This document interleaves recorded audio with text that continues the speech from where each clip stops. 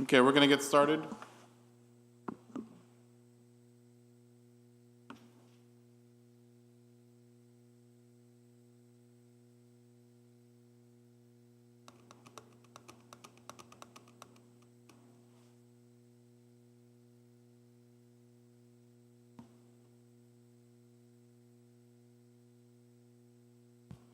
Okay, I'm calling the meeting to order at 4:37. Dr. Zuniga, if you could take roll. Thank you. Good afternoon, everyone. Start up member Ricardo Padilla. Here. Member Florencio Briones will be joining us shortly, but he is not present at this time. Member Salvatore de Segres. Present. Member David Diaz will not be with us this evening. And Member Carlos Salcedo. Present. Thank you. So if our legal counsel can now take us into closed session? Yes, thank you. Closed session items tonight are as follows. Item A, pursuant to Government Code Section 54956.9, subdivisions D2 and E1, potential litigation, one matter. Item B is pursuant to Government Code Section 54956.8, consultation with real property negotiators, 678 West Arrow Highway, San Dimas, California. Item C is pursuant to Government Code Section 54957.6, labor negotiations for EMUEA. Item D is pursuant to Government Code Section 54957.6, labor negotiations for EMUEA, adult education. And item E is pursuant to Government Code Section 54957.6, labor negotiations for CSEA, Chapter 11. Okay, thank you so much. There are no public comments either for closed session. Thank you, Dr. Zuniga. And with that, we will move into closed session.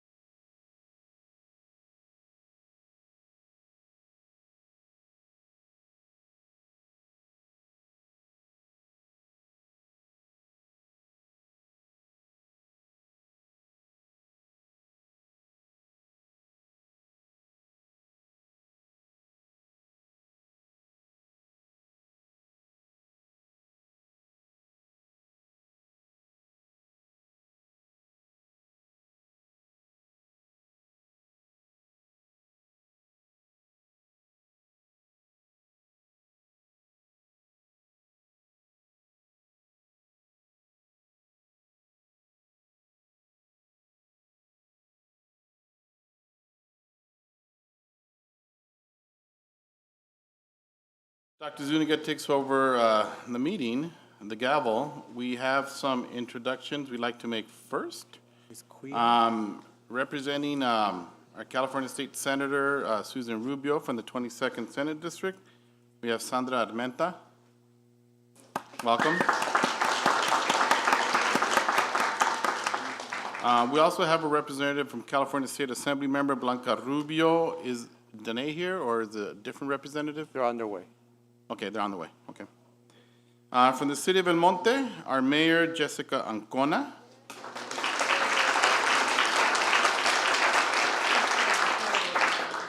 Council member, Julia Ruedas.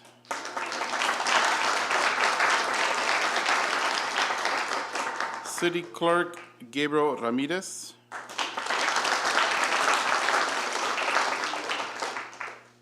I don't see the chief here. Assistant City Manager Sal Mendez is here. And Assistant City Manager Amber Servin is here.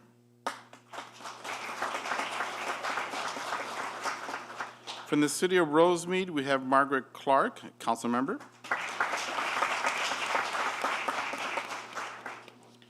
From Rosemead School District, I saw you walk in, John Quintanilla. John.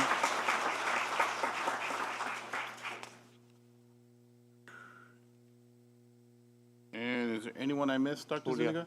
Julia Ruedas from City of El Monte. I announced Julia Ruedas. Okay, oh, you did? Yeah. Oh. At the From the bottom. U.S. Marines, we have Gunnery Sergeant Raul Canal and Sergeant Cody Morale.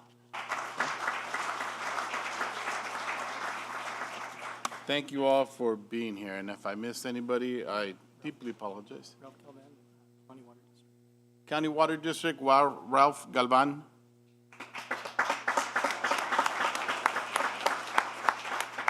Okay. I think that's it. Oh, thank you so much.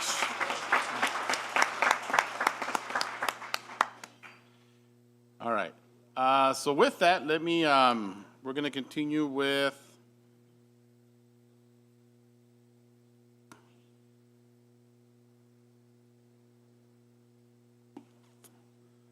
Mr. Board Secretary. Continue with the reorganization of the board. Thank you, Carlos Salcedo, President, for the last year, and welcome everyone to El Monte Union High School District. We're glad you have joined us this evening. We know it's a busy time of the year. First and foremost, happy holidays. We look forward to celebrating alongside with you with a couple announcements today as we are doing the reorganization, as well as the swearing in of our elected officials for re-election, as well as our newly elected official, Mr. Quy Nguyen, who is actually joining us virtually at this time. He was unfortunately unable to be with us this evening, but he wanted to be here, and he also is with us virtually. So he's joining us now live. At this time, we're going to do a couple of things. Before we do the swearing in, I'd like to take this opportunity to recognize the outgoing president, Mr. Carlos Salcedo. As you know, that Mr. Salcedo had taken the reins of presidency over the past year under unprecedented times as we returned our kids back last fall to school, with the prior year being in distance learning and the challenges that came with it with COVID pandemic and everything else. His experience as a board member for how many terms, Mr. Salcedo? Probably lost count already. We're talking about at least more than 4, right? A few.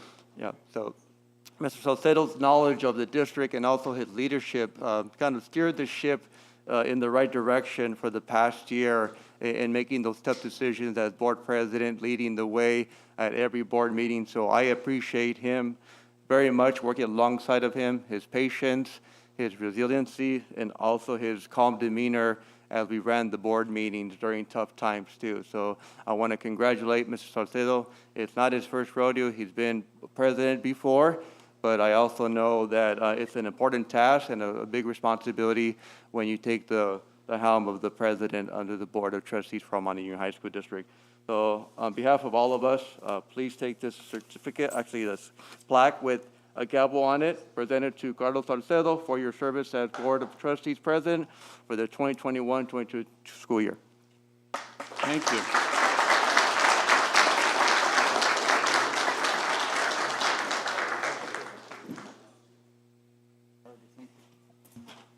I think that's much nicer than a certificate there. Darn. Next, I would like to also recognize our outgoing elected official, which is Mr. David Diaz, who served one term with 5 years with the El Monte Union High School District. Unfortunately, Mr. Diaz is not with us this evening. He is celebrating his wife's election for Rio Hondo Community College, Anais Medina Diaz. She's also being sworn in this evening as we speak right now at Rio Hondo Community College. But a couple of things that I want to mention about Mr. Diaz. Again, he was elected in 2017, and he served 5 years through 2022. He recently served as the vice president of the board, and also he is an advocate but a dedicated public servant through his work during the school day, or obviously away from the board and ICE. He has successfully worked with youth, schools, businesses, nonprofit organizations, and cities to advance sustainability, equity, and public health. Also, during his tenure, he worked to ensure students benefited from a clean and healthy environment and a good quality of life for themselves and future generations as well. Mr. Diaz is an advocate in educating our students in promoting sustainability, clean air, healthy homes and food, green space, and also the infrastructure and efficient buildings and transportation for our students. He fostered the development of a vibrant, healthy, and sustainable El Monte Union communities as well. I want to thank again Mr. Diaz for his contributions to our students, our staff, our families, and the greater community of El Monte Union High School District. His work as a board member has positively impacted the lives of our students, and we wish him well and great success in his future endeavors. It is farewell for now, but we know that Mr. Diaz is a community member, and he will continue to advocate for our students from afar away too. Congratulations, Mr. Diaz, and thank you for your service for the 5 years you have served as El Monte High School District's board member. Congratulations on behalf of the Monte High School District. We also have a plaque for him that I will be providing to him at a later time, and that will be for him. So, round of applause for Mr. Diaz.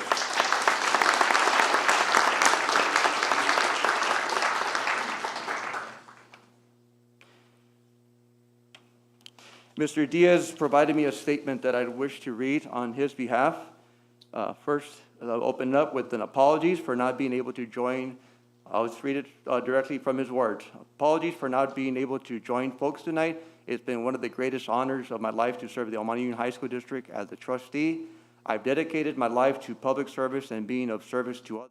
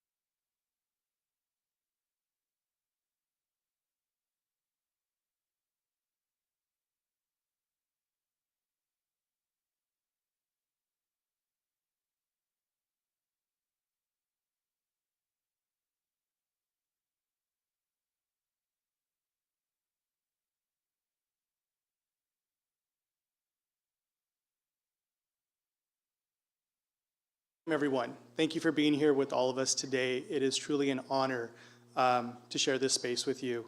And more importantly, it is an honor and really a privilege to serve our community and to represent our students and our families, not only in Trustee Area 4 now, but throughout the El Monte Union High School District. When I was first elected in 2017, I didn't know what to expect. I don't think any of us knew what to expect, other than we had board meetings, we had budgets to approve, we had programming to decide, and then we got into a global pandemic that none of us ever expected or anticipated. Everything that we knew about public education, about public health, went out the window. And it is because of the strength of our district, the strength of our administration, the strength of our teachers, the strength of our classified employees, and the leadership that we were able to not only survive but thrive here in El Monte Union High School District. Throughout the pandemic, we've provided thousands of meals to our students to ensure that nobody went hungry. We provided access to technology from day one to make sure that every student had access to the resources that they needed. We ensured that we provided mental health services to our students because this was one of the most challenging times for them. We did this all because we're able to work together, because there's a vision here and a collective vision, not only from the district administration, the site leadership, but also here at the Board of Trustees. I had the pleasure of serving as board president during the pandemic, and it was one of the most trying times. But because of the leadership here, because of our collaborative work, we were able to continue to move forward. In 2018, the voters were very supportive of our district, passed Measure HS. And I want to take this opportunity to thank my colleagues, Mr. Salcedo, Mr. Diaz, Mrs. Morgan, for voting to put that initiative on the ballot to ask the voters whether or not they wanted to continue to invest in our schools. And they said yes, $192 million invested in our campuses. And you see that now. You see that in the improved facilities.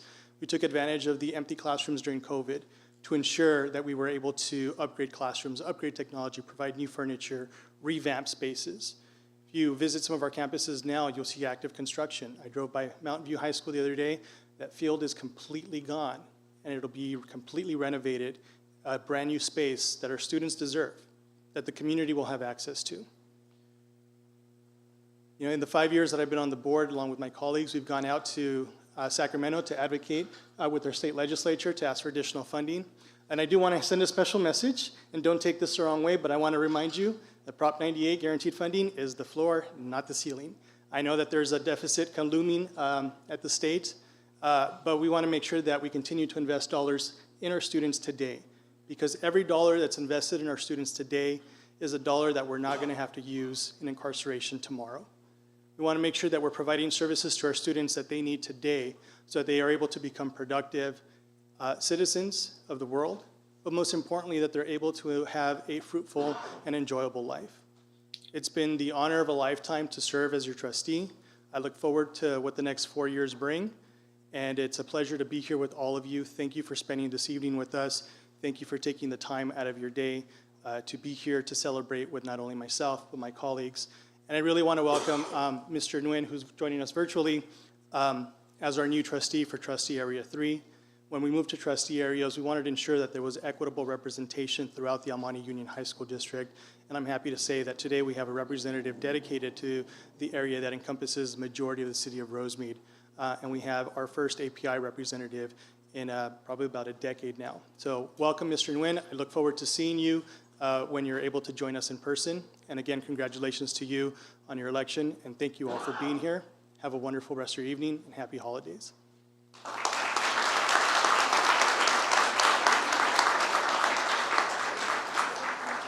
Next, we have from Area 5, Trustee Ricardo Padilla, a re-election completed for the third term.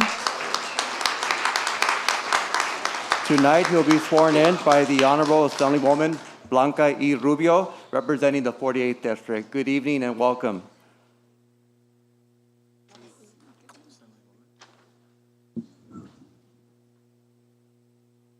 Thank you, Mr. Padilla. Thank you and welcome, everyone. It's an honor to be here as a former school board member and, well, once a teacher, always a teacher. As a teacher, I understand the importance of all of you participating and also the task that your trustees have taken. So thank you, and it's an honor to swear in Mr. Padilla. So, Mr. Padilla, please raise your right hand. Absolutely.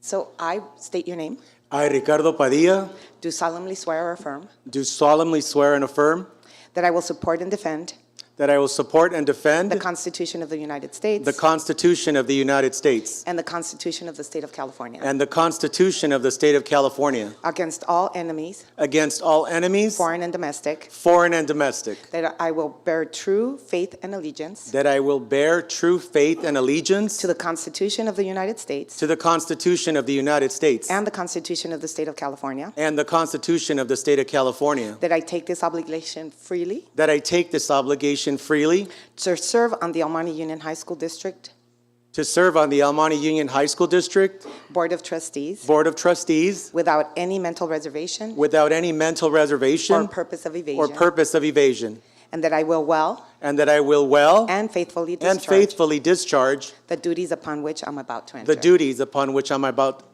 about to enter. Thank you, Assemblywoman. Congratulations.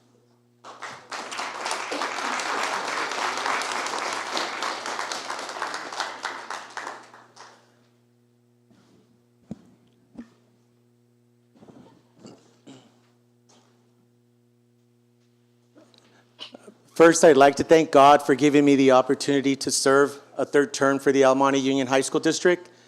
Being a product of the El Monte Union High School District brings me great pride.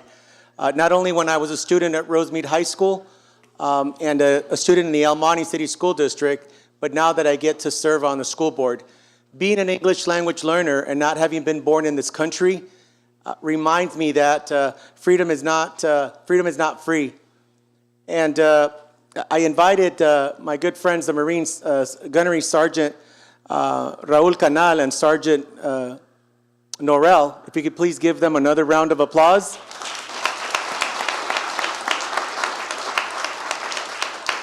And it's symbolic. The reason that I say that is I know that freedom is not free. Somebody always has to put their life on the line. And as a person that was born in Puerto Vallarta, Jalisco, Mexico, and who was an immigrant and an English language learner and a student that came from free and reduced lunch, not a day goes by where I don't take the responsibility and the opportunities that I've had in the United States and give thanks to the Marines. I stand before you here, and I wish that my parents could be here tonight. They're not here tonight because they were not feeling well. And I told my parents, don't stress. My father is a stroke survivor, so he's on a wheelchair. And my mom wasn't feeling well. I said, don't worry, it's okay. I know that you're here with me in spirit. And just be home, it's okay. But I do have two special people that have always loved me so much and respect me and have been my biggest cheerleaders. And I kind of see them like a second set of parents. And I have Mr. Ramos, Sergio Ramos, and Mrs. Maria Ramos. ¿Se pueden parar, por favor? If you could please stand and recognize them. Thank you. They have guided me and they have been with me through thick and thin in good times and in bad times. And they're like family to me. And also I'd like to introduce you to my brother who's here, Juan Carlos Padilla.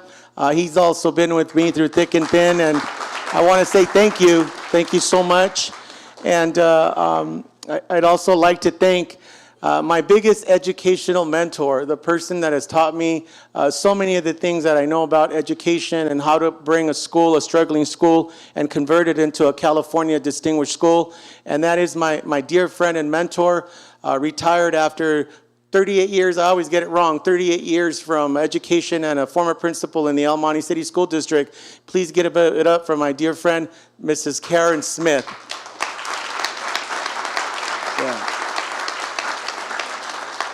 Thank you so much for always supporting all of my endeavors. Also to my sister-in-law, Luz, gracias por estar aquí. My brother, Juan Carlos, wife. Also, my brother, Güero, I call him Güero, Jose Felix Padilla. If you could please stand, that's my other brother. I have a lot of brothers. And my sister-in-law, Wendy, thank you for being here. Gracias por estar aquí. And also to my dear friend, Tanya here, if you could please stand. Please go ahead and stand. She's a great person and supporter. But also thank you to all of the constituents who went out and voted and supported me, and for believing in the message that I bring to the El Monte Union High School District.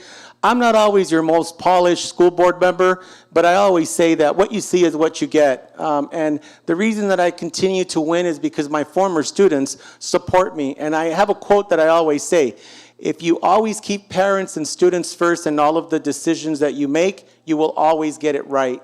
And I think that is the reason for my success. But I also want to thank another close mentor of mine. I'd like to thank Mr. Salvador Ramirez, who's my dear friend, also a Marine, and he is the reason why I am a school board member, because a long time ago, more than 9 or 10 years ago, he saw in me the potential to become a school board member, and I'm here because of him. So I would like a round of applause for Mr. Salvador Ramirez and his support for him. And again, all of my friends, all of the elected officials that are here, too many to name, you know that I thank you. I reached out for your endorsements. Thank you so much. And last but definitely not least, I'd like to thank the closest of my friends, which are Assemblywoman Blanca Rubio and Senator Susan Rubio. Assemblywoman, can you please stand and be recognized by the public? Thank you so much for your leadership up in Sacramento. Assemblywoman is a teacher, just like Senator Rubio is a teacher. And when I talk to them about the issues that we deal with in education, I'm preaching to the choir. I don't need to tell them about the budget and that we need more money to support our students for programs and to ensure that our teachers get paid more. We need more money. In California, we rank like 48th in the nation, yet we're the 5th largest economy in the world, soon to be the 4th, yet our funding in education needs improvement. And I know that it's not just you that makes those decisions, but you have to convince the rest of the Assembly and the rest of the Senate, in terms of Senator Susan Rubio. But I know that you guys are doing that, and we must continue that fight. And I know that when my kids are sitting at the table as English language learners, as students on free and reduced lunch, as foster youth and homeless, I know that our kids in our district has a seat at the table because of Assemblywoman Rubio, because of Senator Susan Rubio. Thank you for what you do and for always advocating and for supporting my campaign. And a lot of times people will ask, why does Assemblywoman and Senator Rubio have so much interest in you, Mr. Padilla?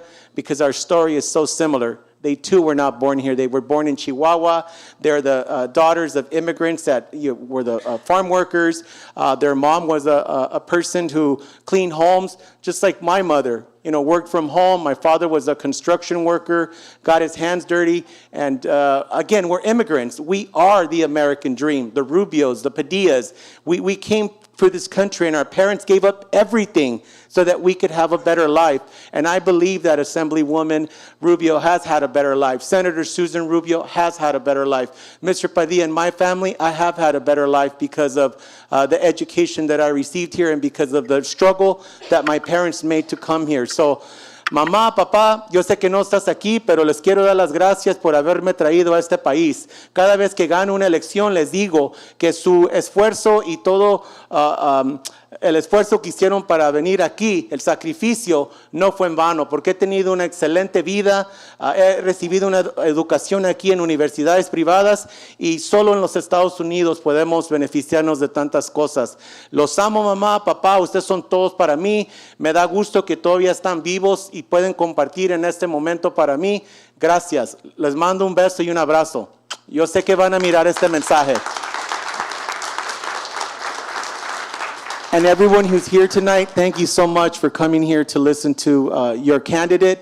But if it's Mr. Briones, or it's Mr. Salcido, or it's Professor Torres de Seacrest, or Qui Nguyen, who's watching us right now, we are one district, we are one family, and we all want the same thing, is to see our students succeed and to move this district forward. Now that election and all that stuff is over, we will come together as one family and move the district forward, because we all are working towards one thing, and that is student success and improving lives. So thank you, ladies and gentlemen, and distinguished guests, for being here.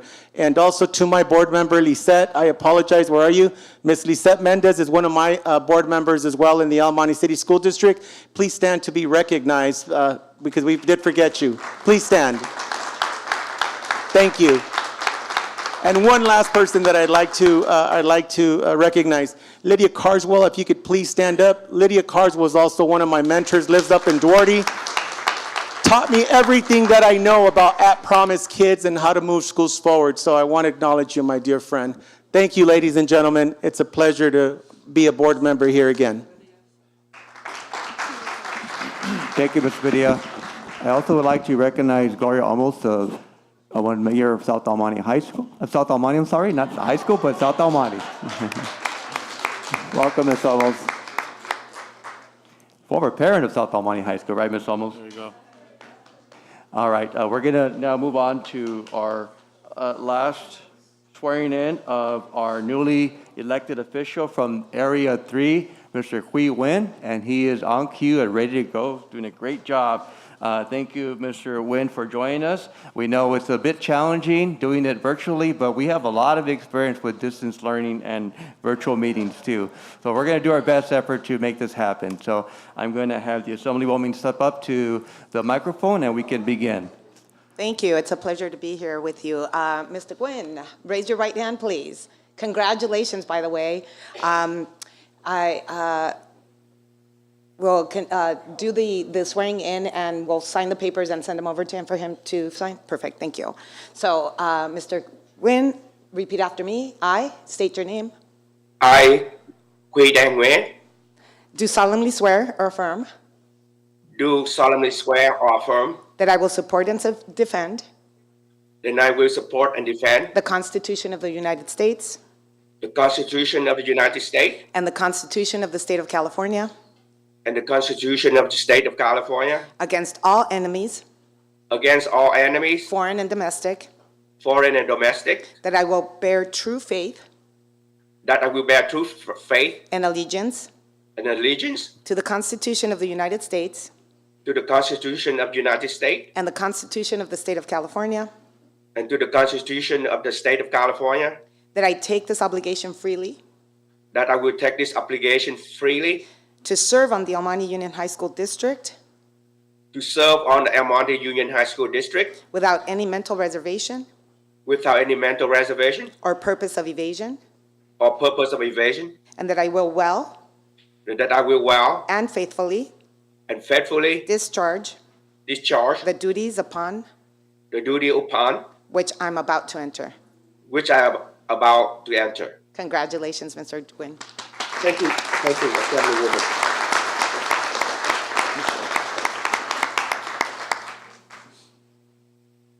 Mr. Nguyen, the floor is yours if you'd like to address the public and the board. Yes, I don't have much to say. I'm the newbie in the arena. Just in a short bio, I came to the United States in 1975 as a refugee. I was an English learner like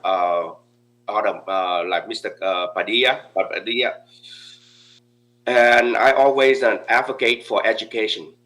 Because without education, I wouldn't be where I am right now, and my family would be where they are right now. And I want all the students in our district benefit from the best education we can offer. And we have, I've seen in the last 40 years, I've seen the Monte Union High School District have made a lot of progress. And we just want to make it better and better every day. And I hope my experience and can contribute to improvement. And to the best of my ability, I will serve the student of El Monte Union High School District student. And that's all I can say about it.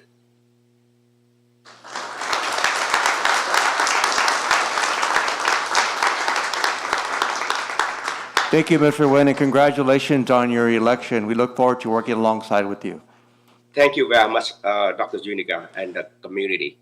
Thank you. And at this time, we will ask anybody who wishes to come up forward and present certificates. I know that the City of Rosemead has an event, so Councilwoman Clark, I think you would like to come first, or I believe it's the City of Rosemead that has another event happening. And also Council. Dr. Zuniga, if I may. Yes. While we're waiting for folks to come up, I just wanted to take this opportunity to recognize my family who's here in the front row. Through all the hubbub and the excitements of being sworn in, I completely forgot to acknowledge that they're here celebrating with me.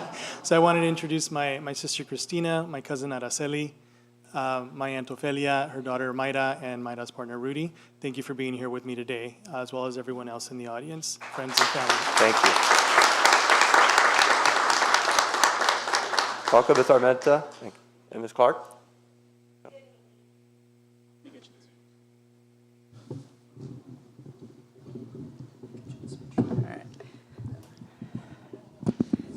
Oh, no, I'll be good.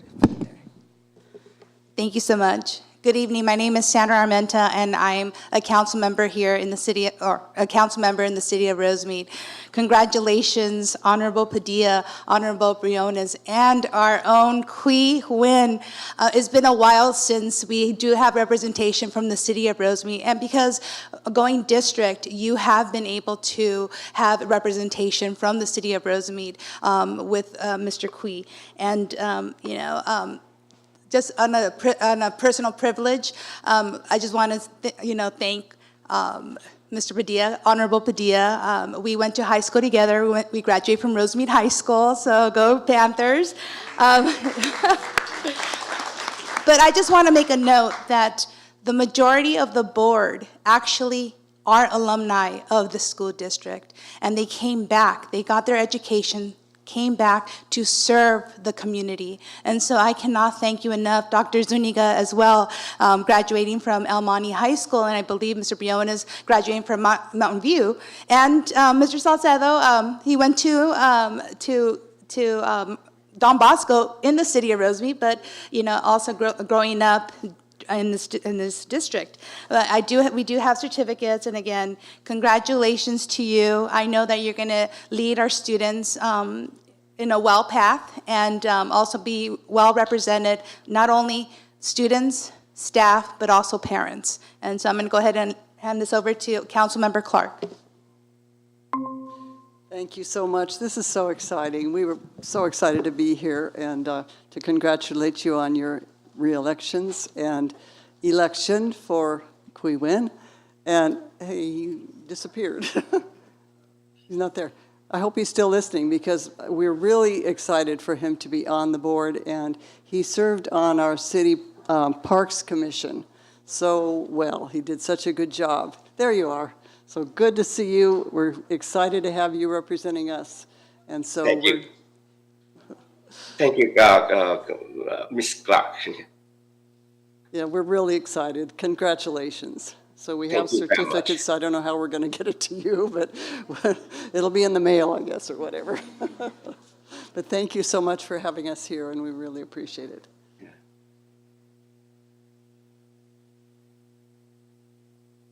We're going to have Trustee Padilla and Briones stay up front, too.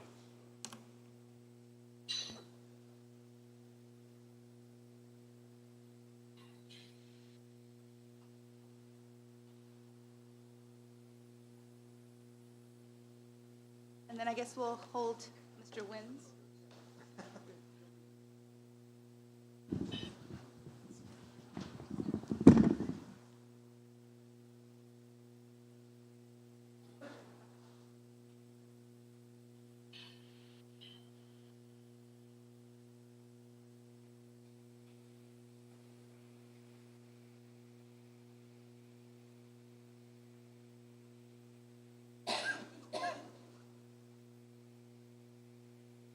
Thank you.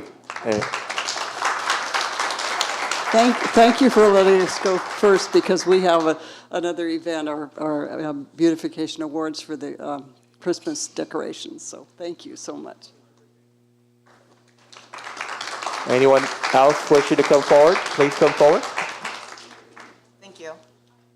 Thank you. I have certificates for the outgoing members. I will send mine in the mail for both of you as well. But Mr. Salcedo, I have a certificate in appreciation for your exemplary leadership and your unwavering commitment to the students and the families of El Monte Union High School District. On behalf of the California State Legislature and the residents of the 48th Assembly District, I commend you for proudly serving as the 2021-22 President of the Board, and thank you for your service.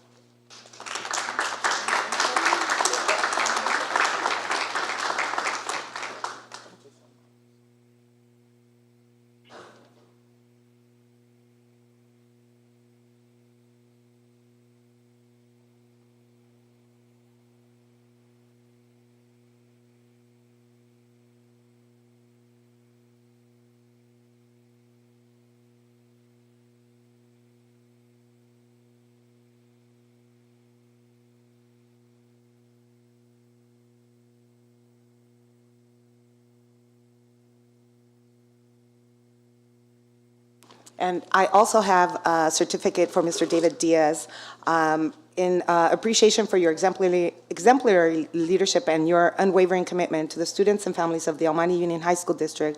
On behalf of the California State Legislature and the residents of the 48th Assembly District, I commend you for your commitment and public service and proudly representing your community for the past 5 years.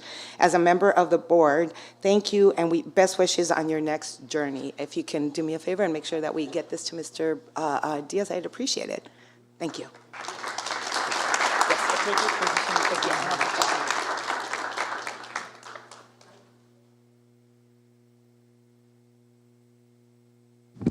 Good evening, all. I want to start by congratulating Honorable Florencio Briones and Honorable Ricardo Padilla, and now Honorable Queen Nguyen. Fun story here. I'm up here with Councilwoman Julia Ruedas, and one thing that Ricardo, the Councilwoman, and myself have in common is we all went to Sherpster, we went to Gidley, and we went to Rosemead. So we're products of this community, and I mean, look at us now. Who would have thought, right? But, and then Mr. Nguyen, when I was an administrator in the Rosemead School District, he was one of my parents, so I had the opportunity to work with him then. Always a champion for our students, and I know he's going to be a champion for our Monte Union High School District students as well. Wonderful seeing so many familiar faces here. As I started my career in education here in the El Monte Union High School District for 10 years, I was a teacher, so wonderful to come back.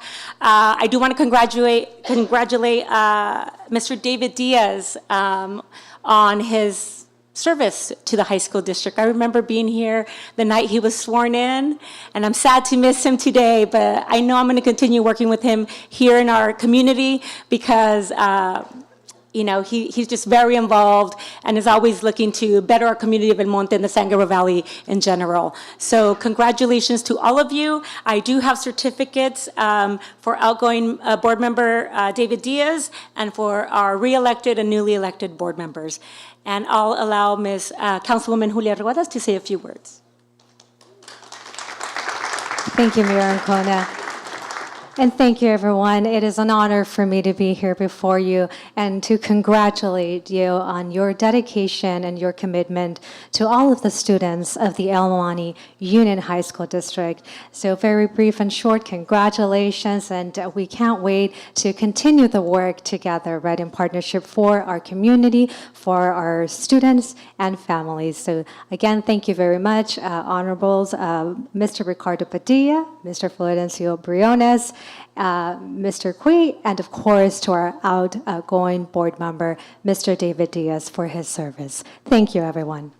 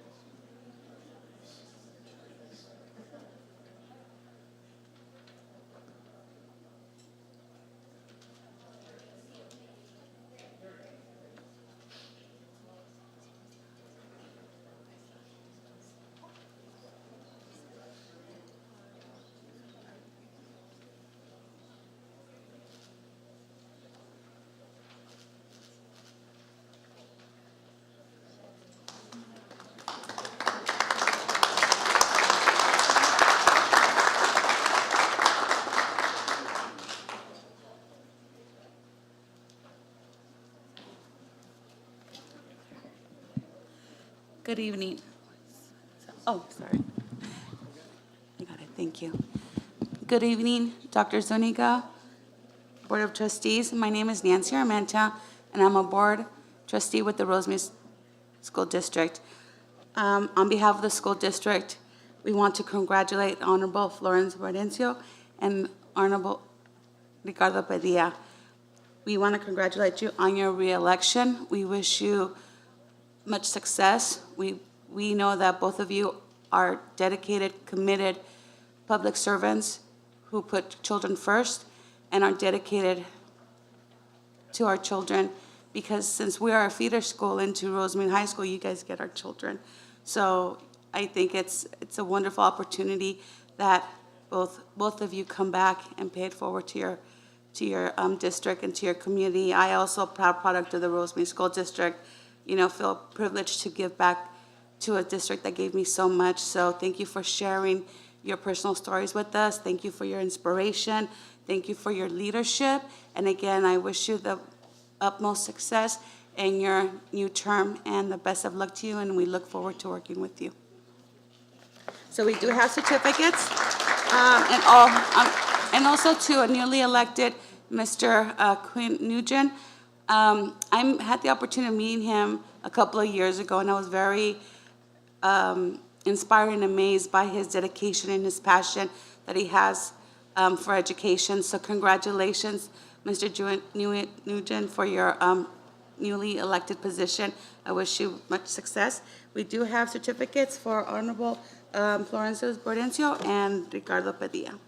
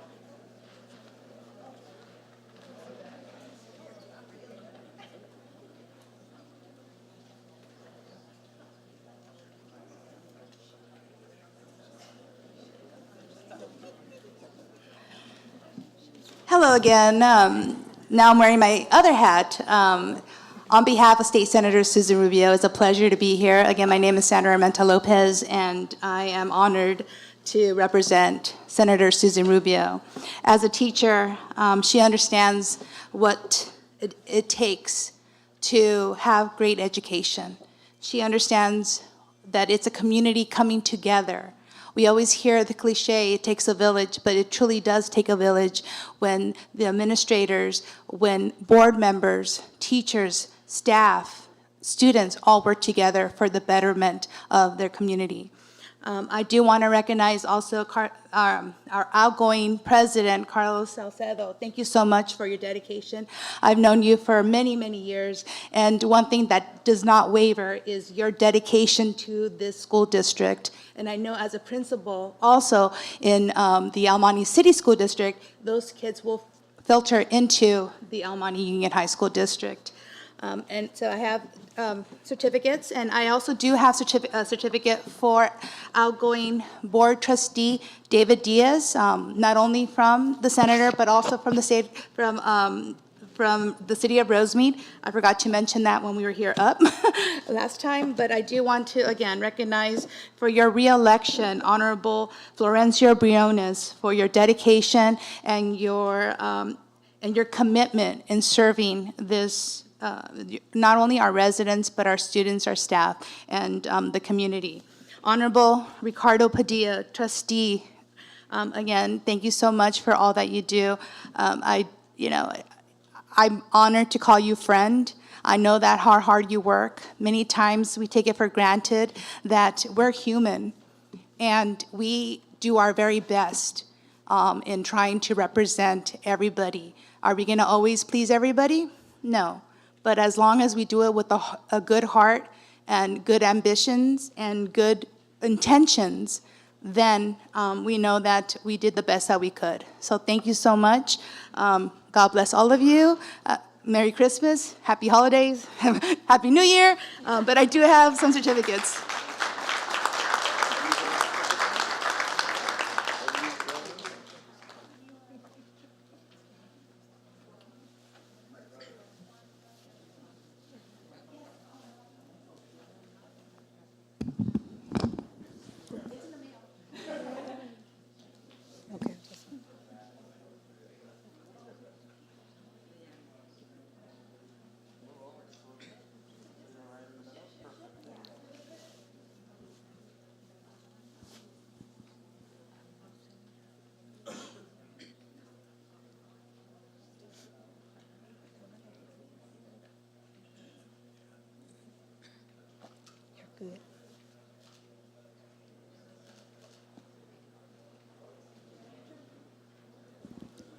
Good evening. My name is Gloria Olmos, the mayor of the city of South El Monte. I also am a product of South El Monte. I went to Mountain View High School. Go Vikings. Woo! So got to represent, right? I've actually had the honor of working alongside most of these board members here. And as a parent, all three of my children have gone through the El Monte High Schools District and successfully have graduated from college. So it's been an honor to have served with you guys. I'd like to thank you, Florencio. You've done a lot of work. He was with us when we fought as parents against some of the board members that had canceled some really vital classes that state mandate. They canceled it. And my daughter almost did not get into UCLA because they said, why didn't you take this class? But they had to offer it somewhere else. And Florencio was one of the people that fought alongside before he was a board member, fought alongside with us parents and represented and said, hey, kids come first. So for that, you will always have my support, and I thank you for that.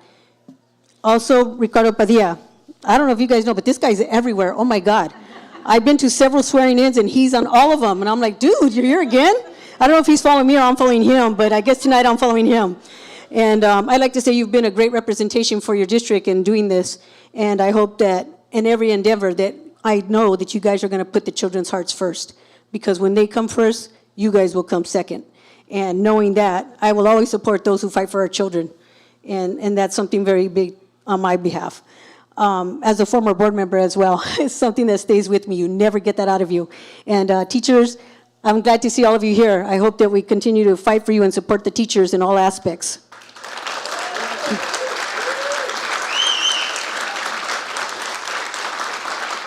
Also, Quinn McGuinn, I'm not familiar with you, but congratulations on your election. And from hearing Rosemead, I'm sure you're going to make them proud.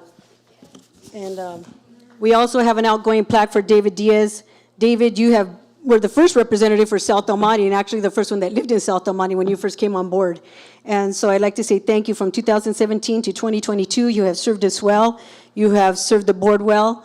There's a lot of things, like he said, that he implemented, and a lot of it was air quality and transportation. He'll still be doing that because he's still working with the San Gabriel Valley. But we just like to say thank you, David, for all that you've done for our children. And like I said, anyone that puts our children first, come good in my book. I will always support that. And Carlos, I'm sorry, I didn't realize you were the outgoing president, but for what your service has done recently, thank you so much. And I know your hearts are all well. And Eddie, you're a product of it. Thank you. Worked wrong, Eddie. Eddie was actually the principal when my daughter first started at the El Monte Union High School District in South El Monte. So I can really commend you, and I'm proud of each and every one of you. I know it was a hard endeavor to do, and working hard on the campaigns. People think it's easy. It's not easy. There's a lot of blood, sweat, and tears that go into it. But are our children worth it? Absolutely. Our children will always be worth it. So thank you so much, guys, for all that you do and all the staff that you guys have done. And Estela de Sigres, thank you so much for that, too. So God bless you guys. Merry Christmas to all. And I will give you the certificates right now for Florencio and Ricardo. Thank you.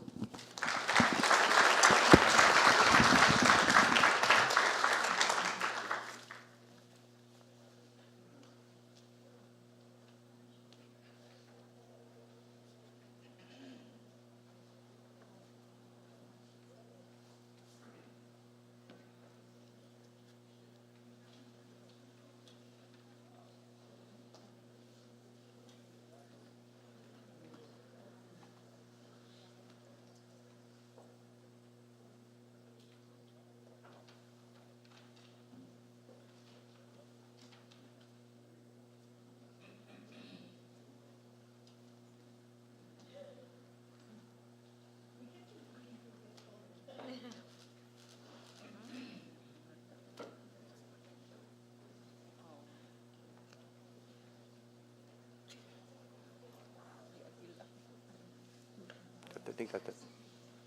Okay, this will conclude the certificates for this evening. So thank you everyone again for bringing certificates and recognizing our elected officials.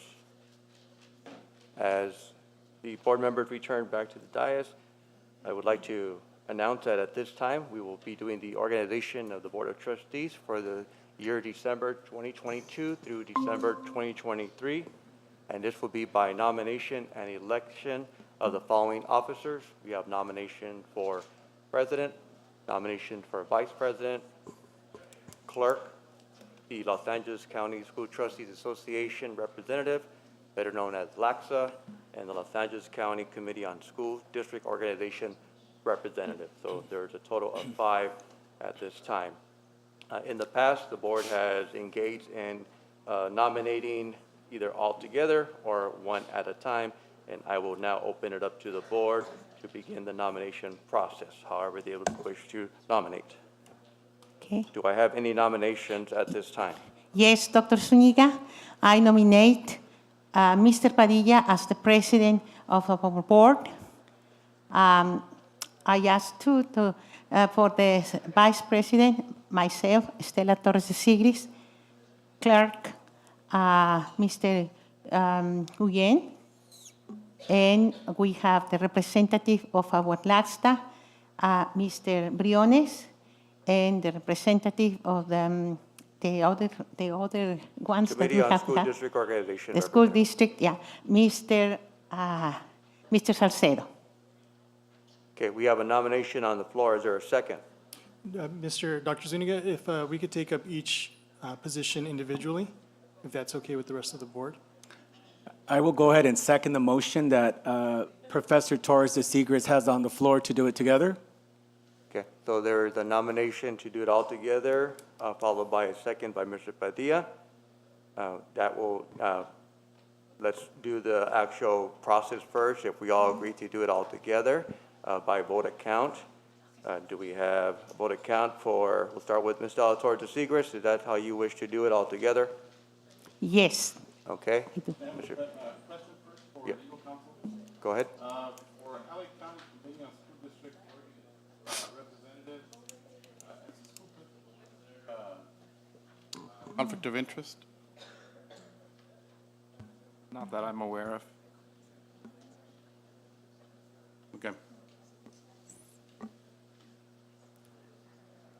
Okay, so we have a yes for all together for Ms. Torres de Sigris. Mr. Salcedo, you wish to do it all together?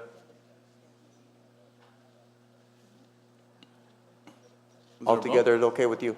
Yes. Okay, Mr. Briones? What was the motion, sorry?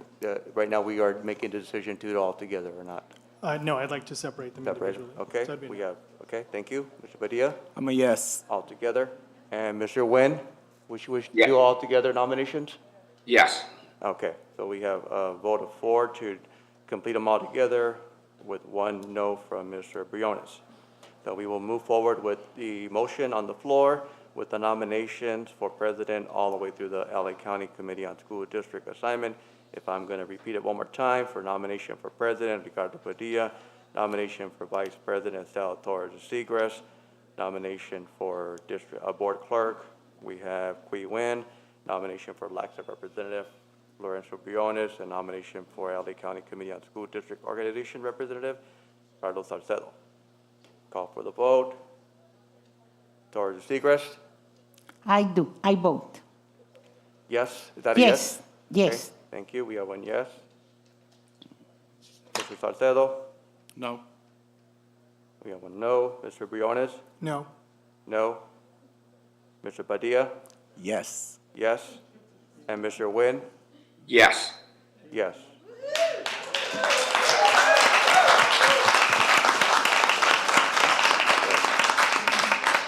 The results of the voting with 3 yes votes and no, the motion moves forward. It's approved. And we will now, moving forward, President Ricardo Padilla, Vice President Salvatore de Sigris, Clerk Qui Nguyen, LACSA Representative Lorenzo Briones, and LA County Committee on School District Org, Carlos Salcedo. So congratulations to all. At this time, we would like to welcome the public to a small reception out in the lobby area. We'll take about a 15-minute recess. Thank you again, everyone, for coming for the reorg ceremony. We appreciate your time.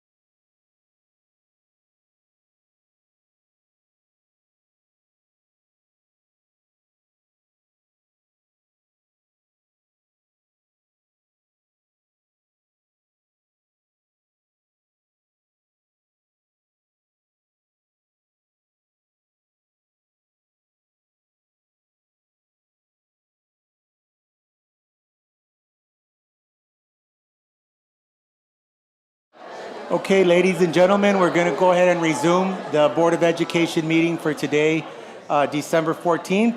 At this time, we will go back to our agenda. It's item C, open session at 6 o'clock.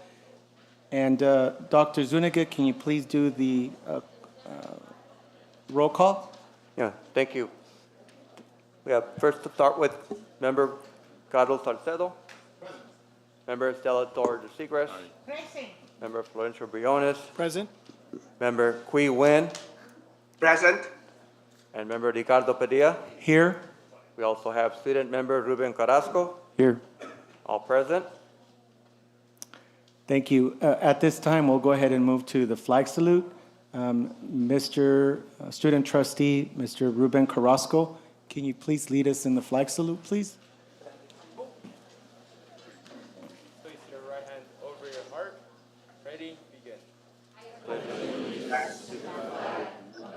States of America. To the republic for which it stands.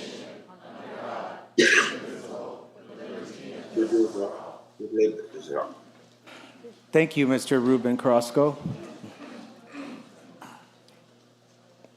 At this time, can I get a motion for the approval of the agenda for today, Wednesday, December 14, 2022? Move to approve. We have a first for Mr. Briones. Can I get a second? Second? Second for Professor Torres de Seigres. Any discussion?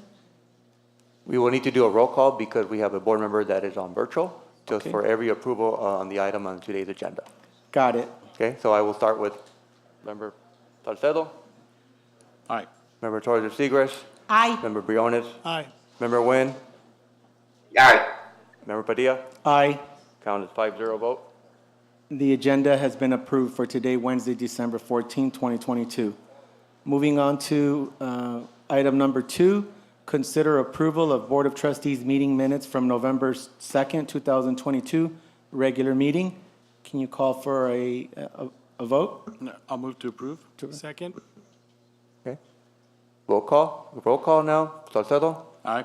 Member Torres de Seigres, Aye. Member Briones, Aye. Member Nguyen, Abstain. Member Padilla. Yes? The count is 4 yeas, 0 no, and 1 abstain. Great. Moving on to item 3, consider approval of Board of Trustees meeting minutes for November 10th, 2022, special meeting. Can I get a motion? I move to approve. We have a first for Mr. Salcido, Second? second by Mr. Briones. Any discussion? Roll for the call. We have vote. Roll voting call. call now. Salcedo, Here. Torres de Seigres, Aye. Aye. Aye. Briones, Aye. Nguyen, Abstain. and Padilla. Aye. And the count is 4-0, 1 abstention. Great. Item number 4, consider approval of Board of Trustees meeting minutes for November 28th, 2022, special board meeting. Can I get a motion? Move to approve. I got a first by Professor Torres de Seigres and a second by Mr. Carlos Salcido. Can I get a roll call? Thank you. Salcedo, Aye. Torres de Seigres, Aye. Briones, Aye. Nguyen, Abstain. Padilla. Aye. Count is 4-0, 1. Excellent. So, at this time, all right. At this time, we're going to move on to open session C on the agenda. Number 5, public comments. If I can please get Ms. Melinda Loan Flores, a teacher at Arroyo High School, for your public comment.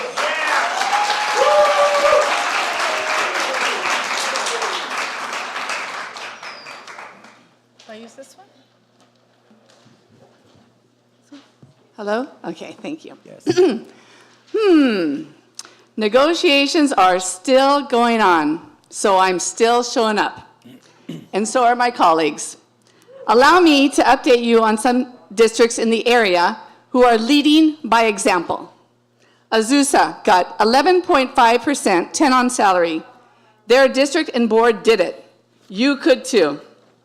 Ontario, Montclair got 10.25 on schedule, plus a whopping 8% off schedule. Wow, they really did it. You could too. Chaffey got 10%, and they always have fully paid benefits. How do they always do it? You can too. Even Pasadena gave 10% this year. I couldn't believe that they could do it. You can too. Etiwanda received 10% on schedule and 1.5 towards benefits. They were able to do it. You can too. Mountain View, one of our feeder districts with the same students from El Monte and the same declining enrollment, got 10%. If they could do it, you could too. Paramount has a tentative agreement of 11.5. They're doing it. You can too. Little Lakes District got 10%. They had the courage to do it. You can too. Norwalk La Mirada will have 11%. They have the will to do it. You could too. Think about this. With whom do you spend most of your time in your job as board members? District administrators or teachers? Well, admin, of course. You have closed-door meetings, retreats, phone calls, emails, district events, more meetings. How much time do you spend listening to teachers or counselors? You are tight with the ones holding the purse strings, but you should also consider being tight with those that are closest to students. The teachers and counselors work with the students every minute of every school day. Don't you agree that you should listen to the requests, the advice, and the needs of those who are impacting children the most? These board meetings are the only time you can hear our point of view. I ask that you listen not only to one side of the bargaining table. Give us your ear too. What teachers say and feel is extremely important to the continued excellence in education in El Monte. This is the week of finals for our students. This is also the week of finals for the World Cup. Make this the week of finals for negotiations.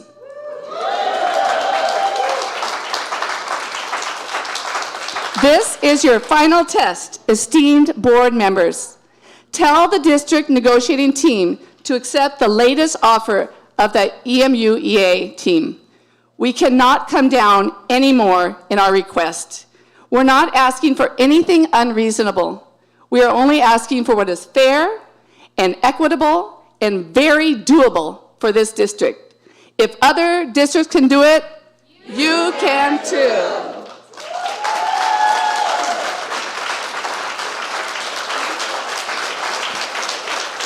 Thank you so much, Ms. Melinda Laun Flores.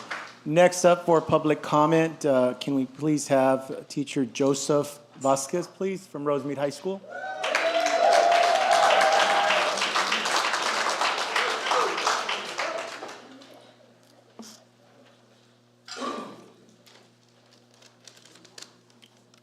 Good evening, Board of Trustees, admin, especially our new member, and my colleagues. I again come to you to ask that you recognize and reconsider your maintenance of the status quo. For 27 years, I have accepted that I chose a profession that pays in non-monetary values. I have made do with the knowledge that I am helping students prepare for their future and for the stability of our society. But I, like many of my colleagues here tonight, are no longer able to do this. We need an increase in our salary to keep our dignity and financial stability. You entrust us with our community's children, but you distrust our professionalism. You tell us how grateful you are for the care we took with our students during the lockdown and distance learning, but you treated us with suspicion and doubted our seriousness. You welcomed us back to campus and encouraged us to be innovative and help our students make up for learning loss.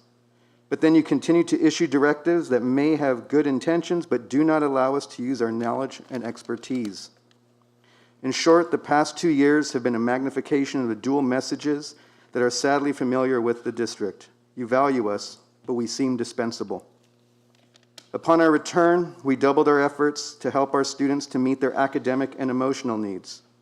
Doing so has often taxed our own emotional state. Even as we try to take care of ourselves and our families, we still feel the pull of our responsibilities to our students. So we ask for you a salary increase as a sign of good faith on your part. Meet our demands and earn our trust and loyalty. Continue to maintain the status quo, and you risk losing teachers to other districts. Only one of those choices helps the students of the El Monte Union High School District. Thank you.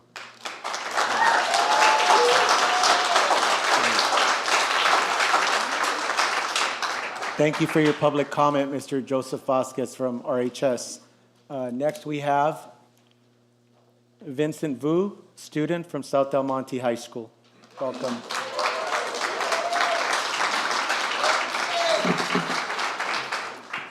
All right, good evening, everyone. My name is Vincent Vo, and I will be representing South Amani High School in my flight. So I am a senior currently, representing the top #1 rank for my class. And I just wanted to talk about how vital education has been for me throughout my journey. But above all else, I want to emphasize on how important fairness has been within my school. I know I can't speak for my entire district, but I know I can speak comfortably for my school when I say that classroom sizes has been a big concern within my journey, and as well as for my peers and for my past peers, as well as for teachers and staff. So when it comes to classroom sizes, I don't think it's fair that we have this many classes, or I don't believe that it's fair that we have classes within the range of 30 to 40 students. I don't think it's fair that we have classes within the 8 to 12 students. I feel like the distribution of students within our classes is not equitable when it comes to education. I know throughout my high school journey,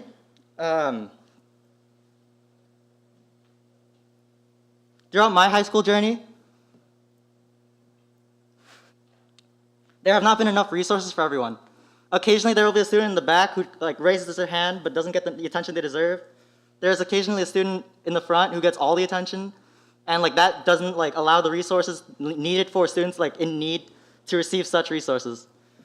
While I am at the top of my class, I can sympathize for my peers below in saying that I don't believe it's fair that all of the attention that teachers places on the top students, and not on the students that really need it. And also when it comes to class sizes as a whole, I feel that we are way too oversaturated when it comes to this. I feel that we have at our school, I feel we have way too many classes that we don't utilize to the fullest. At South Amani, we have STEM labs, we have computer labs, we have kitchens that we don't use, but instead we allocate most of our resources to the bigger classes. We advertise most of our attention to the big classes such as the AP classes, the ECA classes, the English classes, but we don't allocate our entire diversity towards other classes that students may have passion towards. I feel like we are not using our resources effectively, nor are we using them fairly when it comes to the students. I believe that some change must be made. Thank you.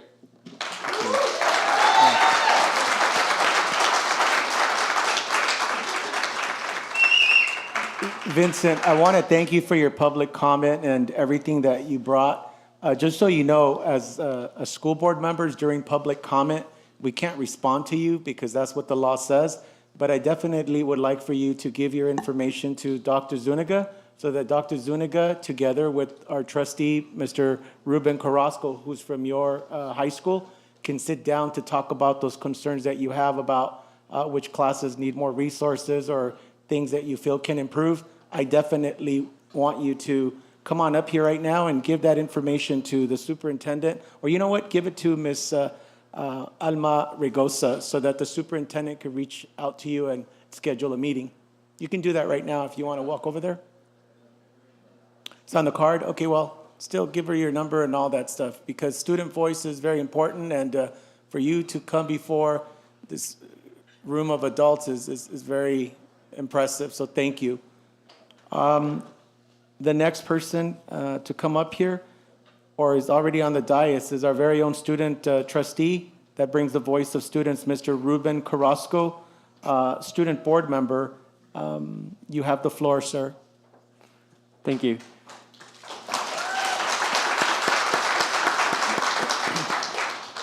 In conjunction with this public statement, I plan on writing an article that dives into the issue a little bit deeper, which my friend Vincent Vo explored, which is classroom sizes. Said article will include testimonies from parents, from students and teachers, but seeing how this is the last meeting of the year, I did not want to waste or prolong what needed to be heard right at this moment. I've been a student of this district for the past 4 consecutive years, and I'm scheduled to graduate June 2023. My experience here has been nothing less than amazing. The relationships I built with friends, teachers, and administrators have really shown me what a united and loving community is all about. However, while I can go on about the brighter side of my experiences, I think it would be more beneficial to everyone if I elaborated on my not-so-pleasant memories.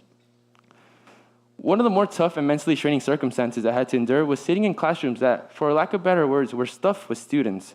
This obviously can present severe repercussions for all parties involved. As a student myself, it's completely frustrating just to sit in a classroom with 35 plus other kids.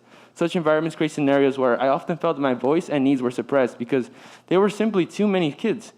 And I can't even begin to fathom how my peers feel. And I'll admit, I've been able to do well for myself when it comes to academics, but for other students / friends of mine that need that extra support, well, they're not getting it.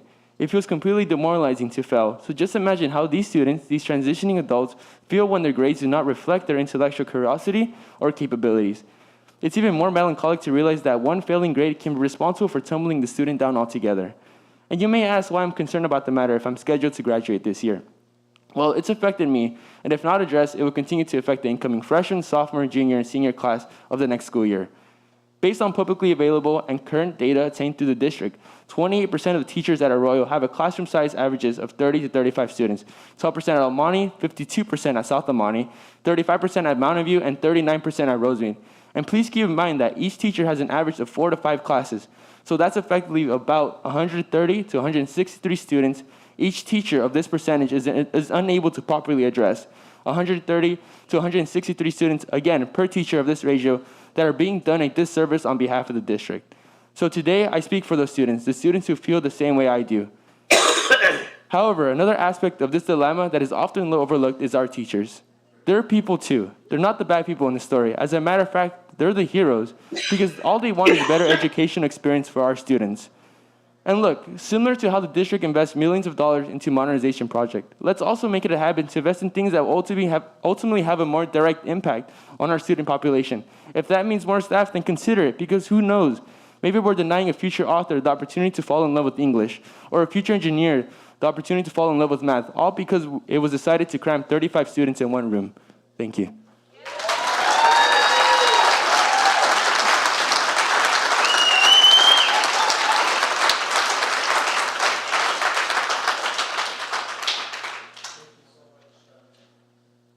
Student trustee Ruben Carrasco, I really appreciate what you've just stated. Thank you very much. The next person for public comment is alumni from South El Monte High School, Ms. Jaylene de la Cruz.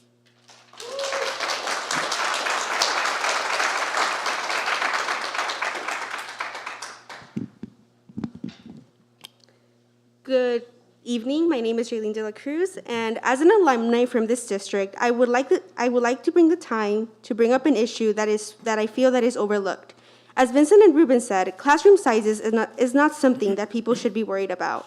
Students as well as parents should be at ease in knowing that their children are getting the best education possible. Last year alone, classroom sizes were exponentially too large to give students a proper education. I was in a classroom where there were at least 40 students.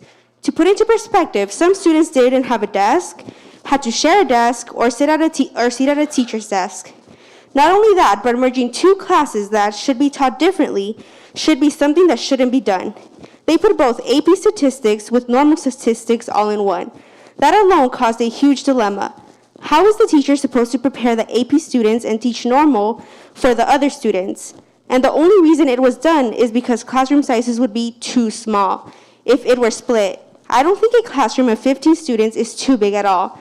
In fact, it's the perfect size to have students interact with each other more. I am sad to say that this did affect our education.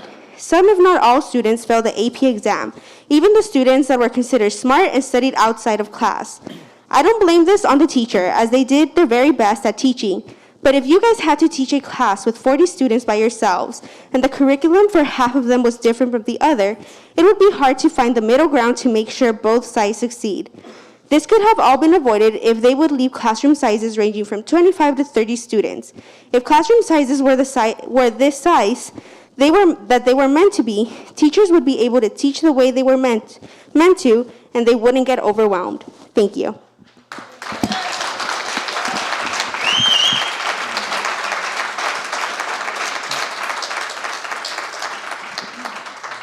Thank you very much, Jaylene De La Cruz, alumni from South El Monte High School, for your public comment. The next person I have is Tegan O'Brien, English teacher at Rosemead High School. And if I could just ask, we just had a request, if you could speak loud into the mic, because we have Mr. Kui Nguyen, who's virtual, and he's having a hard time hearing. So if you could just use your teacher voice, I think will be great.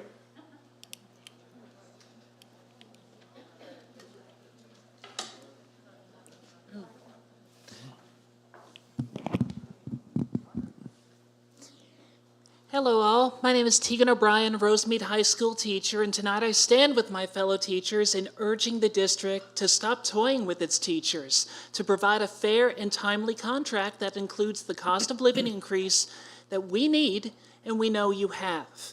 I wanted to use my time to share some recent thoughts I've had about our situation. Being a teacher, you never stop learning the PD, the annual trainings, the outside enrichment. You become an expert in things like bloodborne pathogens. Also abuse. My outside studies in particular have given me a broader understanding of abuse. There's not just physical, there's mental, emotional, psychological, financial abuse. The more that I learned about abuse, the more I realized that the term could very accurately be used to describe the way modern workplaces treat their workers. And this district is no exception. The district can be fair, can be honorable and timely with contract negotiations. The district has, as yet, not been these things. And the reason why seems to be power, a needless flexing of power that doesn't occur in a healthy relationship. Teachers have been here for the district, for its people and kids, through thick and thin, extraordinary, impossible circumstances. To deny us compensation, to not recognize our efforts or reciprocate when we know you have the means to do so is the kind of thing that only happens in unhealthy relationships, toxic relationships. And the power imbalance is necessary when continuing one's abuse is the overall intention. And that doesn't look good. Tonight I heard big talk about getting better and better. Why should our recognition, our compensation not do the same? Does using the word abuse sound harsh? I don't think so. I'm willing to bet many of my colleagues feel the same. Abuse is a cycle. Cycles can be broken, but only when harm is acknowledged, abuse dealt with, and behavior changed. Let's end the cycle of abuse. We want fair and timely contracts for our teachers, not just now, but from now on. It's only right. Thank you.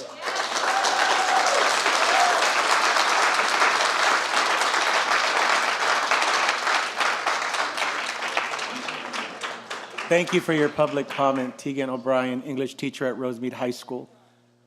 Next person for public comment is Yen No. I'm sorry, might not be saying your last name correctly. Yen No, teacher from Arroyo. Okay, didn't say it. Welcome.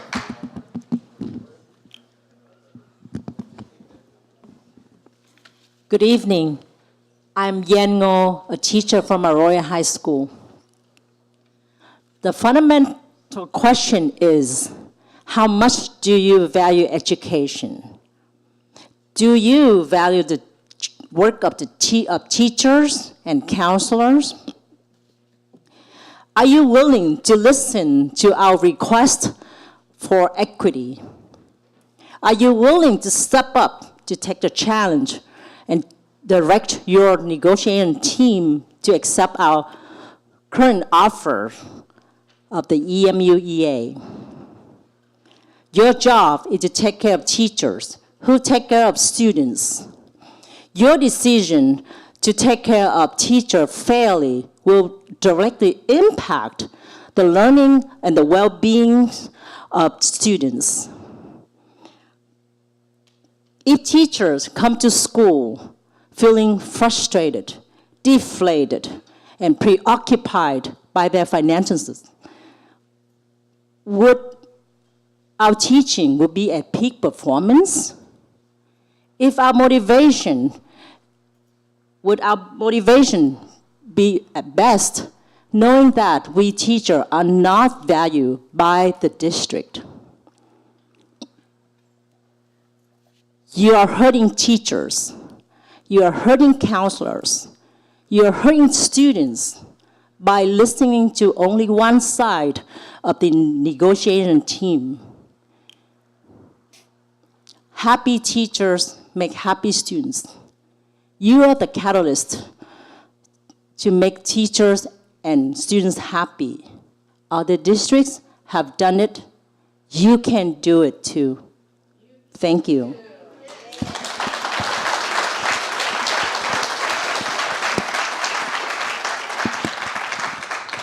Thank you for your public comment, Ms. Snow from Arroyo High School.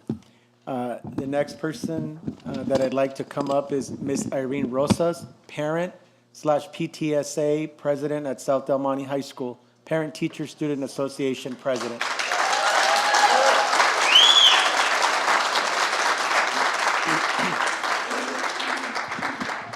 Well, thank you. Thank you, Mr. Briones, Mr. Padilla, for hearing us out. If you could just talk a little louder into the mic so Mr. Quinuya can hear. Thank you so much. Yeah, so also, like you said, I've been volunteering for the past 8 years to the South Del Monte High School with my boys being in school. And I'm in here in support of these teachers. I mean, as a volunteer, like I said, for 8 years, I see them working hard for these students. I see them coaching. They're not even teachers, they're coaches, they're tutors. They're willing to stay the extra mile for these students, so I support them 100%, And that's why I'm there. That's why I'm the president of PTSA, because I advocate for not just my child, every child, just like these teachers, And all they're asking for, again, the 10% that I saw plus the 1, for everything. As we know, gas prices have gone up, food has gone up, everything has gone up, so it's hard to sustain your financial, right now, So, and just remember, these teachers stepped up in this pandemic when we thought it was only going to be 2 weeks. They had to learn to work online. And I'm talking from experience, too, because I'm a preschool teacher. I feel the frustration because I feel, as a teacher, that we're not getting supported from our upper management. But at least we got 5%, at least something. They've been giving us something through this pandemic. So all we're asking is to hear them out, negotiate, and don't let them stress. Because, again, if they're not happy, our students are not going to be happy. And they're not going to be able to succeed. And we want succession for these students. So please, please, hear them out. Thank you.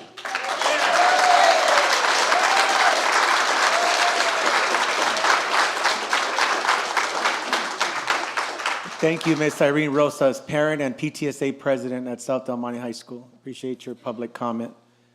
Next, we have Ms. Natalia Vasquez, also a parent and PTSA vice president from South Del Monte High School.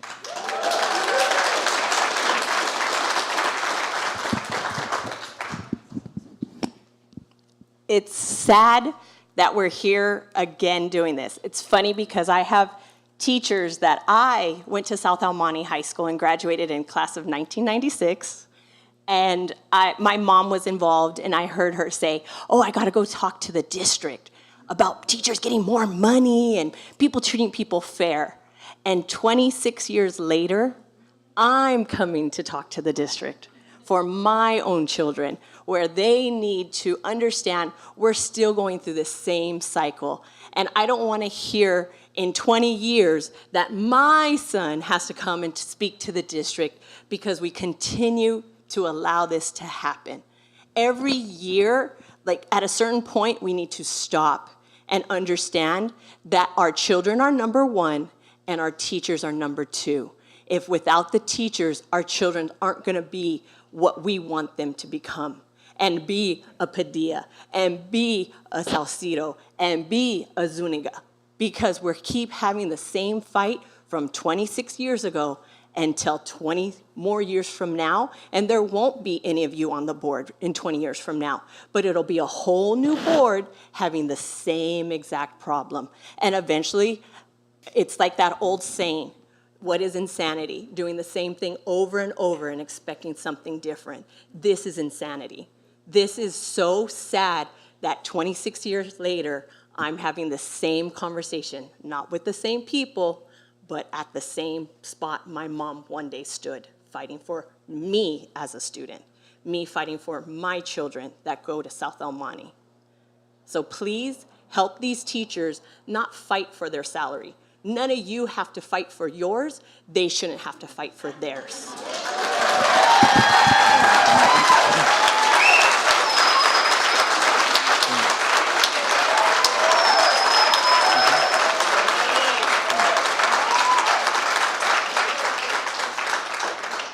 Thank you, Ms. Natalia Vasquez, PTSA Vice President. I appreciate your public comment.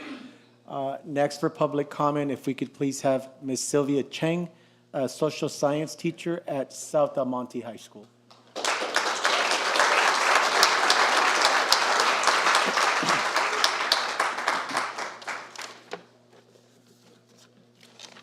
Can you guys hear me? Yes, we can. Congratulations to you who have been reelected to your positions or newly elected to the board. You've been hired by your constituents who have entrusted you to lead this district and to care for the high school students of El Monte. I have a word of advice on how to care for your students. Increase teacher pay to keep up with inflation. Increase teacher pay to keep us here in this district. I know that you heed the advice of the district administrators and the chief business officer. They may be telling you that giving us an increase in salary is unsustainable because we're in declining enrollment. I would have you consider that declining enrollment is affecting not only this district, but so many districts in the area, yet many of these districts have found a way to increase salaries by 10% or more. What is different from them to us? I would venture to say that the difference is not money problems, because this district is not suffering from a deficit or even close to a deficit. This district has plenty of money and a huge surplus. Yes, this district has the funds, but not the will nor the courage to do what teachers ask for.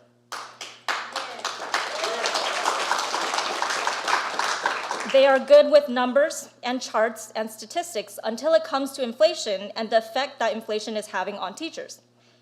Teachers are hurting financially. Teachers are living worse off each year as inflation outpaces our salary schedule. I've been in this district for 9 years. This is my 10th year, but this year is the time of greatest need. I sense from the district negotiating team such obstinance, such loathe to give in to teachers' demands. To be frugal and cautious is one thing, but to be overly conservative and to sit on public money is another thing. We are tired of working without a fair contract. We are frustrated with the extremely slow pace of negotiations, and we are very worried about inflation and our ability to maintain, not even to improve, our standard of living. What is my future going to be if this district won't agree on a fair wage and keep up with inflation? The district budget is not strained, yet my personal budget is extremely strained. Food, housing, transportation, and personal necessities are going up way more than the 10% or 11% that teachers are asking for. They say that inflation is a tax on the poor. Well, inflation is certainly a tax on teachers because prices on everything goes up, but our income doesn't go up at the same rate. I implore you to accept the salary increase that teachers are demanding. You have the means, you can do it.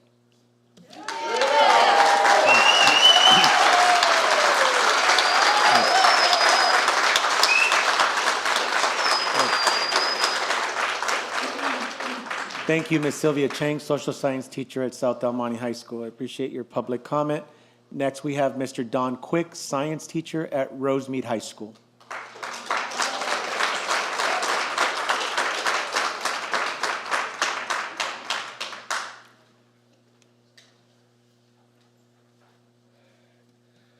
Good evening, everybody. Good evening. You hear me well? This speech sounded really good on the drive over to work today, so whatever it sounds like now, hopefully it sounds as good as it did then. I could hear my dad telling me last time after I was done speaking, who has passed away, why didn't you really let him have it? Like, why didn't you tell him what you really thought, son? Which he always said when someone was really passionate about something as a joke. I wanted to share something about my students today also. They voted to direct me to spend some monies for Giving Tuesday. As I've shared in the past, 2017, when the Briones and Diaz were first on the board, one of those groups was Active SGV, which David Diaz is very highly involved with and was once leading and still leading through some channel that I'm not privy to. Wanted to uplift that for him, and hopefully someone will be able to tell him about that. San Gabriel Native Plant Society, St. Jude's Hospital, United Hope for Animals. These are some of the groups that the students uplifted for me, that these ideas, many of which came from the students, to give to for the holiday season. I want to encourage the board and all the leaders to be not like the Scrooge at the beginning of the Christmas Carol, but like the Scrooge at the end, the transformed Scrooge, who's going to bring Christmas for the rest of time. In the spirit of giving, in the spirit of valuing those in your community. I wanted to uplift, apologies for reading from my phone, a message from the EMUHSD Rep Council, unanimously supported in November, standing against abuse.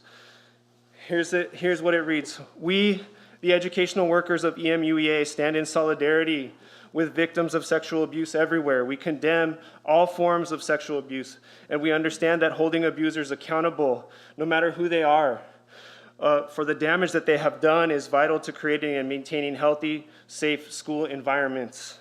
Everyone deserves fair treatment and due process, which makes it more likely that accountability measures will be enforced equally and fairly, and that any who are falsely accused will be protected. When a community has strong due process policies and practices based in a common understanding, it becomes more likely that abusers will be caught and valuable resources will be used on what keeps our students safe. We need to implement educational resources for students to help them recognize predatory behaviors when they see them. Moreover, educational workers and students' voices need to be valued more by school and district leaders so that workers and students feel more empowered to speak out and act on behalf of themselves, each other, and the community. We, the educational workers of EMUHSD, are here to support our students and do everything that we can to ensure their safety. Thank you.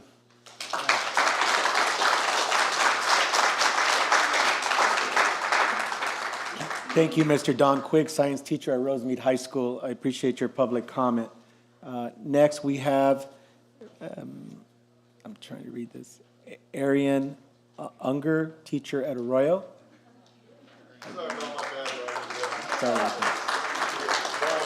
Okay, sorry about that. Welcome. We appreciate your comment. That's okay. I got to work on my penmanship. Okay, I'll put on my glasses. All right, good evening. Well, here we are again. I feel intense frustration that we are having to come before you all again with hat in hand to plead with you to give us a raise that will not actually be a raise given the rate of inflation and the cost of living, as some of my other colleagues have mentioned tonight. Mr. Zuniga, how are you? I was pleased to see you in my classroom the other day. I wish we had more board members visit our classrooms to see what we do every day. You saw me at my pulpit, trying hard to impress upon my reluctant congregation the importance of being effective communicators. I do this 5 times a day, 5 days a week. We all do.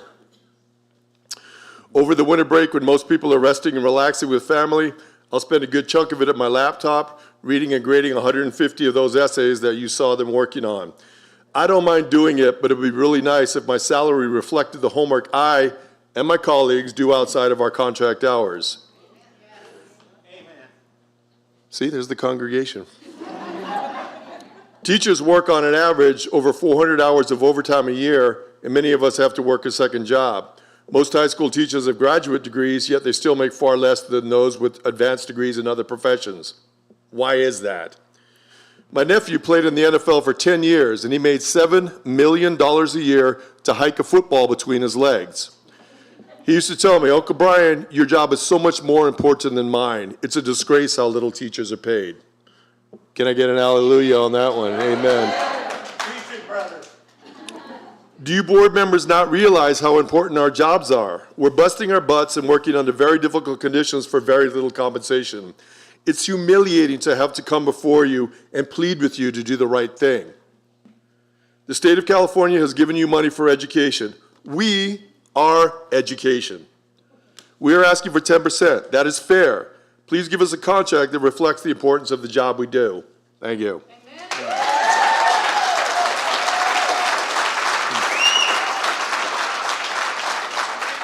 Thank you for your public comment.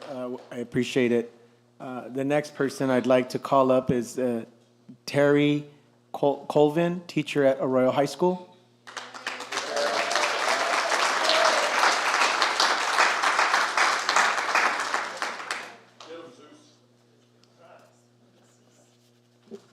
Well, regretfully, I'm back again. I'm Terry Colvin, English teacher and speech and debate coach at Arroyo High School. Tonight, I'd like to share with you a little story. And I'll start this out by saying my apologies to Dr. Seuss. But this is How the Grinches Stole Christmas. Every teacher down in Teachville liked Christmas a lot. But the Grinches in the admin building clearly did not. The Grinches hated Christmas, the whole Christmas season. Now, please don't ask why. No one quite knows the reason. It could be their heads weren't screwed on tight. It could be their shoes were a little too tight.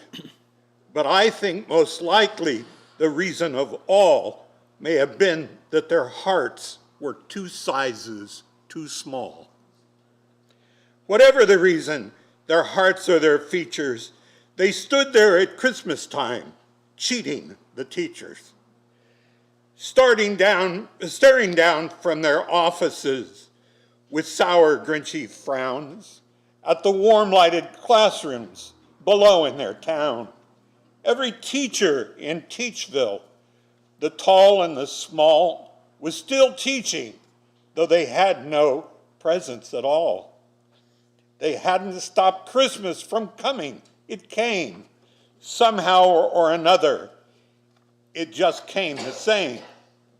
And the Grinches, with their Grinch feet ice cold in the snow, stood puzzling and puzzling. How could it be so?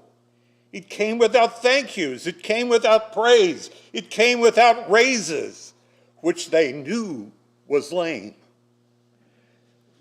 And they puzzled 6 months till their accountant was sore. Then the Grinches thought of something they hadn't before. They got 13% from the state guaranteed. They decided to share an Xmas good deed. Maybe Christmas perhaps means a little bit more, but what happened then? Well, the teachers, they say, that the Grinch's small hearts grew 3 sizes that day. They gave the teachers 10% raises because it was right. And their hearts didn't feel any more tight. Merry Christmas to all, and to all a good night.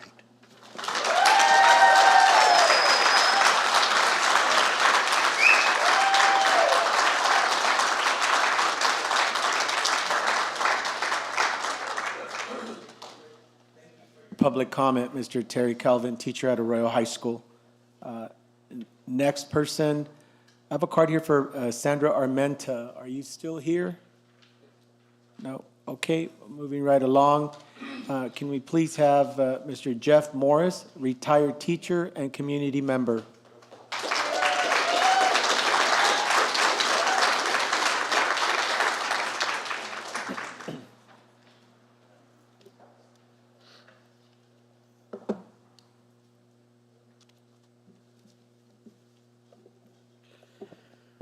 Good evening. Hear me okay? Yeah. All right. I can hear Mr. Morris. Before I'm going to get to what I wrote, I want to say something about really caring about the students.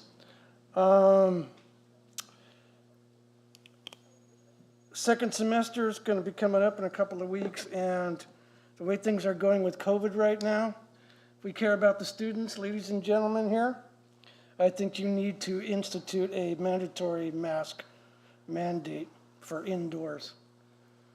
Texting with a long-term sub today who's out on COVID. And I know in talking with people, even though I'm retired now, I still communicate a lot with people in the district. You folks have a shortage of subs. So if you have people out on, teachers out on COVID or other, respiratory diseases and things, who's going to suffer for that? The students. Especially if a teacher's out a whole week. If the students are out on COVID, if they miss a week of school, they fall so far behind, especially in English, math, and science, that some of them will never catch up. So, if you want to protect the students and you care about their education, you better be wearing masks, because after Christmas, when people get together, it's probably going to get worse. Now, to my main thoughts. Thank you for the time. As a now retired English teacher who worked in El Monte Union High School District for 33 years, I am here to speak about student success. We all want our students in this district to succeed. From my 33 years of experience, I know that the classroom teachers who have the most impact that determines whether students are successful or not in school. Administrators keep the schools running, but they do not affect how well students learn or improve like a teacher or a guidance counselor. I have regular contact with 10 alumni of South El Monte High School and 2 current students at South El Monte High School where I used to teach. They tell me how certain teachers or counselors have made a difference. Mr. Legaspi, in teaching science and running the Sea Perch program, is one example. Mrs. Wong, who regularly stays after school to help and support students, is another example, and I could name many, many more. How is all of this important? If you want to put the students on the road to success, then remember this.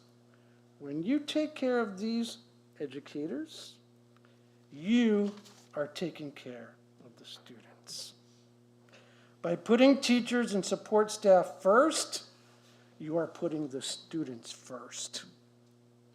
When it comes to a contract that respects what these people do every day for students, you are respecting the students themselves, and you are respecting the community as well. There are many excellent people working in the schools around this district. I've heard from some of them this evening. When morale is high and they feel that the time and effort they put in to teach and support students is appreciated, then they will feel empowered to work hard and do whatever it takes to see that the students succeed. In turn, you will be keeping your commitment by providing the students with a high-quality education that they deserve. The two go hand in hand. Thank you.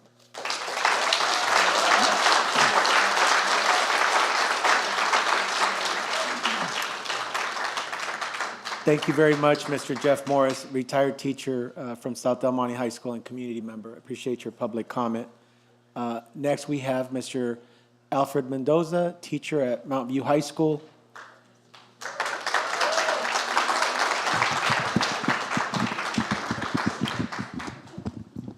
Let me find a spot right there. There you go. Good evening.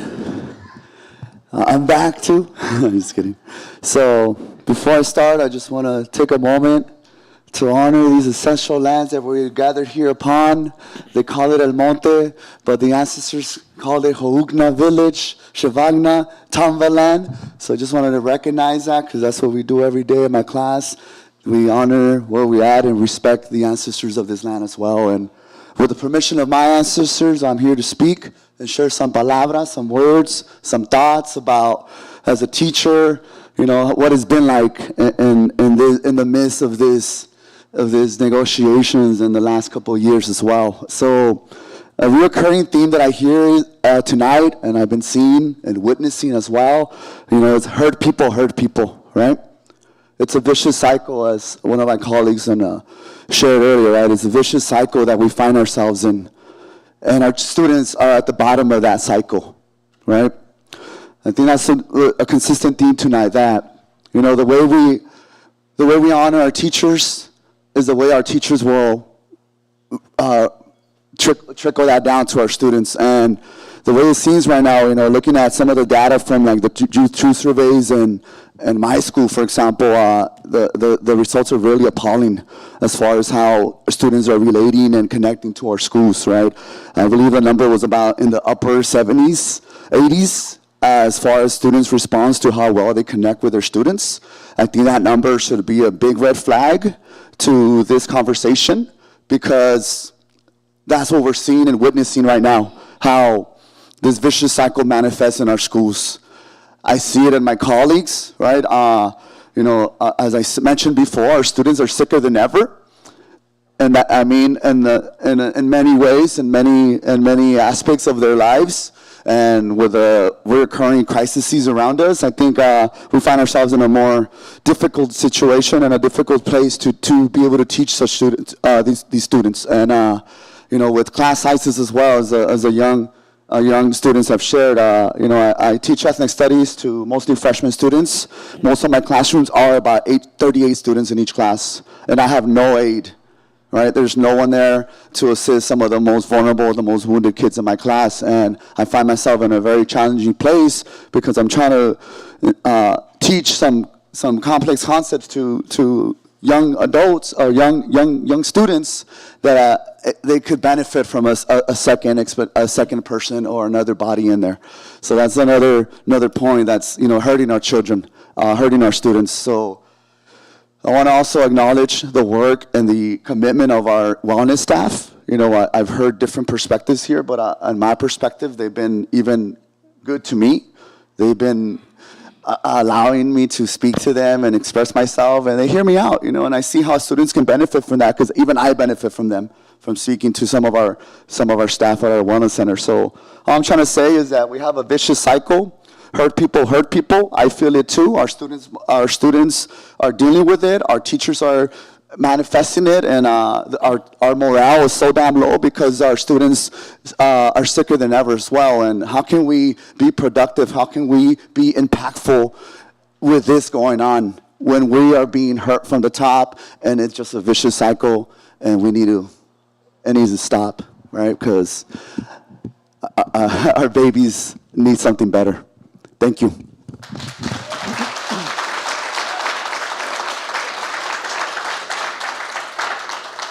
Thank you, Mr. Alfred Mendoza, teacher at Mountview High School. I appreciate your public comment. Next, we have Aiden No, peer support for students at Mountview High School. Come on up.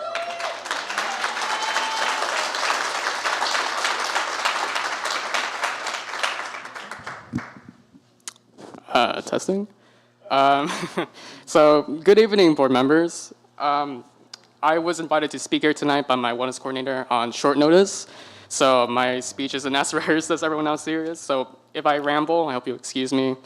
I'm a peer supporter at my wellness center, and I'm ignorant of what's happening behind the scenes, but from what my coordinator tells me, it seems like you are debating or discussing whether to continue the wellness program in our district. And I would just like to say, I definitely think that we should continue it. Over the past couple of years, these years have been some of the hardest for me and some of my friends, my peers. I've seen my peers coming into the center crying. Some of my friends have texted me about how hard their lives have been these past couple of years. One of my friends, she is a second-generation Vietnamese immigrant. She is fluent in English, but her parents aren't. And I was reading over her college essay a couple weeks ago, and in it, she discusses how she had to translate for her parents the news of her grandmother and her grandfather's death of COVID. And I feel like that experience, or a similar experience, has been happening for a lot of the students in our district. And I just think that we need more support for the students going through those things right now. My school has 4 counselors, and just picking back on what Vincent and our student board member says here, the classroom sizes are too big for teachers to handle. we have 4 counselors and thousands of students. I don't think that they are equipped to handle all of these crises that students go through. And we need more staff to support them, specifically for the issues of mental and emotional wellness. And I also just want to say, I've seen my school talk about renovating our football field, and I just think to myself, if we have the funds for that, I don't see why we don't have the funds to support our wellness center to continue it, and also to pay our teachers more. I just feel like we have needs here that aren't being addressed, and I definitely think that we need to address them soon. Like Vincent, I hold the #1 rank at my school right now. I've also been recently admitted to Princeton University. So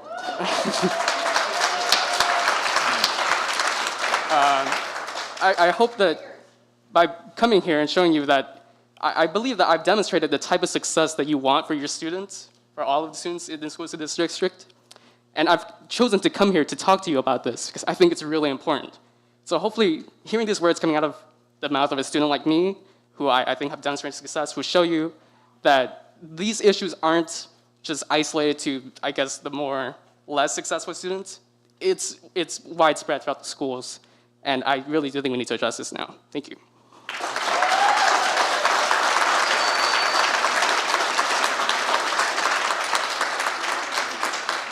Thank you to Aiden No, student. I appreciate your public comment from Mountain View High School. Aiden, we will make sure that Dr. Zuniga reaches out to you as a student. Where'd you go? So there, yeah. Dr. Zuniga will kind of explain in terms of like what funds are used for the football fields and then the other questions that you have. So I will make sure that he writes that down and connects with you, okay? Thank you again, Aiden, for your public comment. Last but definitely not least, we have another student from Fernando Ledesma High School, and this is a young lady by the name of Kimberly Lara.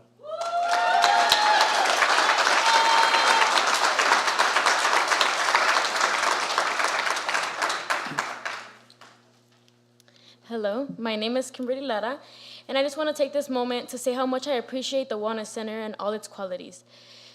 To begin with, the Wellness Center is so welcoming, almost like a home, and I think I speak for everyone or anyone who has came to my school center.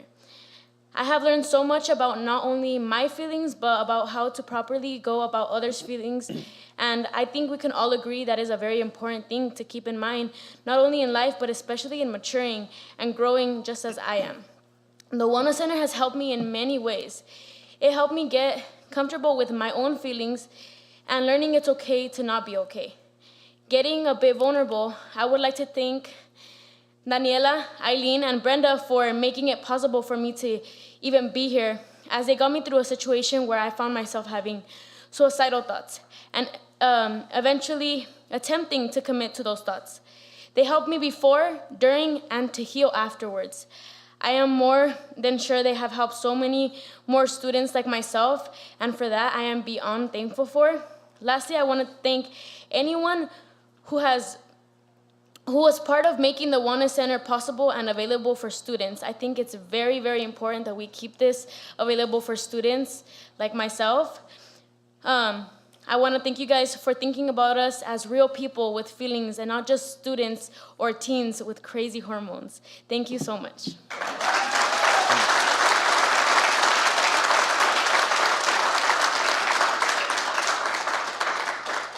Kimberly Lara, student from Ledesma High School, thank you so much. I appreciate your public comment. At this time, ladies and gentlemen, that concludes our public comment on that portion of the agenda. We're going to go ahead and move on to. Yes, absolutely. The next portion is we're still on item C on the agenda, number 6. We have communication from union representative from El Monte Union Educators Association and from CSEA, California School Employees Association. Do we have someone here from EMUEA?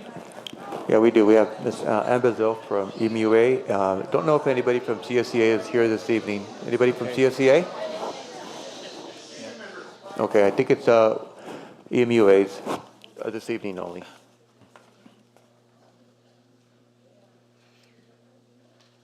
Good evening. Good evening. Board members, district cabinet, fellow colleagues, and community members. Last week, I had the distinct pleasure and opportunity to break bread with two of our board members. And at that dinner, we learned about some interesting statistics regarding the state of the teaching profession. I believe they're important to know and are quite relevant to the types of comments we have heard tonight and at previous board meetings. Every day is an opportunity to learn. UCLA's Center for the Transformation of Schools, along with the California Teachers Association and Heart Research Associates, released the results of a quantitative research survey to more than 4,600 teachers across the state.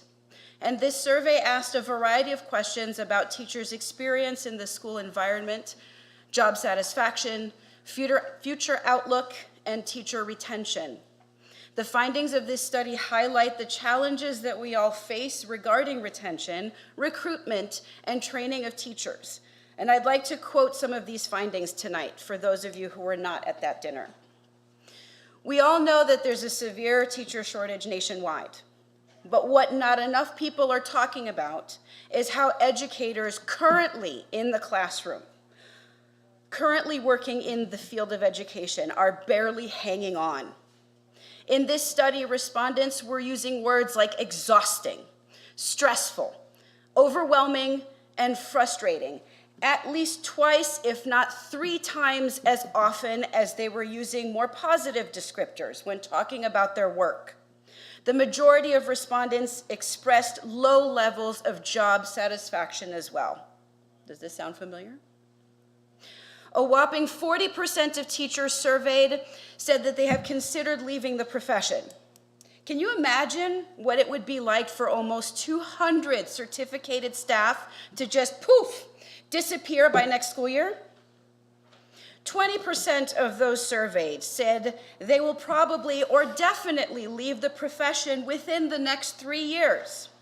Can you imagine what it would be like for even 100 of us to leave that soon? Even declining enrollment can't catch up to numbers like that in such a short period of time. What kind of an impact would that have on our classrooms? To me, it's a staggering thought. Burnout from stress was cited as the #1 reason for leaving the profession, with other reasons such as workload, low pay, and lack of support from administrators. It's clear that educators are being continuously asked to do more with less, which is unfair and unsustainable. 88% of survey respondents identified better pay as the top priority state and local officials should have to retain their educators, followed by other priorities like smaller class sizes and better staffing.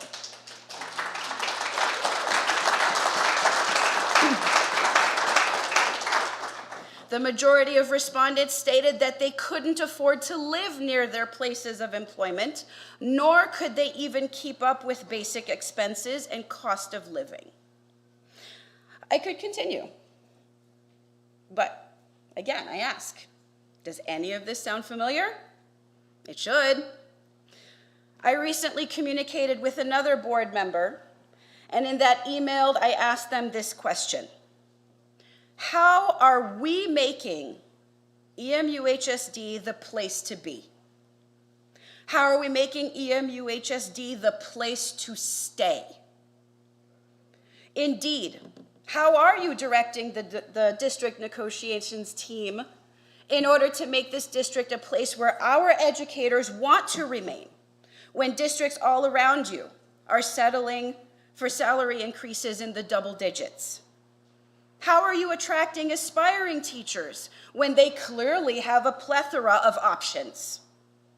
Our students deserve high-quality teachers that are paid a professional salary, that can afford to live where they teach, and are supported in the classroom. This district so proudly touts its achievements and great programming and fabulous staff that do a million things for our amazing students, both with fancy color flyers and beautifully crafted emails to the community. Lots of talk. Now let's walk the walk. Our students deserve support. Our students deserve us. Thank you and happy holidays.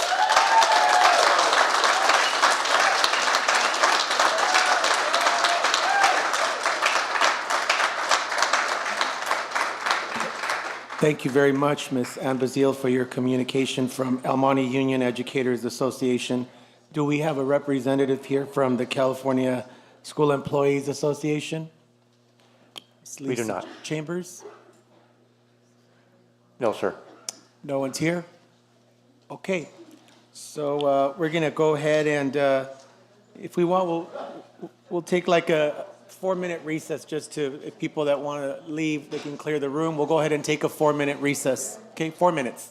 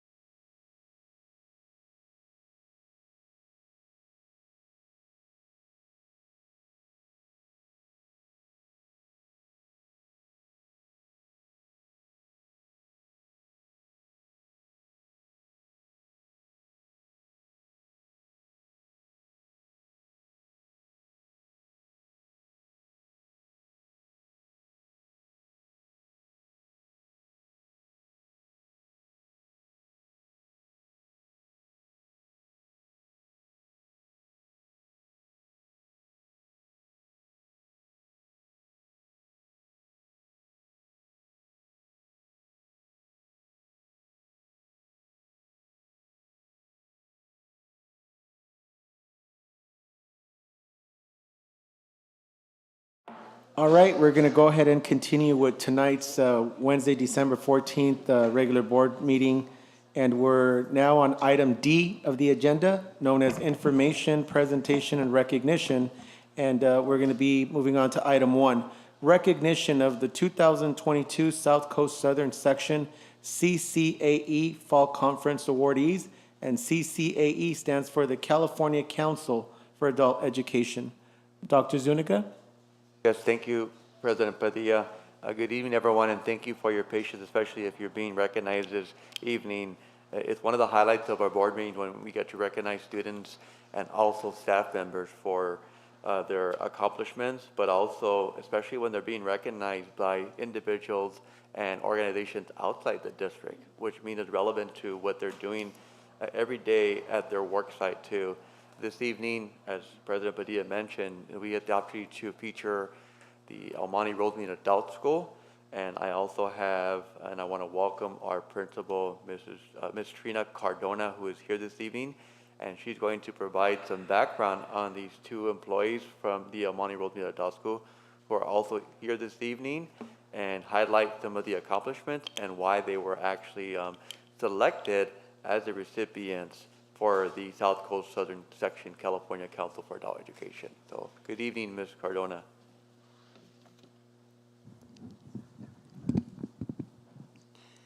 Good evening, members of the board, trustees, and Dr. Zuniga, our superintendent, district administration, and the community members that are here this evening. It is a pleasure to be here tonight to recognize two of our staff members from El Monte Rosemead Adult School. CCAE, the California Council for Adult Education, is a private, or not private, but a professional organization that advocates for adult education in the state of California. It serves all levels of adult education, including teachers, classified staff members, administrators, and students. Its focus is to advance adult education in the state of California, to provide professional development and networking opportunities for our teachers and our staff members, and to basically affect change in order to meet the needs of CCAE members and people of the state of California. So each year, the Southern and South Coast sections host the CCAE Fall Conference. And this year, El Monte Rosemead Adult School was honored to have two of its members recognized.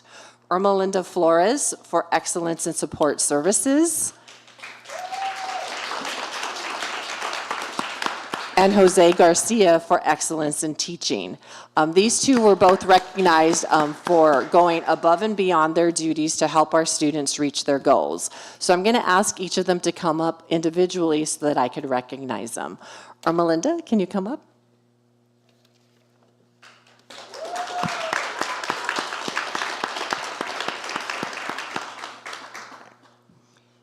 Ermelinda has been employed with El Monte Rosemead Adult School for 19 years.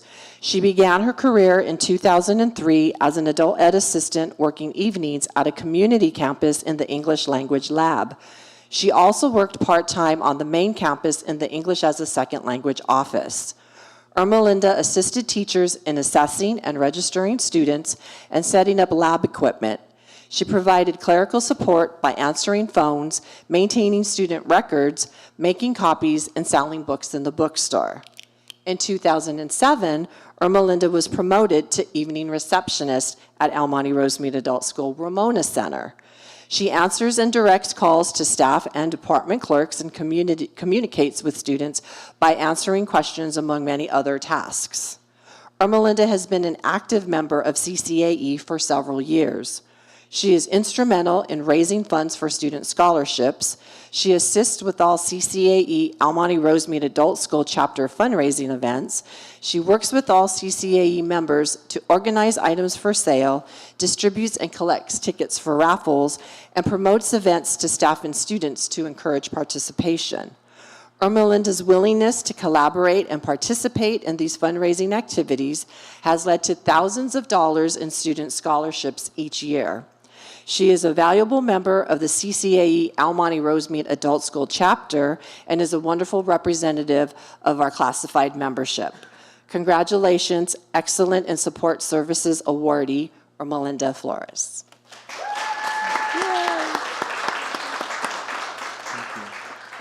just stand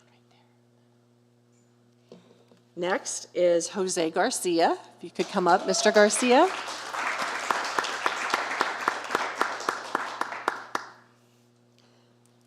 Mr. Garcia is a medical occupations instructor and has been with Almonte Rosemead Adult School since 2016.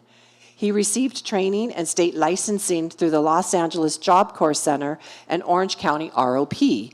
In 2010, he attended Cal State Long Beach, where he earned his vocational education teaching credential. He shares his training and experiences to inspire, encourage, and promote opportunities for his students. Mr. Garcia teaches the students the medical prerequisites, EKG, and courses related to medical assistant programs. In addition, he is a key contributor in designing and implementing the Personal Care Aid Integrated Education and Training Program.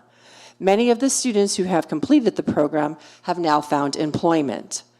Mr. Garcia is a hands-on teacher and engages his students in all the courses that he teaches. He's a very personable and is passionate about his students and the classes that he teaches. He encourages reluctant learners who have experienced limited academic success. His classes have a very high completion and success rate, with the students obtaining jobs in the medical field. Mr. Garcia is an asset in the school's CTE program and well-liked by his colleagues. He's an active member of CCAE and has served on the South Coast and Southern Section boards. In his free time, he has volunteered at Care Harbor Medical Clinic and the Red Cross. Congratulations, Excellence in Teaching awardee, Jose Garcia.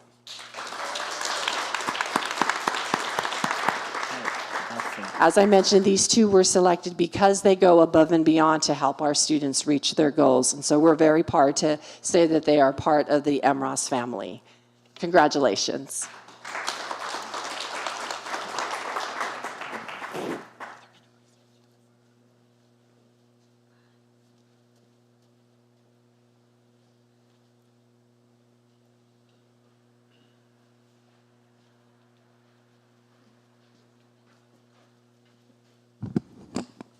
Yes, tonight I have the privilege as board president to present the certificate of recognition to Ms. Ermelinda Flores. It's a pleasure to be here and be recognizing you. I know that I visit the Almonte Rosemead Adult School often, and you're always a warm face there at the reception that receives me when I want to visit all of the classes, and I couldn't think of a better person to get this award. It reads as follows. Presented to Ermelinda Flores for being honored with the 2022 Southern Section California Council for Adult Education, better known as CCAE, Excellence in Support Services Award. Your dedication to the adult education community is truly admirable. Congratulations from the Almonte Union High School District Board of Trustees, and it's signed with our former president, Mr. Carlos Salcido, our vice president, Mr. David Diaz, Professor Torres de Segres, Mr. Florencio Briones, and myself, and our superintendent, Dr. Edward Zuniga. Congratulations, Ms. Ermelinda Flores. You make me extremely proud. Thank you so much. I really appreciate this. We'll get a picture. And our vice president, Professor Torres de Segres, will present the second award. Adult education has been always a very, very important part of my work in the Board of Trustees. I have a very special love for the students and great admiration for the teachers. Thank you very much for the great job that you are doing. I know how hard it is to do that, but still, you do your best work. Thank you so much, and we really congratulate you. You are Mr. Jose Garcia. You're going to get exactly the same certificate, but with your name. Thank you very much.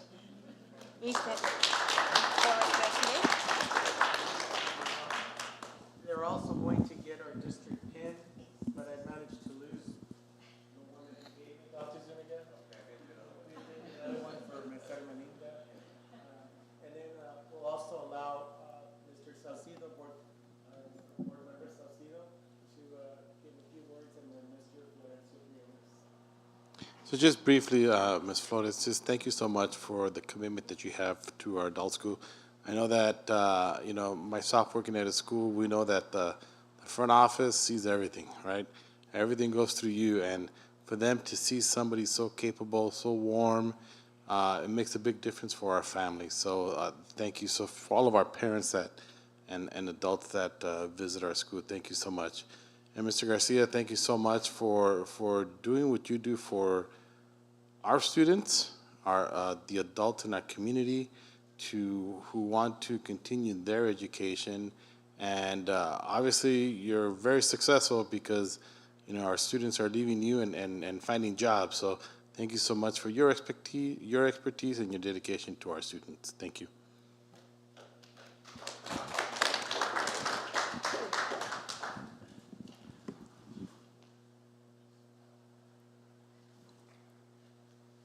Congratulations to both of you. This is really exciting for both of you to be recognized for your hard work and dedication to our community. I've had the opportunity to share with folks in the past how many of my family members have gone through our own adult school here, the Almani Rosemead Adult School, through either the ESL program, the high school diploma department, the citizenship program. So it's really great to know that you are being recognized for your hard work and your dedication to the community. I do want to give each of you the opportunity. I'll start with Ms. Flores to recognize family members that you have here today. Actually, before we do that, can we allow Mr. Queen to also share some words first, and then we'll do that? Sure. And before we go that route, let me finish my remarks. I'm extremely proud of both of you for your recognition and your hard and dedicated work to our community. And I know this isn't going to be the only time that you'll be recognized. I know there's going to be more recognition in the future because you guys all do really great work for the Almani Rosemead Adult School, and more importantly for the Almani Union High School District. Congratulations again. And Mr. Nguyen, I'll open it up to you. Yeah, I would like to thank you and be grateful of your service because you play a very important role in our community, especially the immigrant and the student that need your help a lot. But you play a really, really important role that people rarely know about it. And I really appreciate it on behalf of the immigrant and English learner and student, and we are grateful of your service. And that's it. Thank you, Mr. Nguyen. Thank you, Mr. Quinui, and we appreciate your comments. And at this time, we will allow Ms. Ermelinda Flores to address the crowd and say a few words and anything you like. I'm very humbled, and I thank you all for this recognition. As my principal knows, I'm kind of like trying to stay behind the scenes. I don't feel that this is actually something I'm going above and beyond. I always feel it's important for our community to find support, and I'm just happy to do my job. Thank you so much. Is there anybody here that you'd like to introduce to us? Anybody here? My sister Carmen and my niece Lucia. Thank you for being here tonight to support your sister. It was your sister and who else? My niece. Your niece. Thank you, niece. Awesome. Mr. Garcia, before I give the mic, I want to tell you I've been in Mr. Garcia's classes many a times, and his students just love the work that he does. And I want to thank you for everything that you do for the medical profession, and your students just love being there, and just thank you from the bottom of my heart. And I've always said this, that for as long as I sit on the school board, I will always support and defend adult education. I know that we have to fight very hard because sometimes they want to send those classes off to the community colleges, but I know that we were a district, including my colleagues here, that supported adult education, and we did not want to let the money, we did not want to allow the money to go somewhere else, and we did not close our adult school. And these are people that have been with us through thick and thin. And again, we all support adult education, and it has its place. And you're living proof of that, of why we need it and the students that come. So please say a few words or introduce anybody that you'd like, Mr. Garcia. It's a pleasure. Thank you. Thank you so much, everyone. I am nervous, which sometimes is very unusual for me, for anyone who knows me. But I do want to just thank everybody who's here to support me. We have our CCAE staff here, as well as our teachers. I have strong support from Ms. Cardona, strong support from Dr. Gonzalez, and even my students are here today. They're yeah, yes. You know, so thank you. So, you know, I'm very humbled to receive this. Thank you so much for your recognition. And I just don't want you to forget about adult ed.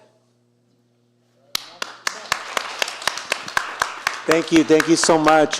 We'll allow some time for pictures with family and friends and colleagues. If you guys would like to come up right now and take some pictures. You forgot something? I forgot something. Go ahead. Okay. Everybody, I didn't forget, but I'm recording this, and my wife needs to know that I could not have done it without her. Yeah, so Dr. Zuniga, would you like a picture? Okay, go ahead with the board. Excellent.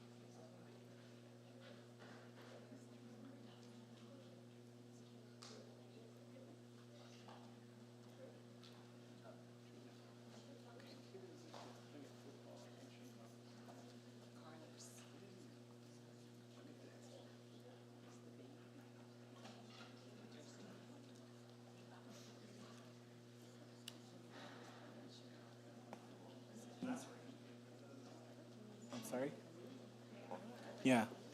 Yeah, those of you that have been here, if you're welcome to go. You know, it's been a long night. If you need to go and take care of some home duties or if you like, you could do that. Don't feel obligated to stay. You're welcome to stay, but if you want to leave, you're free, okay? All right. Let me just find my glasses, because without my glasses, nothing's going to happen. Okay, the next item we're moving on to is, again, we're still on Section D of the agenda, but we're moving on to D2, presentation on the wellness program, and this will be provided by Educational Services.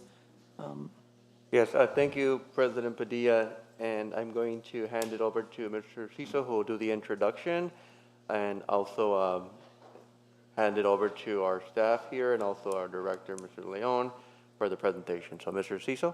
Okay, I'd like to welcome Mr. Leon, our Director of People Services, and the Wellness Program team. They will be providing you an in-depth look at the many services that are provided at the Wellness Centers and through the Wellness Centers. So, Mr. Leon, you can introduce your team and give the presentation. Thank you very much. Good evening, Board President Padilla, esteemed board members, Superintendent Dr. Zuniga, and cabinet members. It's my great pleasure to stand here before you to really showcase a little program with a huge heart. I go back to La Promesa que le hice, taking care of every single one of our kids. And here we are to showcase that. I'm not going to go ahead and introduce colleagues that are behind me at this point, because as the presentation progresses, we will introduce one by one as we also dive into the individual services and expertise that they bring.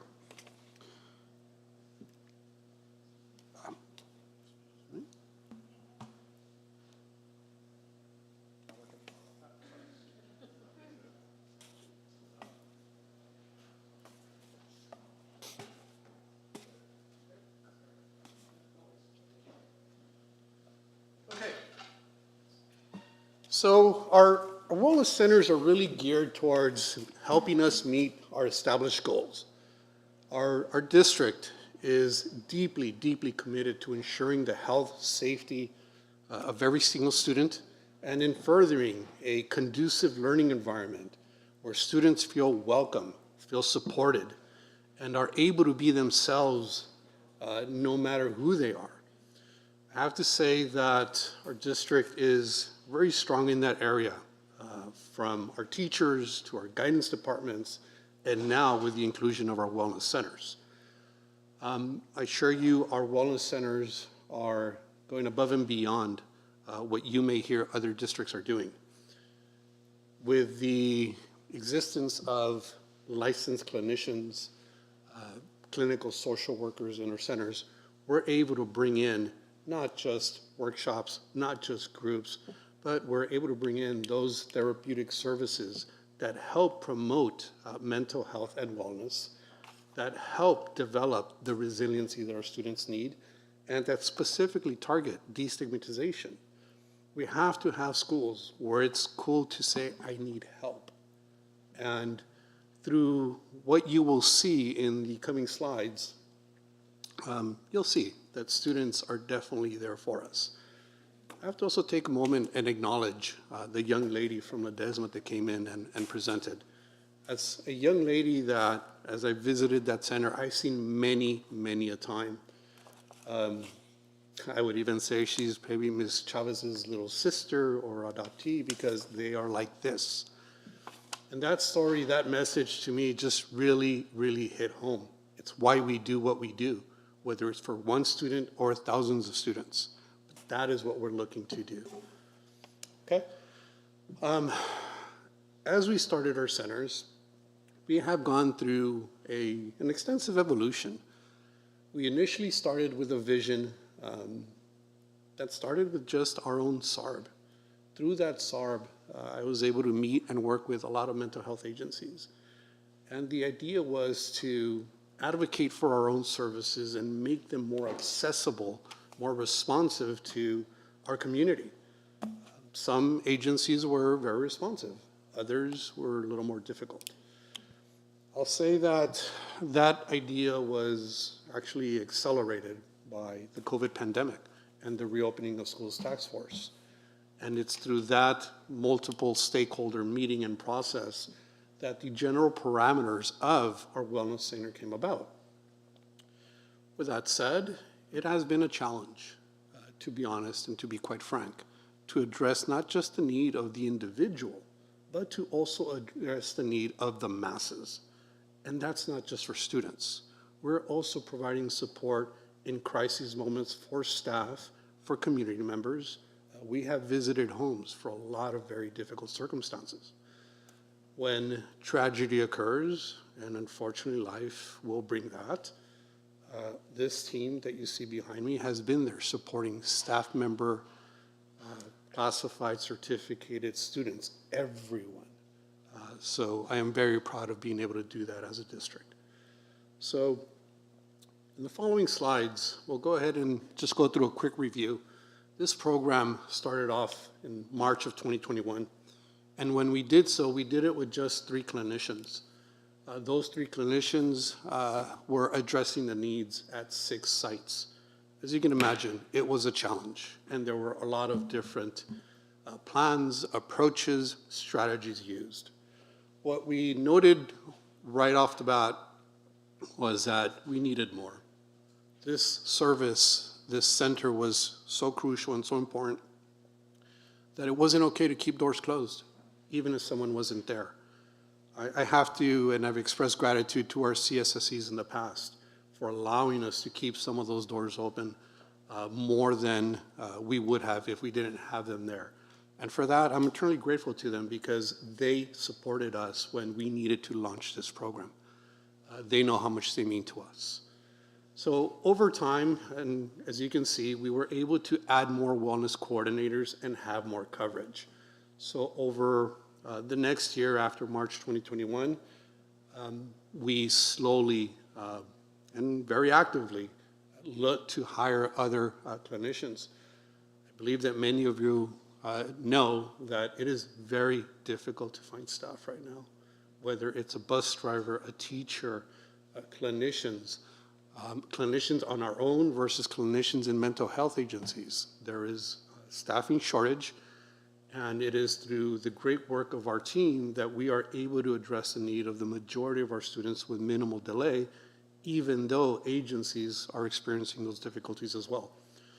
So I'll share that it has been quite a challenge to launch this program, define the program, absorb some of the inability, some of the lack of ability of some of our team members for very legitimate and family-related causes, medical causes, and throughout that, striving to keep every single center open as much as possible.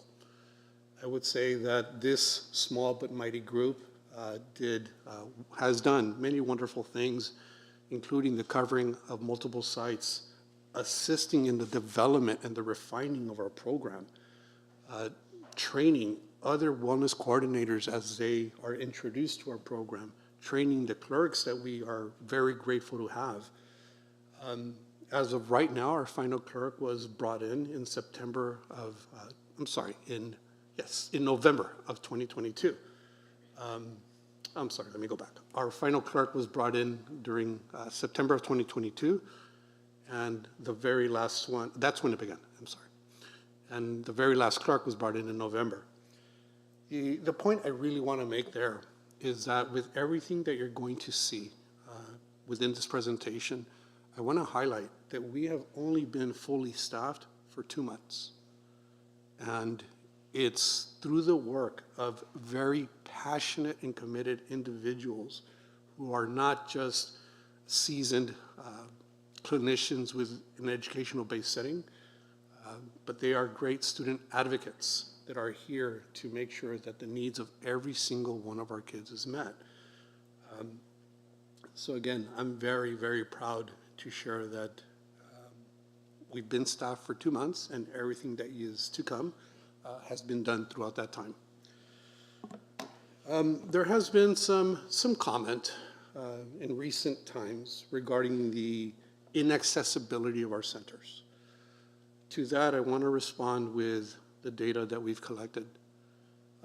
Since July to this date, we have had the pleasure and honor of hosting 9,069 students district-wide.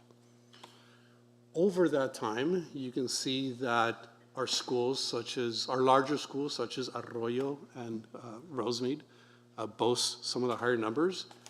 But the little gem in this data is that tiny little school of Fernando Ledesma. We're so proud about that 2,475 students served. And in looking at that data, it's very clear that the students who love the center go back to that center time and time and time again, because they find their safe space, they find that comfort and that support. We do have areas of growth with both Mountain View and South El Monte, but I will share that the staff, the wellness coordinators from both South El Monte and Mountain View were also involved in keeping the Rosemead Center open during a time where we had an opening.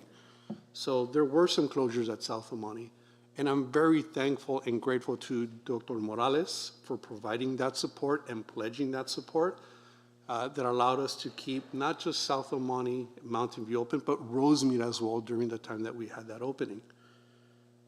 As far as our data is concerned, I want to talk a little bit about how our students are accessing the center. As you can see, we have what we call as Open Center. Open Center is our facilities are available for a more informal and comforting experience, and that's before and after school, lunch, and nutrition. 5,459 students have taken advantage of that service. That's during non-instructional time. During instructional time, we offer wellness breaks, where we have a controlled pathway to our centers. As you heard, there are times where students have things that are weighing heavily on them. They are able to take a break from class and visit a center and take that 20-minute break. Now, much has been said about why 20 minutes. Why do you kick them out in 20 minutes? Let me clarify. We don't kick anyone out. That's not what we're here for. We are here to address student need in a compassionate and caring manner. At 20 minutes, what we do is check in with the student. And if the student is fine and ready to go, they will go back to class because we are here for instructional purposes. But if a student needs more support, they are allowed to stay longer than that. But it requires a check-in because it is the most responsible way for us to ensure that A, there's not a greater need that we need to address, and B, we're prioritizing the educational service, which is so important to us. So again, it is a blend. There are times where students do disclose within our center that something else is going on. And when that something else is identified, our coordinators take that student, work with that student, reach out to their families, coordinate with guidance departments, and see that situation through. So again, I do want to highlight that we've had 2,505 wellness break visits. That is during instructional time. The participation in wellness activities, whether it's workshops, arts and crafts, campaigns of any variety, include another 164 students, and some of those are also during instructional time. The Talk to the Wellness Coordinator, it varies. At times, students are called in before class, and they can show up towards the beginning of nutrition, but the bulk of that is also during instructional time. I really want to thank our teachers, our administrators, for the trust that they've placed in us to allow us to pull students from class prioritizing mental health, because they understand that if the heart and the mind aren't there, then the instruction isn't going to come in. So some schools have done a very great job. Others are learning and adapting and getting more comfortable with it. Okay. At our last board meeting, I heard and followed through on the request to survey stakeholders.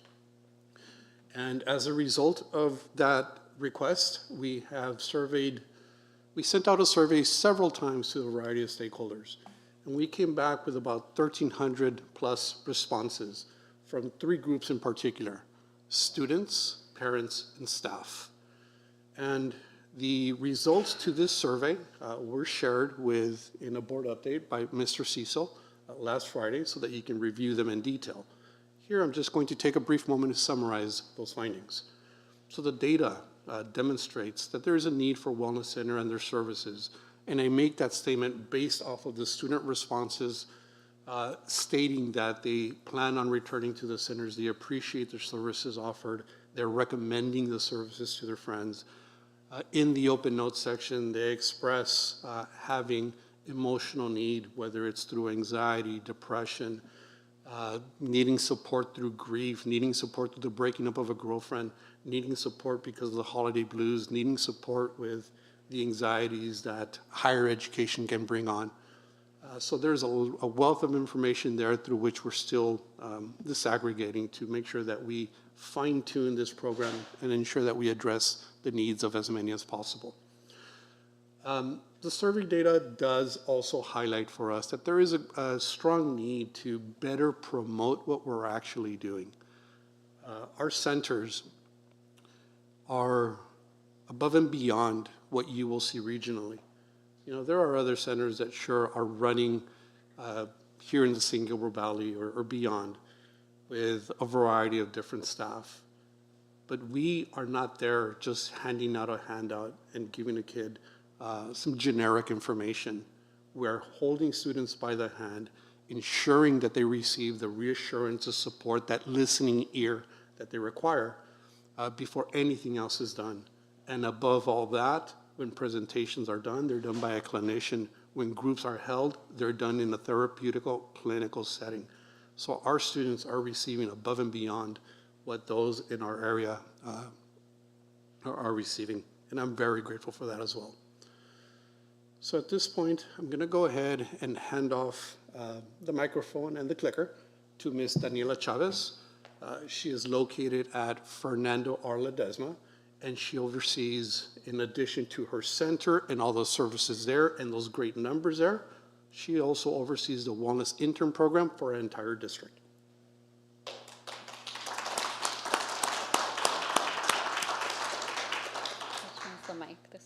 Good evening, everyone. Thank you for the opportunity to be here. As Mr. Leon said, my name is Daniela Chavez Palma Saracho, and I am proud to serve as the Wellness Coordinator at Fernando Ledesma High School. I'm also really proud to be the Clinical Supervisor for the Wellness Intern Program. There it is. All right, so our Wellness Intern Program consists of interns that are graduate students of a clinical program, and they're placed at our wellness centers to provide direct services for students. So our interns actually have to go through a lengthy process. They have to go through an interview process during the spring, and then are onboarded and trained during the summer. That training is provided by us as wellness coordinators. I take the summer to, put the whole training together, communicate with the university partners to make sure that we're covering everything that we need to cover. And then we're able to provide this training for interns so that they know the district policies and they also know what's required of them as interns. Really quick, I know that I'm gonna ask the question while you're on that topic. One question regarding interns, and it might come up, it might not, so I don't want to miss it. As you are Daniela Chavez, and are you a MFT? As the presenters come up, can you please tell me, are you a marriage family therapist? Are you LCSW, Masters in Social Work? Talk a little bit about who can supervise interns. Are you going to touch on that a little bit? Because I heard you say you're for our school district or just for Fernando Ledesma? I'm for the school district, so I am a licensed marriage and family therapist.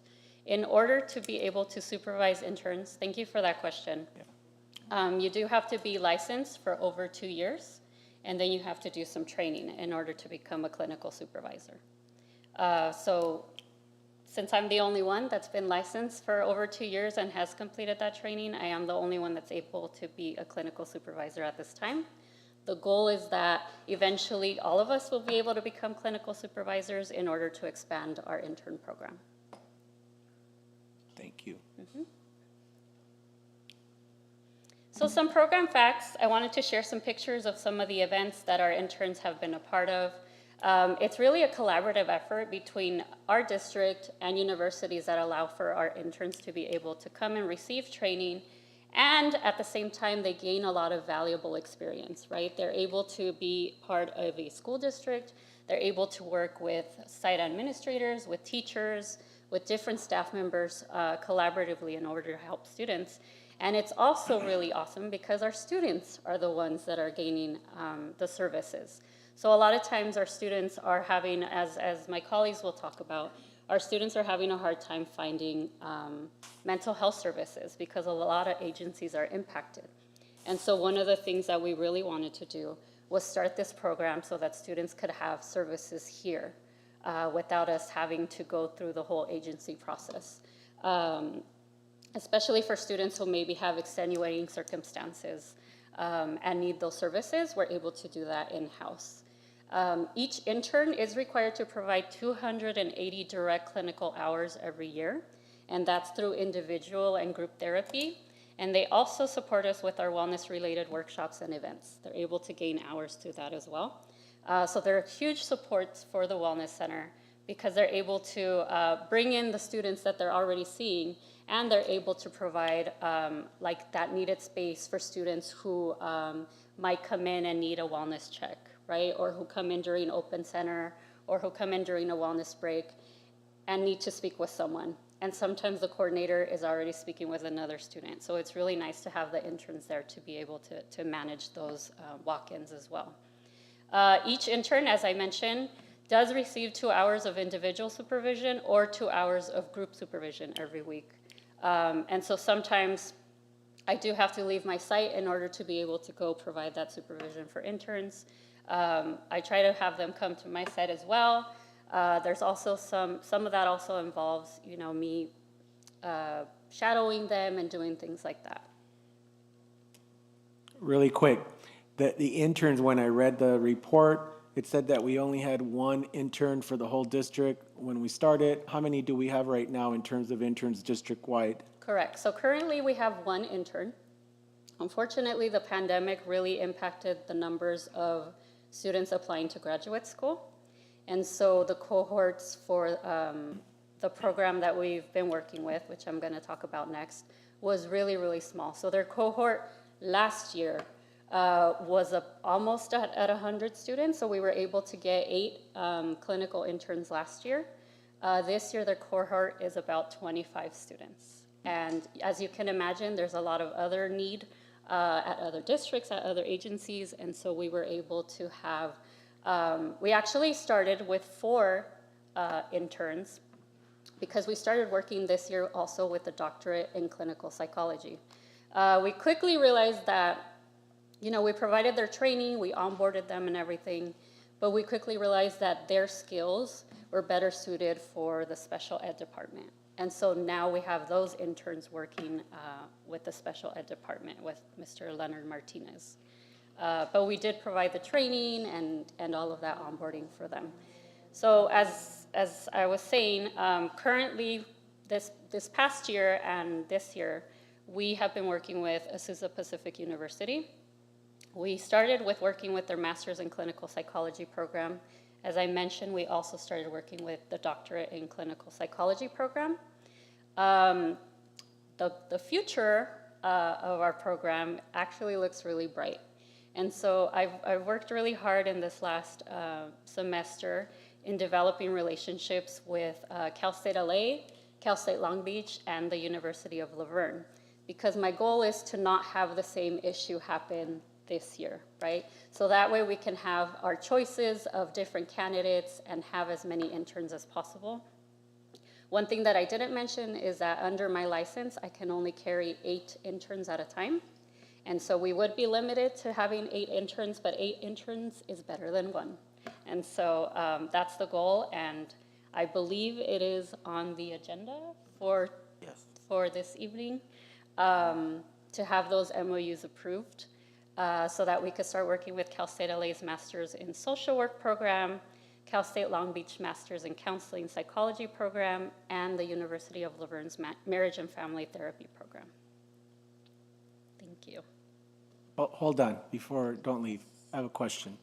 So you're the supervisor, and you just told us that you can supervise up to 8 according to your licensing that you have, right? Correct. And again, I got to ask these questions because I come from the education world, and with master's degrees, bachelor's, and credentials, not a whole lot of licensing for mental health and behavioral health. Tell me, maybe I missed it, what is the plan to, as the rest of you come up, I'm going to ask if you're MFT, LCSW, or who, because you said you're the only one who's licensed, right? I'm not the only one that's licensed. I'm Okay. the only one that's been licensed for 2 years and has gone through the training for supervision. So Perfect. after those 2 years, Yes. you can take that training. Okay, So I perfect. believe one of our other coordinators is coming up on her 2 years. Excellent. So when they come up, then they can state that. But a question I have is, tell me again, what was the plan to get everybody else licensed? Did I miss that part? If I can. Yeah. The way that we developed the job duty, the job description, which was a board approved previously, allows us to pick up associate clinical social workers and associate marriage and family therapists. So it allows us to be able to recruit individuals who are at the starting level or who have tons of experience but haven't taken that step. Within our group, you will find Daniela, who is now licensed and able to supervise because she's completed 2 years. You will meet Brenda Chavelas and Patty Rodriguez, who are licensed and working on those 2 years and close to it. And then we have Ms. Imelda Morones, Ms. Beatriz Ornelas, and Eileen Chavez, who are associates, either MFTs or social workers, who are working towards the licensing. Our goal as a district is to be able to have everyone licensed and everyone supervised. The job description is developed to incentivize that and get us all to that goal while still remaining accessible should we have an opening. But ultimately, I need to have every school with a licensed clinician who is able to supervise their own group of interns because we have that need. And how long does that take again, Mr. Leon, for the licensing? Well, once they're licensed, it's 2 extra years after that. In terms of getting licensed themselves, I think I would have to ask who's up next. Ladies, how long does it take to complete the licensing from an associate to license? I'm back. So usually, I can give you my story. So I graduated from graduate school in 2012, and then I had to complete 3,000 hours of direct clinical services.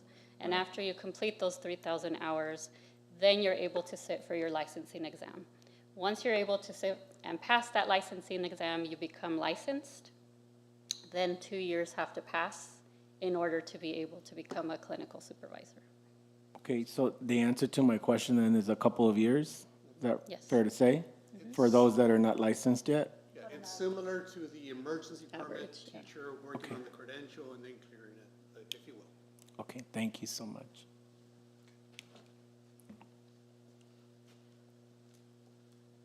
Okay, next, we are going to introduce Ms. Imelda Morones.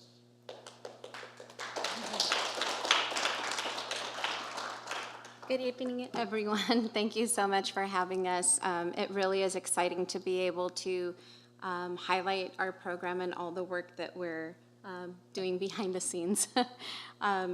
So I am going to be talking about, oops, wrong direction. Really quick, let's just, I Yes. want to be clear. Tell me your full name again, and then Email- tell me your license, not licensed, what's your degree? Imelda Morones, and I'm an associate clinical social worker.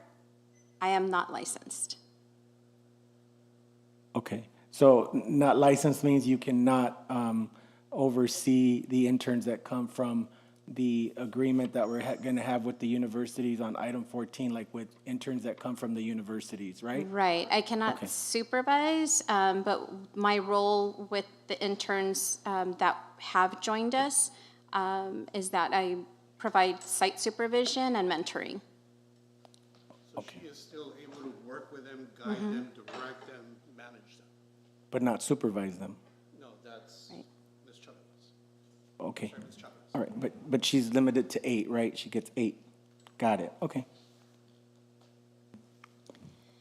So wellness community outreach, this is, aside from what I do in the centers and providing direct services to our students, I also act as the district mental health liaison.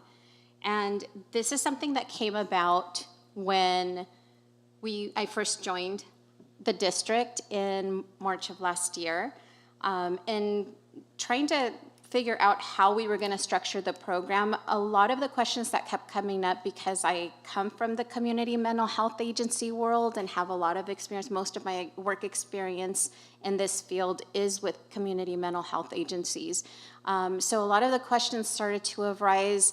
What are our collaborative relationships with agencies? How do we refer students? What is the process? What are the procedures? And so in discussing those and trying to determine how it actually works, it was apparent that every site, every campus operated like their own little city in regards to these agencies. And so it just naturally came about that I kind of took on the role in being able to contact mental health agencies, find out what their referral process is, how we could streamline that effort. And so this is really something that happened organically. I just took on the role and ran with it, and most of what I was doing was just trying to streamline efforts.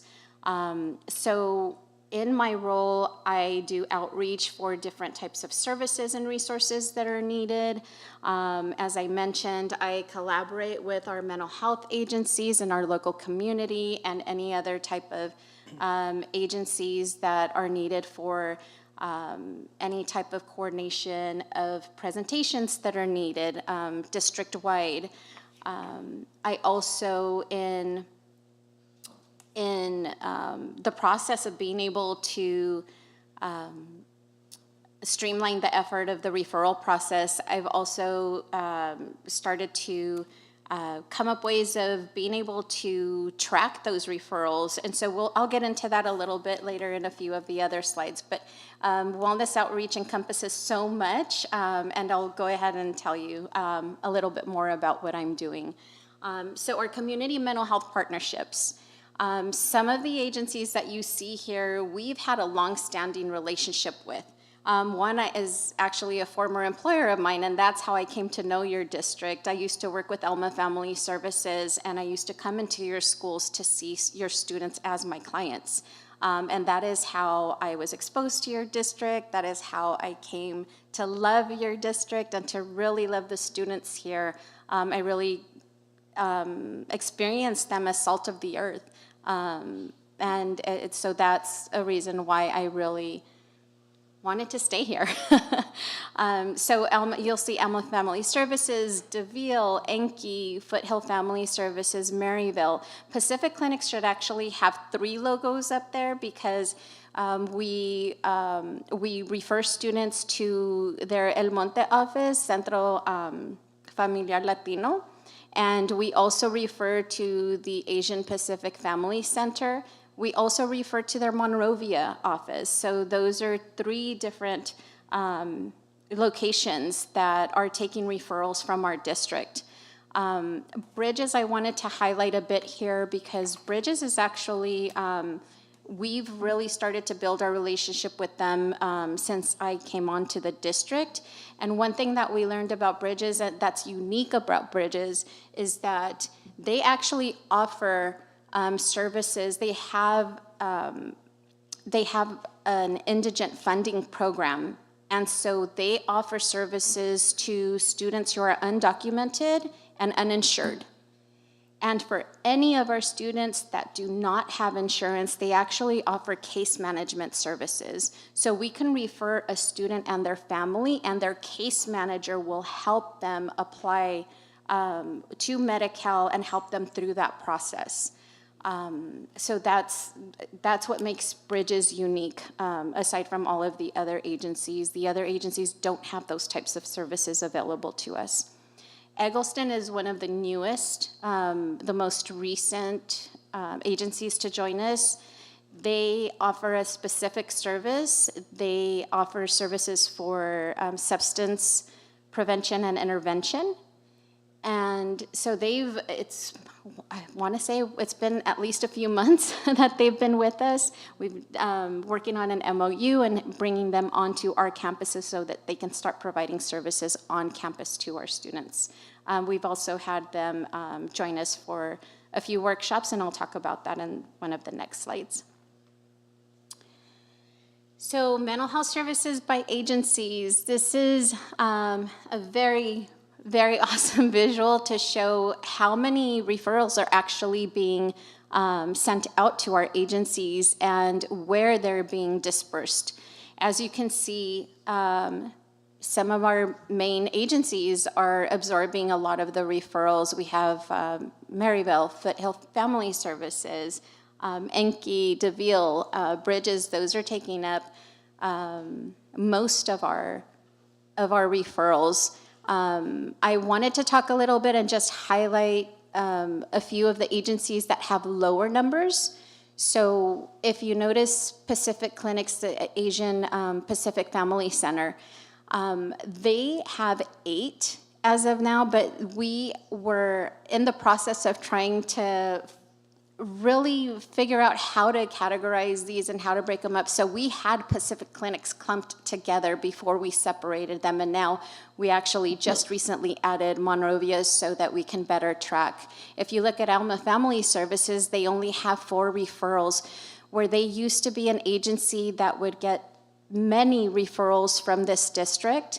They are struggling to come out of telehealth. And so in trying to, and I've actually run into this problem myself, or this challenge, I should say, that in trying to refer students to Alma Family Services, either their parents or the students will say, I don't want telehealth. I already had a bad experience with telehealth. I don't want that. Or the parents will say, no, I want it in person. So there have been some challenges there. Eggleston is very new to us, as I said, and so they've already received 3 referrals for us. And our own intern services is also here. And as you see, there's 6 referrals that were made there. And this is a new tracking system that we're using now for our own interns. So now mental health referrals, and this is by the reason. These are the different categories that we note when we're going to refer students to our agencies. There is one category that's missing here, and that's case management.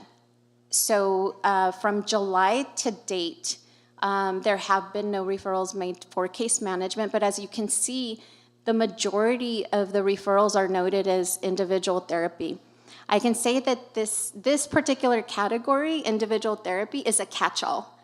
We normally get students who are being referred for a few different reasons. It could be a history of self-harm. They could have substance abuse.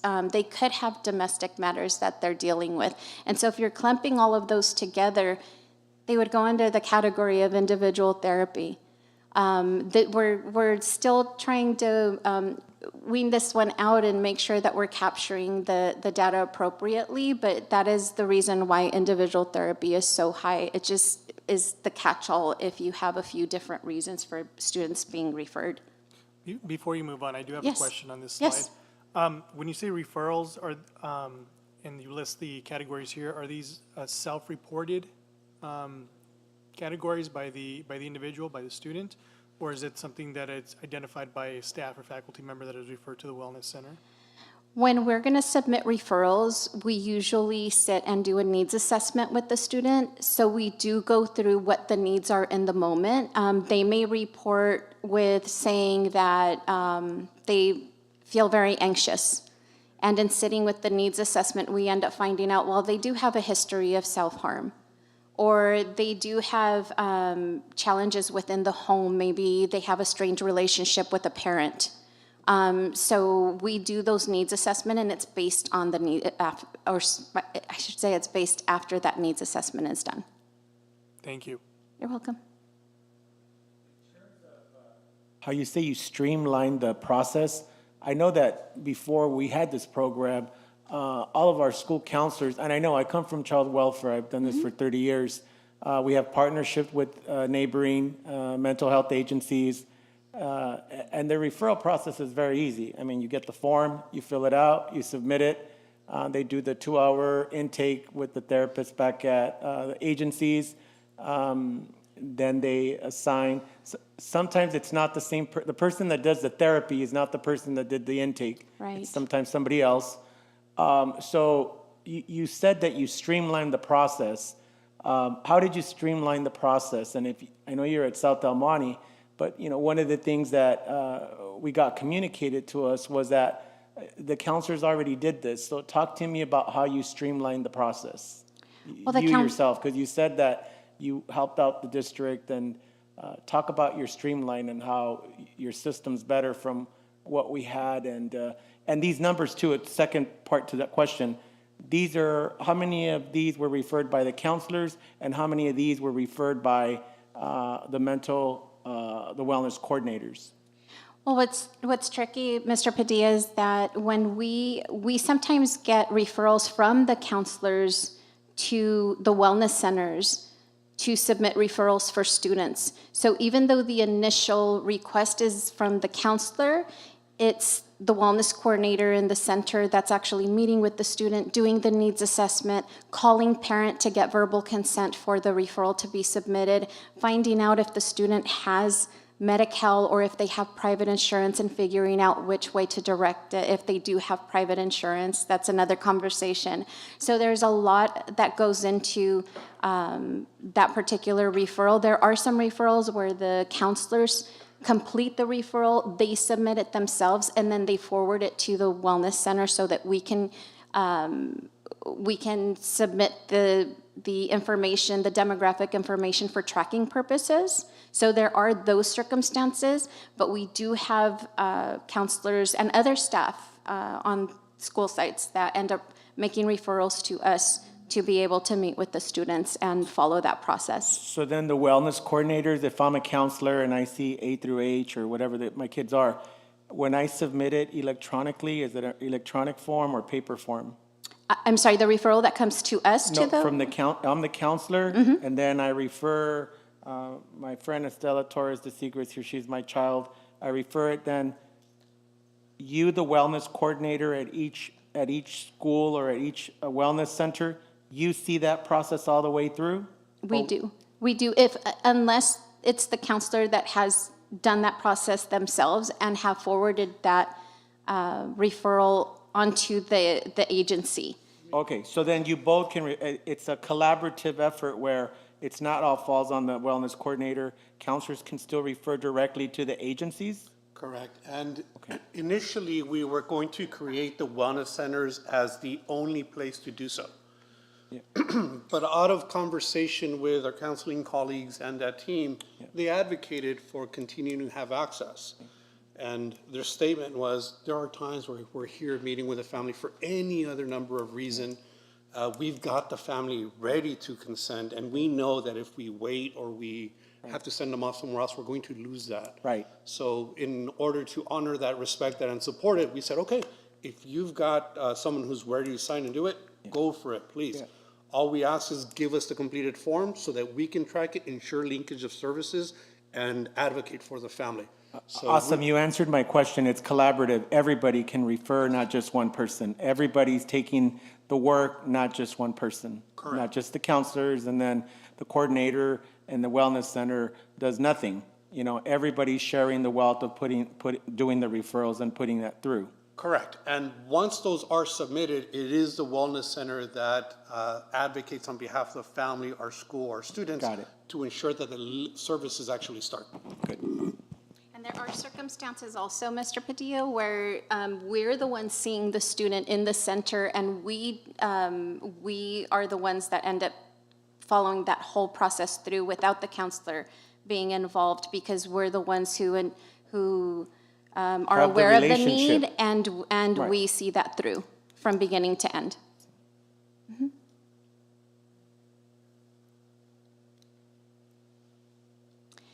So these are referrals, mental health referrals that have been done per site. I'm sure this slide is going to bring on some competition to each of our guidance departments at each of our sites. So as you see, El Monte is at 97. We have Arroyo's next at 38. And then we have Rosemead, Mountain View, Fernando Ledesma. At my site at South, you can see that there's 9 referrals. As Mr. Leon has already mentioned earlier, since the beginning of the year, since August actually, I've been between 2 different sites and covering other aspects of the program as well. So those are, I believe, the majority of the referrals that have been initiated by myself. And so now that I am at South El Monte at the campus full-time, I am in the process of reaching out to our guidance departments and making sure that we have all of the referrals that they have already sent out so that we are able to track those appropriately. So then those referrals that they have done, because I'm sure, how do I say this? When you need counseling, you needed it yesterday when you're making the Right, referral. right. So I know that these are 9 that you initiated. So are you telling me that the counselors at South Del Monte High School did not refer any kids to outside agencies, or they're just not documented here at this time? And if not, why aren't they documented here? Because then we don't have all the data. So this actual tool, to be honest with you, is something that's hot off the press, and it's been on the verge of being implemented and shared with all of our staff members. You and I had a conversation about access and transparency earlier on, and this is our response to that. I know that our counselors at South El Monte have done the great job that they always do in making sure that the needs of kids are addressed. As administration has supported Ms. Morones in helping out Rosemead and other sites, we have work to do in making sure that we collect those referrals so that our data reflects what the numbers actually are. Okay, so this is incomplete data then. You're still missing all of the referrals from the counselors at South Del Monte High School. Is that what you're saying? Yes, we are. Okay, so then it's kind of, we don't know how many kids all those counselors referred. We have to still get them and put them here. Correct. Got it. Thank you. So these are referrals by site, and this is one of those streamlining efforts that became one of those field of dream moments that if you dream it, it'll come. We had talked about streamlining the tracking effort in the referral outcomes that we're submitting to these agencies. And so we started discussing what would be a great way to do this, and with Odom Ung's help, he was able to really bring forth and bring to life this portal. So this is our Wellness Program Referral Center. As you can see, we have all of our agencies on the left column.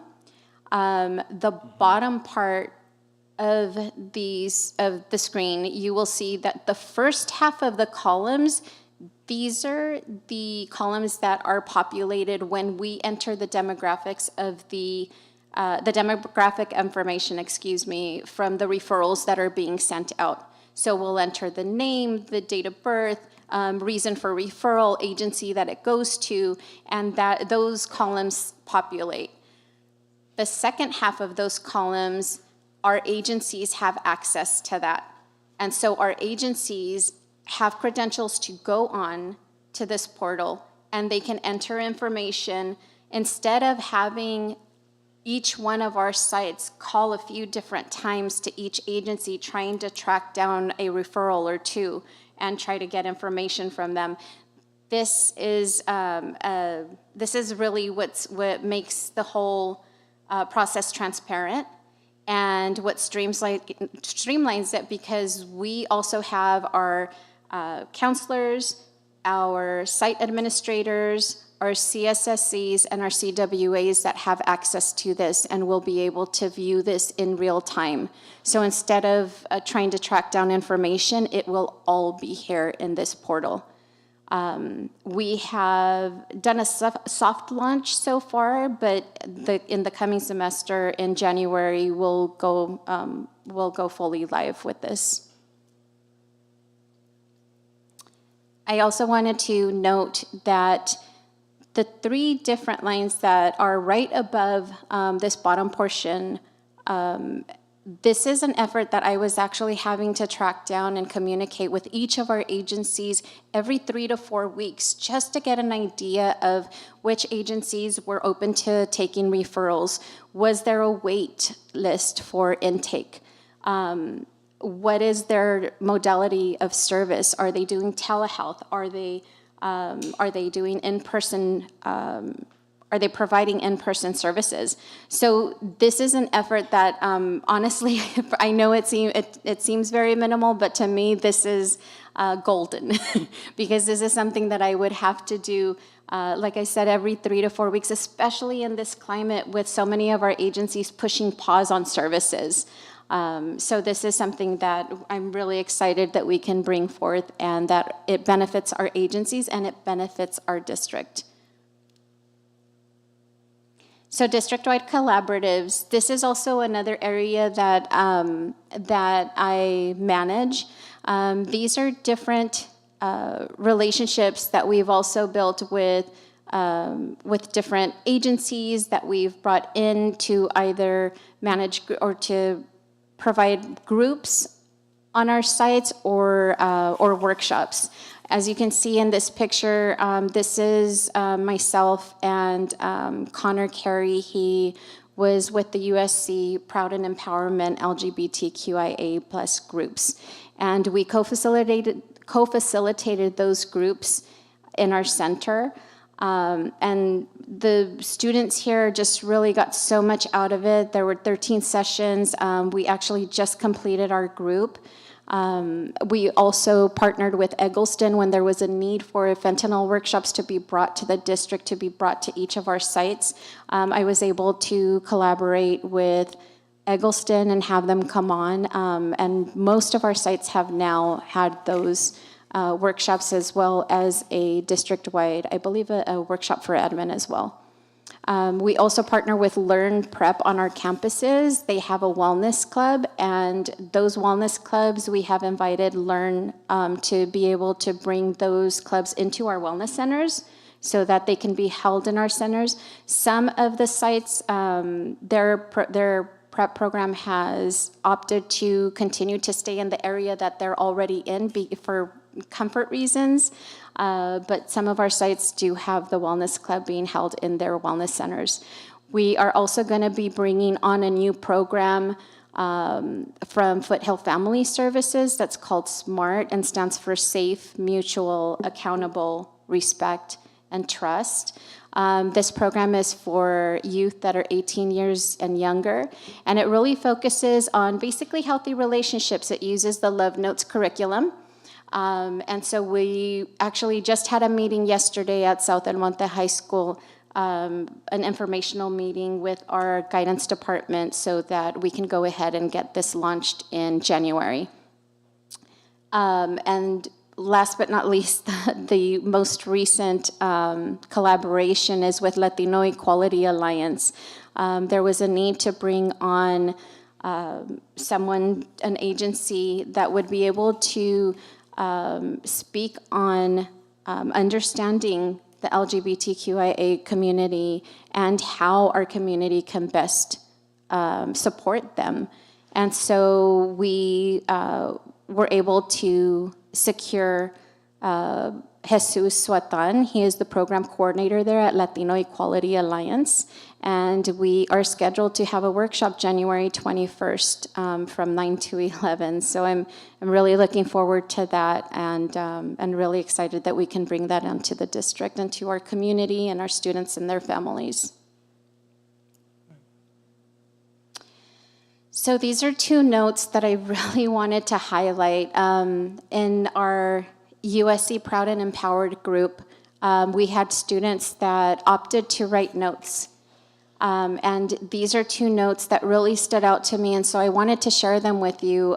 What better way to share how, or the impact that the services that we're providing through our wellness centers are benefiting our students. And so this first one says, this group has made me feel better and made me realize that I am not alone with how I feel about my sexuality. This group made me learn new things about myself, and I really enjoy the group. The second note, this particular student asked that I leave his name on there. He wanted to make sure that his words were known and that his sentiment was shared here. And it says, this group started as a random decision for me. I came to the first meeting to support a friend, and I ended up finding a safe place to talk of my life and experiences.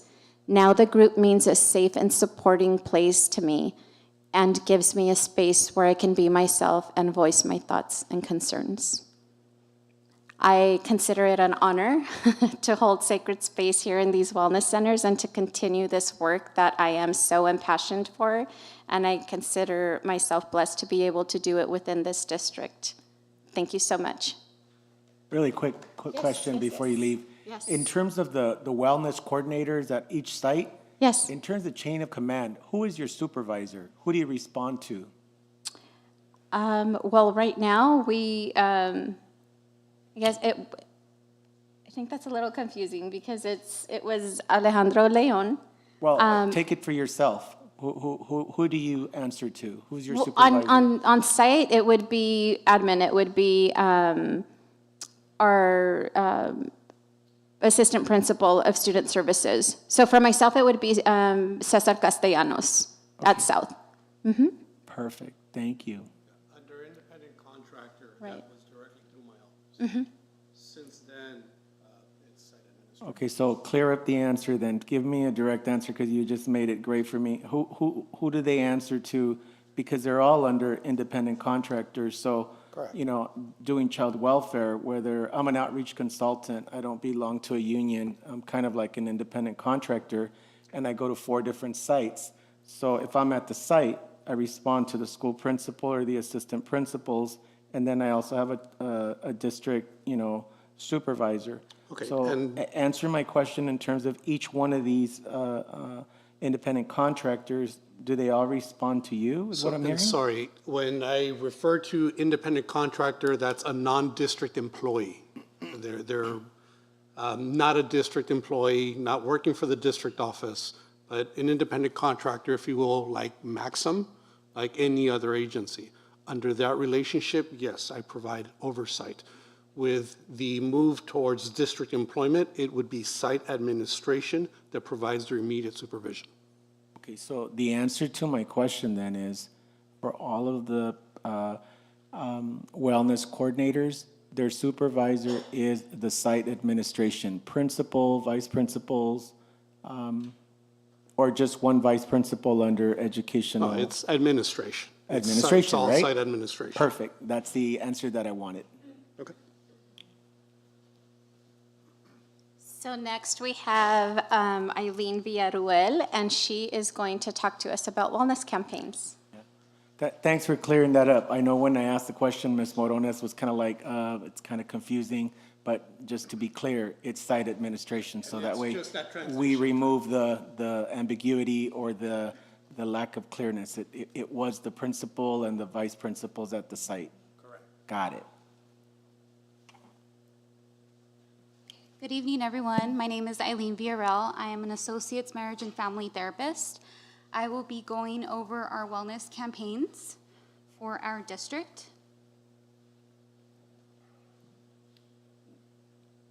Sorry about that. There we go. So for our resolutions and our campaigns, our monthly wellness resolutions, they bring support and the destigmatization of mental health and an increased awareness for our students, our parents, our staff, and just our community as a whole.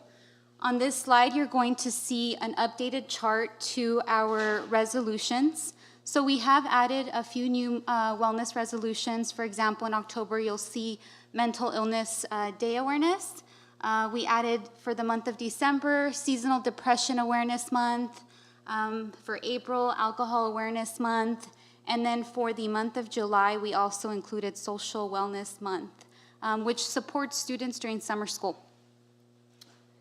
Today I'm going to be focusing on the months that have passed and the one that we're currently on, so September, October, November, and December.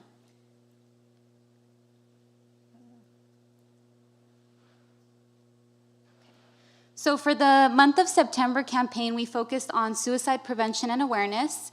A little bit about what our wellness centers brought to each site. We encourage students to stop by the wellness centers and create hope notes, which are positive messages for those that have struggled with mental health, those who have struggled with suicidal ideation. And so other students are able to walk in and just read those positive messages and just be a part of that activity. We also distributed suicide prevention and awareness pins and encourage students to wear them throughout the month, which also builds awareness throughout each site and just a lot of knowledge for other students. We also included and launched the new hotline, suicide prevention hotline number, which is 988. I know that hotline number was launched at the end of August, so just bringing that awareness to students during the month of September was really important, and just having that open dialogue and discussions on how they can use the number, how they can share it with other students, family members, anyone they know that's struggling with it, they can also use the hotline number for support. For the month of October's campaign, we have quite a few for the month of October. So we focus on anti-bullying awareness. We also focus on National Coming Out Day, which is October 11th. We introduced the Mental Illness Day awareness, which is October 10th. We also have Red Ribbon Week. So we have quite a few different resolutions for the month of October, but it was really important to focus on the anti-bullying awareness campaign. So what we did a little bit about the activities, we engaged students to participate and sign up for the anti-bullying workshops. This workshop was titled Fuel Up on Compassion. And so a lot of the discussion was educating our students about bullying, about statistics, facts, about the different types of bullying, what you can do should you be a witness to it or a victim to bullying, and just talk about different resources and how you can support one another.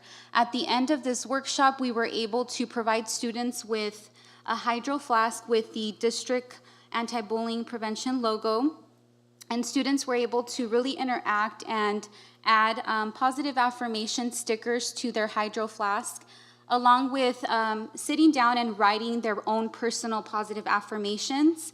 And they can put it into the hydro flask, and the object of that activity was to, when they're on campus, at home, if they ever need to read one of those statements, they can have it accessible to them. If they ever see another student in need on campus, they can also share that. And so, little example, I ran one of the workshops, and one of the students did ask me, Miss Eileen, can I give this hydro flask to a random student on campus? And so just bringing that awareness and knowing that students are really trying to spread that awareness on site was really, really important. A lot of other interactive activities, so just open discussions about bullying, and there's just an open dialogue. We were also able to launch our Kindness is Your Superpower t-shirts. With this launch, we were able to create on Wednesdays, we wear awareness. So students know that on Wednesdays, they can wear their t-shirts and just promote that awareness for the month. And so students have been really participating at each site and wearing their t-shirts and just talking about it. We also have some staff that were able to get t-shirts and just participate in that campaign. Here are some pictures, some additional pictures. We also handed out stickers. So it was just a really, really exciting campaign and just really helpful and beneficial. Some sites also engage students in participating in an anti-bullying poster contest. And so we encourage the counselors to be a part of that and nominate the winners of those students for those posters. and just display them throughout the Wellness Center and throughout the schools as well with teachers and just all staff at the sites. For the November campaign, the focus was World Kindness Day. World Kindness Day falls on November 13th every single year. So this year it fell on a Sunday, so we found it fit to just make it a World Kindness Week. And that was between the 14th and the 18th, the week right before the students went on break. And so we were really able to focus on this campaign and engage students and staff to participate. So one of the activities was Kindness Bingo. Students were able to come into the center, get their Kindness Bingo card, and play bingo, whether it was at the Wellness Center, throughout the school, and at home. And so it's basically random acts of kindness throughout that bingo card and just positive activities that they can engage in.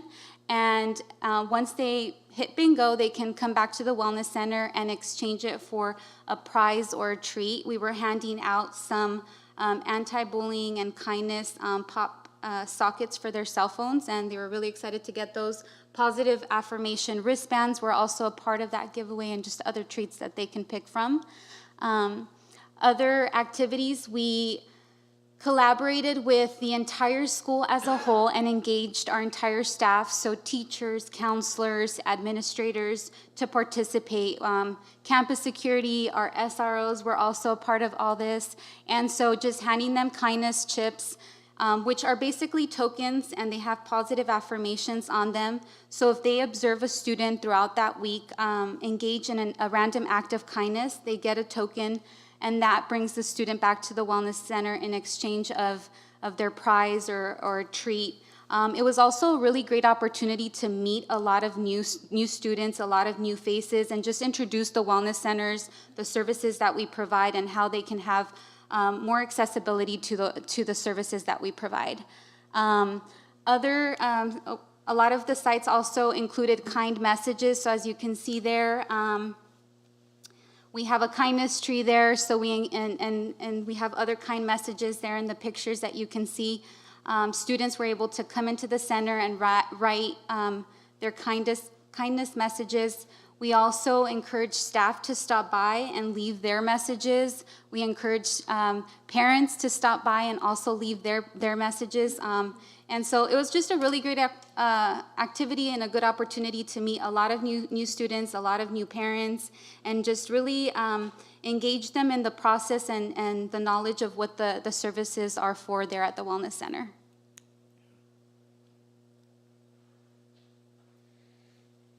And for our current month, the month of December's campaign, we have seasonal depression awareness. And so this is one of our new resolution topics, and it's something that is very real, and it is happening. So our centers included and started winter wellness workshops where we go over what seasonal depression awareness is, where we go over what the holiday blues are, and in addition to that, we review healthy coping skills that support students with knowing what to do and how to just have a lot of interaction and not self-isolate during their break, the winter break, and just how to manage through the holiday blues. So it's been a really great workshop to introduce to our students and a lot of knowledge. We also launched our 988 t-shirts, which are pretty awesome. The 988 is created by positive affirmation statements in different languages. We have English, Spanish, and Vietnamese on there that create the 9 and the 88. Students are also wearing them on Wednesdays. We wear awareness, so it's the same campaign, and students know to wear their t-shirts on Wednesdays, and also staff that supports the campaigns and just a building of the awareness as well. In addition to that, we are on finals week. A lot of students really in need of anxiety workshops. And then we also have our grief and loss workshops. And so it's really important that we make that space and we have that time to provide that knowledge to students. So we have been working with students on anxiety workshops, providing them with stress balls, and also keychain fidget poppets to help with self-regulation throughout this week. So these are where we're at right now, and there's a lot of more to come in the future months, and so we're just really excited for the future campaigns. Thank you. Really quick, Yes. I like the group approach because I know it's only one of you guys and a whole lot of students. I know that the campaigns you capture, you yourselves, the wellness coordinators, conducted these campaigns, not an outside agency. Or who did the workshops? You guys did We the do, workshops yes. directly? Okay, I like this approach because I know that as coordinators, you guys cannot engage in one-to-one counseling long-term because if we do that, then you will only be servicing 7 kids in the whole school and you get tied up with 7 students. So that I see that part. I like the workshops and stuff that you guys present them because one of the questions that comes up a lot is like, what do they do? What is their job? What do they do? And one of the things that all of us board members got emails about is, suicidal ideations. And, I know that, let's say we got 5 kids that have suicidal ideations. One mental health coordinator cannot see 5 of those through.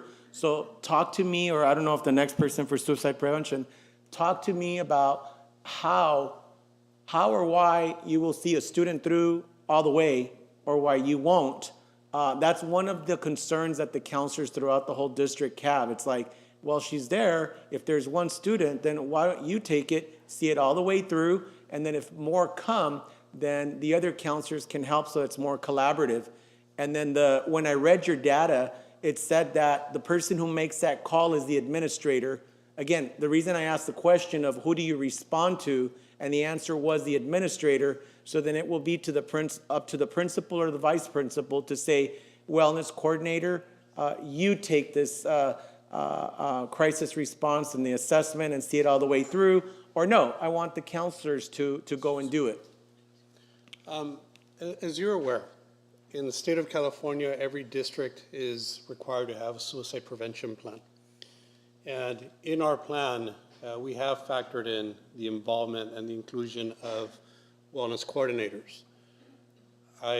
In conversation with counselors, we agree. The coordinators do bring a certain level of expertise above and beyond that of what a PPS offers. With that said, a coordinator can be there for the assessment, and we make that assessment, and we determine that a need is either mild, moderate, or high. Once that need is identified, then we collaborate with our colleagues to make those calls, maintain that supervision while not shutting down any other facilities or services. And our administrators have always been an integral part of that response plan. They continue to be. So it is a joint effort. Questions have been brought up. Why doesn't the coordinator see the whole thing through?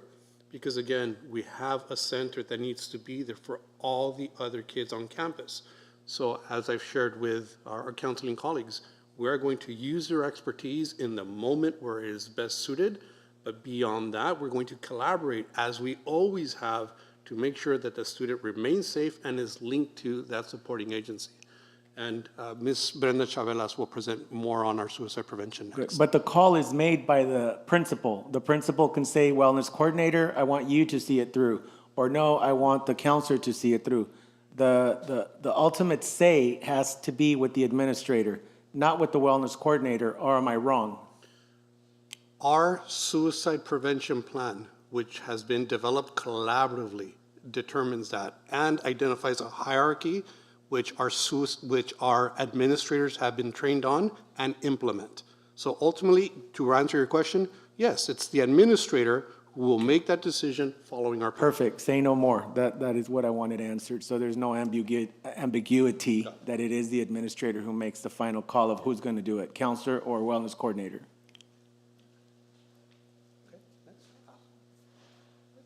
Speaking of suicide prevention. Good evening, everyone. My name is Brenda Chavelas. I'm a licensed clinical social worker, and I will be 2 years post in April of 2023.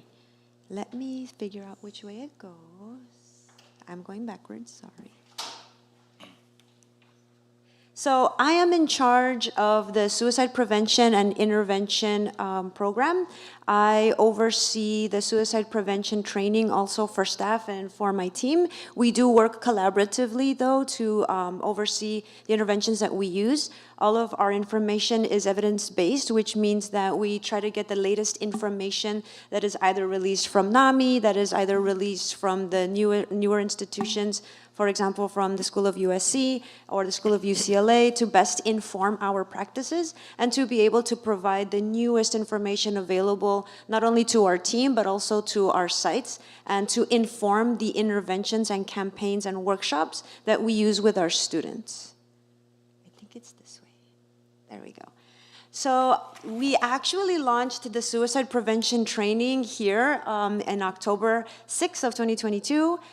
It was actually amazing. We had a really great time being able to work with our site. It was our admin, our counselors. As you can see there, they were all very engaged. We discussed ways to ensure best practices of assessing for suicidality, looking out for risk factors, being aware of protective factors that help us also keep a solution-focused perspective for the purpose of incorporating those family strengths, right? The strengths that exist in the family system of our students. We also looked to advocate for our staff members because of the high risk and the high stress and how demanding it is to be a crisis response team member.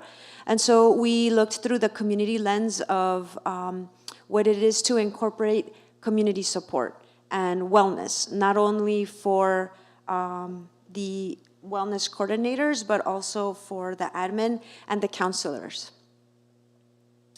Let me move to the next slide. When we launched this program, it was launched district-wide.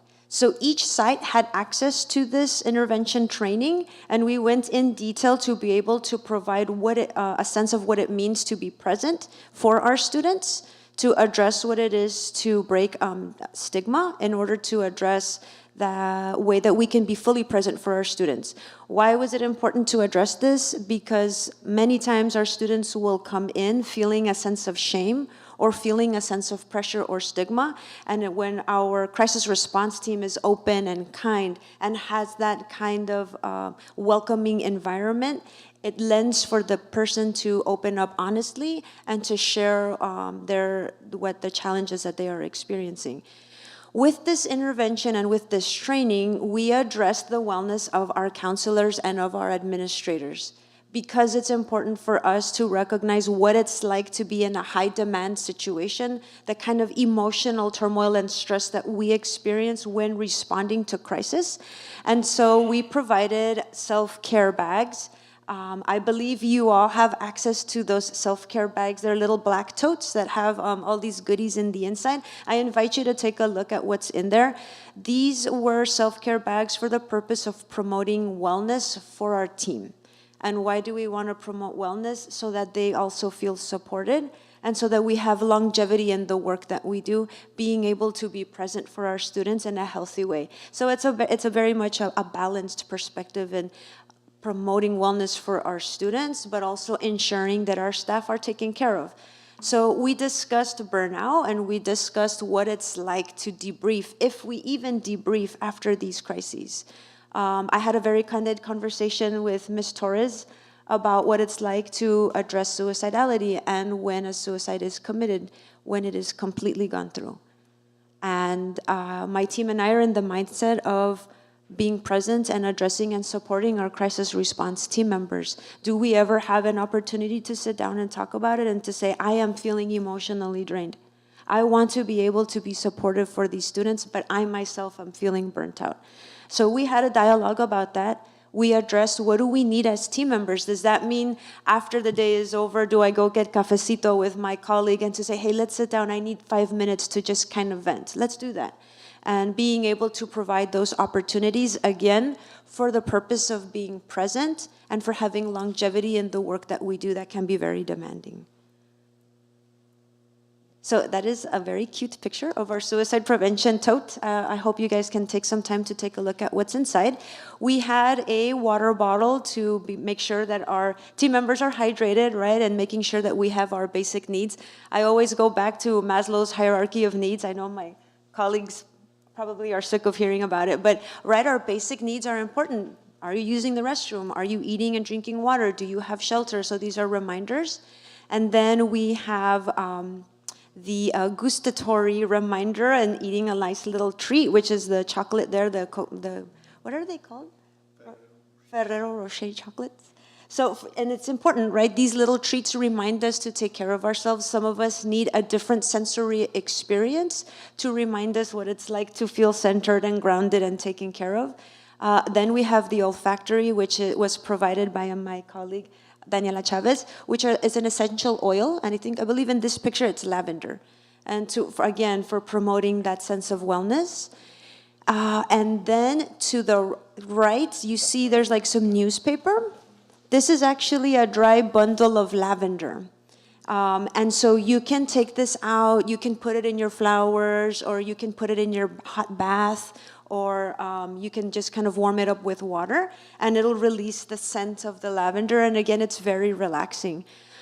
There is also a note card that has the 4 agreements. I'm not sure if you guys are familiar with the 4 agreements. And again, it's just a reminder of being grounded and being connected to yourself for the purpose, again, I hope you enjoy that, for the purpose, again, of just ensuring that we take care of each other and that our counselors and our team members have that reminder to engage in that self-care, but also community care.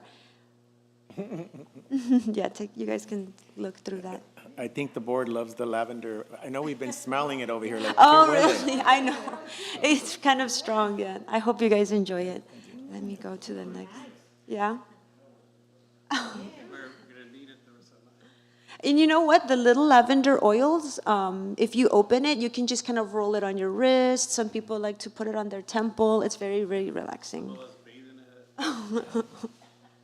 But you got to be careful. You need to mix it with some lotion or something, because sometimes it's very strong and it can be.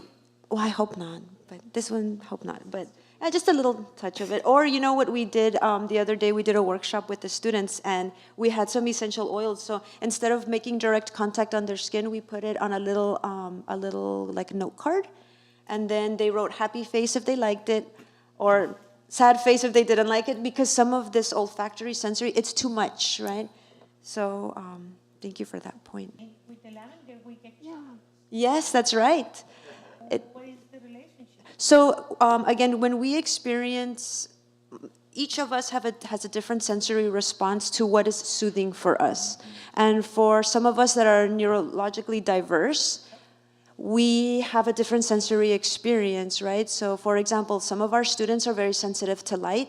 So perhaps having too much visual stimulation can lead them to feeling dysregulated. For some of us, the gustatory, eating a snack, it could be something savory, something sweet, something salty. It could actually help us feel calm. We have different sensory experiences like proprioception, our balance, right?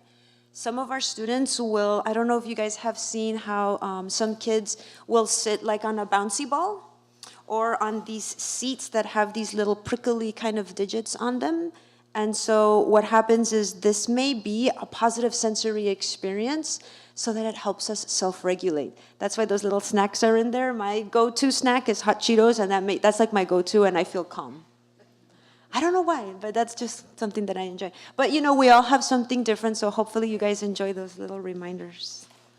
And let me go to the next direction. So Ms. Eileen Villarroel and I developed the Suicide Prevention Wellness Emergency Care Kit. This kit was designed for students who have been released from a psychiatric hospitalization.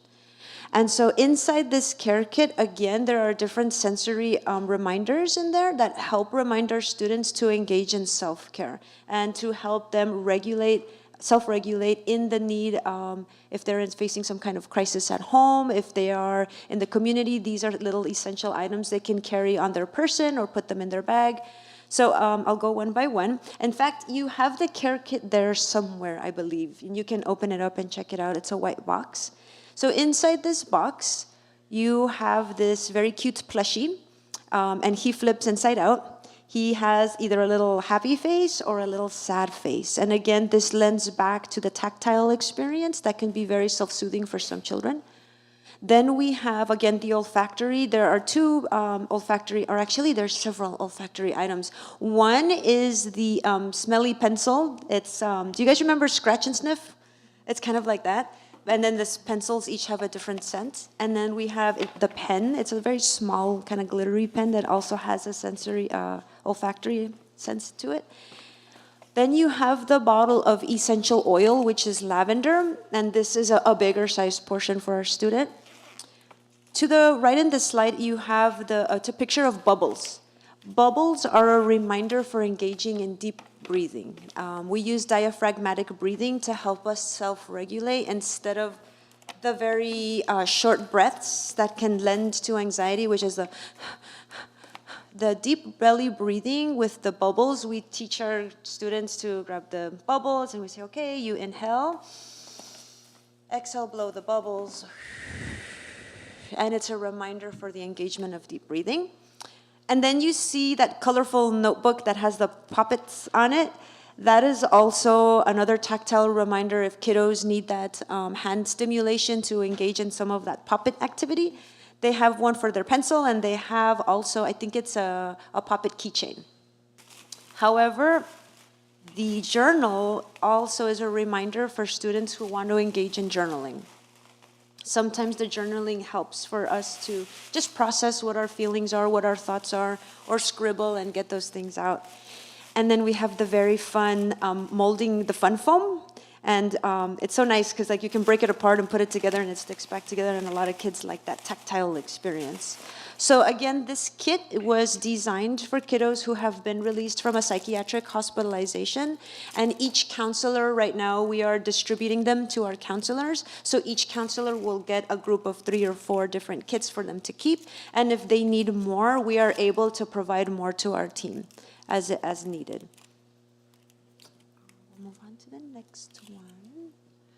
So we've had suicide prevention awareness events already. Some of us have been able to host, like Ms. Eileen Villarreal was saying, the campaigns, and especially for the month of September, and then even into the month of October and December, we've been able to kind of have this ongoing conversation about suicide awareness and prevention. The students are really phenomenal. They really are engaged in all of these campaigns that we've done and the activities. As you can see, when we did the Hope Notes, kids just like ran to it and wanted to write something positive, and they have a lot to say about it. We were able, like I said, to train our staff. We're actually going to be training our staff on the 19th and 20th. Yay! I'm excited for that. So we'll be able to share more insight as far as risk factors, what to look out for. And again, we make this information accessible to different staff who maybe have never even heard of it or have no idea what to look for.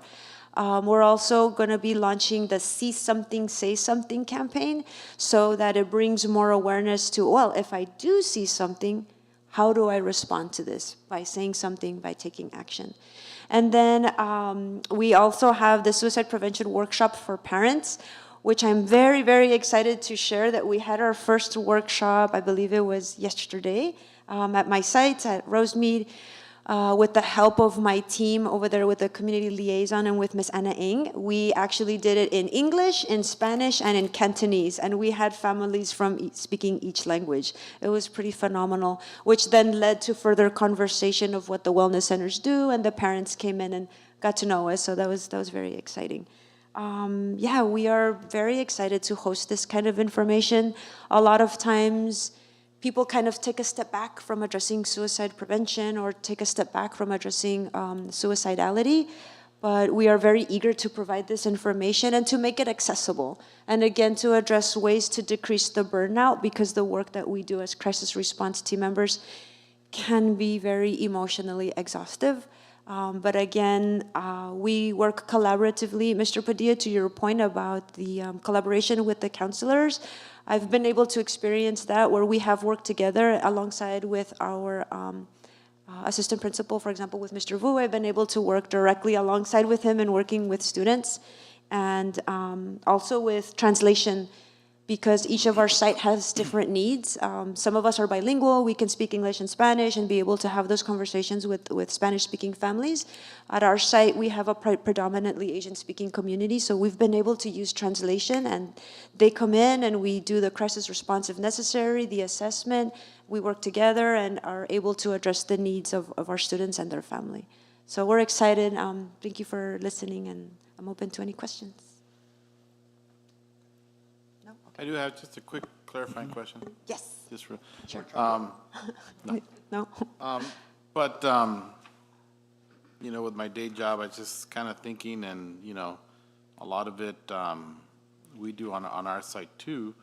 But when just thinking about when a student is on a psych hold or is in a hospital and they return, who creates the safety plan? I know it's something I should know, but is it the counselor? Is it the school psych? Is it you guys? So the safety plan would be carried out by the counselor, and my understanding is that our counselors have been, prior to our training, were trained in that.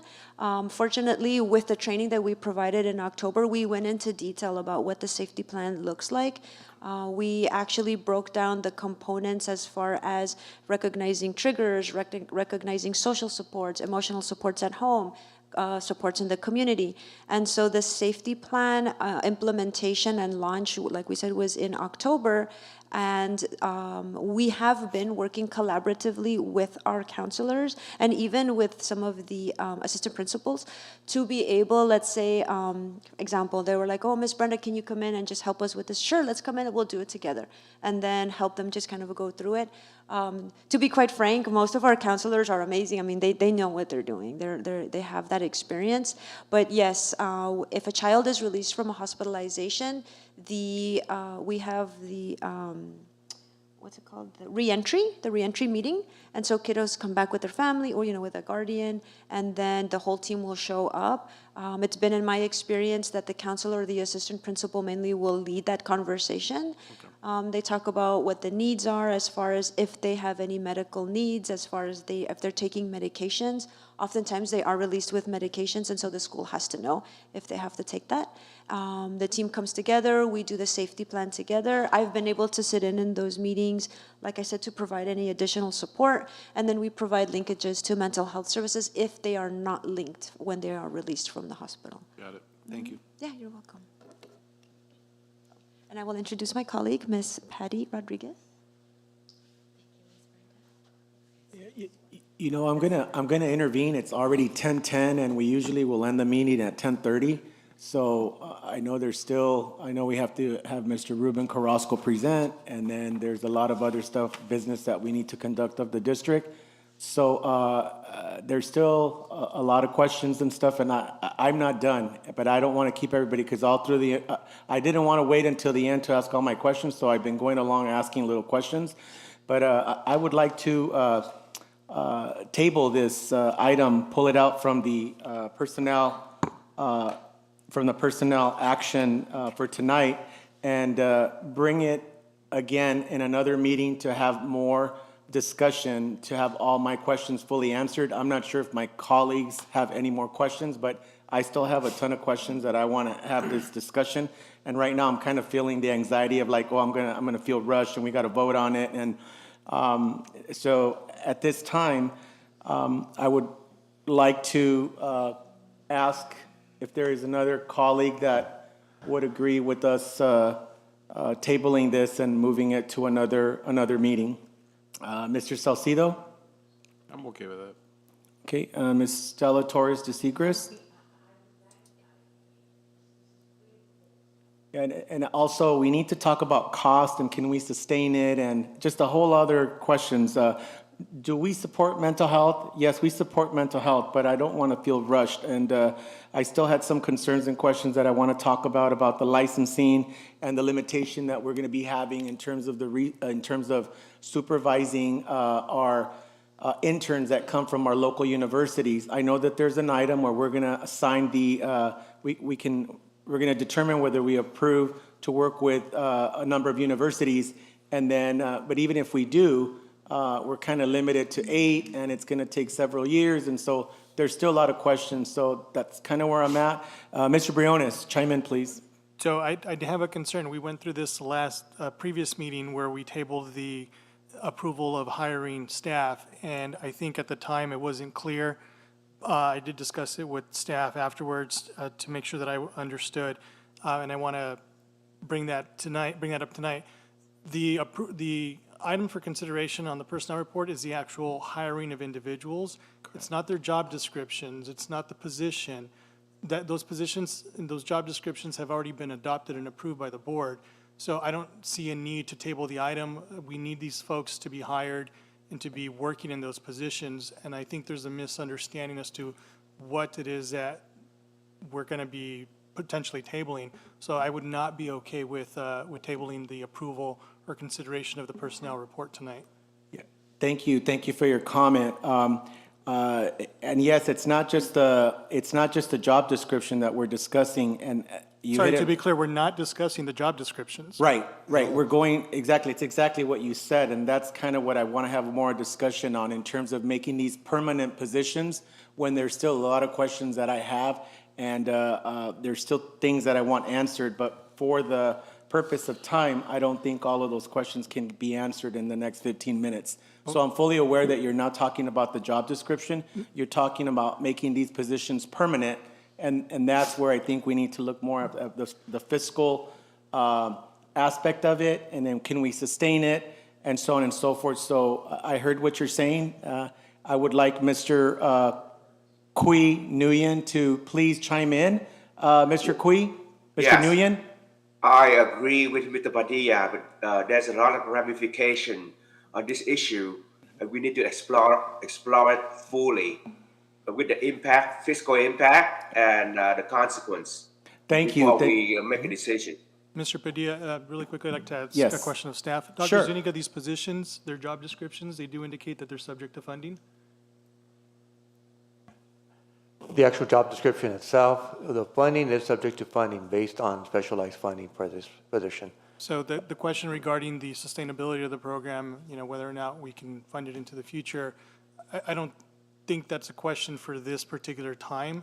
And again, to be clear, by tabling the action on the personnel report, we're just delaying the hiring of individuals who are already in these positions as district staff as opposed to independent contractors. We're not taking into consideration their job descriptions. Those have already been board approved. And I really don't think that it's necessary to delay this again because we're basically keeping people in limbo who should already have been hired as district employees well over a month ago. And I want to make that clear that the action that we may potentially take by tabling the personnel report on these particular positions has nothing to do with the funding. It has nothing to do with the jobs themselves. It's only about the individuals who are already in these positions doing the job, doing that work.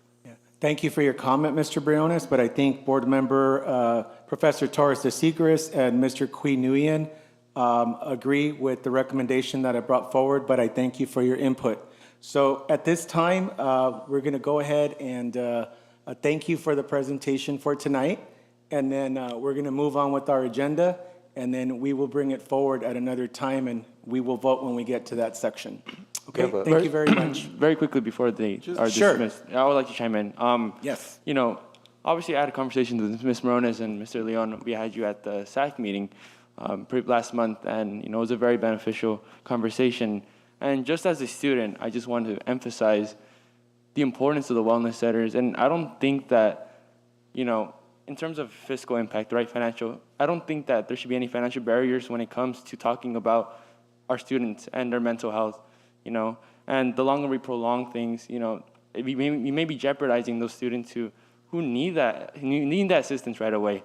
And yes, of course, it's normal to have questions, but we always need to be careful because, absolutely, our students will always come first, and their mental health will always come first as well. And the moment we start, from what I've come to know from what Mr. Briones said, was that at the moment the question is whether or not we're hiring the wellness coordinators, right? It's not in regards to the financial sustainability of the program, correct? That's been addressed by district administration, and we deem it a sustainable program. Okay, so in terms of that financial sustainability of the program, if you do prolong it, we are essentially prolonging student access to the program itself. So, that itself can be detrimental for many students. And talking to many of my peers, a lot of these people rely on this program and rely on its activities, and I've heard nothing but great things from the impact that it's had on them. So that's just really quickly what I had. And overall, again, I've talked to all of you. You guys are all magnificent people. And I just want to reiterate, I'm super happy that we have this. Coming from COVID, mental health isn't discussed often. It wasn't a heavy topic discussed before, but now it is a topic. And I'm glad that we're going in the right direction. So yeah, and on that note, I myself as a student and the president of the SAC, I would like to extend my support in any way possible. If you guys need student representatives assisting you in these monthly resolutions, that I'm one text away. If you guys need any Instagram, social media promotion, I'm here as well. I will do anything to help promote you guys, because you guys are making our students healthier, and you guys are promoting their mental health. And for that, there's no words that can truly express my gratitude. Thank you. Thank you very much. Thank you, Mr. Carrasco, and I think this board completely agrees with you. We're not going to end the program. We're all both feet in when it comes to mental health, and we're not saying we're going to get rid of the program. We just have 3 board members that still would like to not feel rushed to vote into this. Are we supportive? Yes, we're supportive, but Mr. Queen Nguyen is a new board member, and he has more questions that have to do with the fiscal aspect of it. Mine have more to do with other things that I have a whole list of several pages of things that I want to ask. And then board member Professor Torres de Seigres said the same thing. In terms of services for students, nothing's going to change tomorrow. If you go in, the wellness center is going to be there. They're going to do the assessment. Kids can still go in there for 20 minutes, and they will determine if they need a longer period of time. All of that's going to continue in terms of services. That's not going to stop starting, as you go back to school, and it's going to be open. We just have more questions that we want fully answered, and we don't want to feel rushed jumping into this and make these permanent positions. But I heard your point of what you stated, and I thank you for that. So at this time, we're going to go ahead and move on. Just a point of clarification, Mr. Padilla. Yes. To table an item, do we need a motion and a second, or is it just a consensus? When we get to the consent item, that's where the agenda should be identified as tabling any type of item, but we're not in that consent item yet. Okay. What we have right now is the actual presentation of the Wellness Center. Got it. So again, thank you for the presentation and for all of you guys being here, for all the work that you did, Mr. Leon, and all the data that we got from the parents, from the students, from the administrators.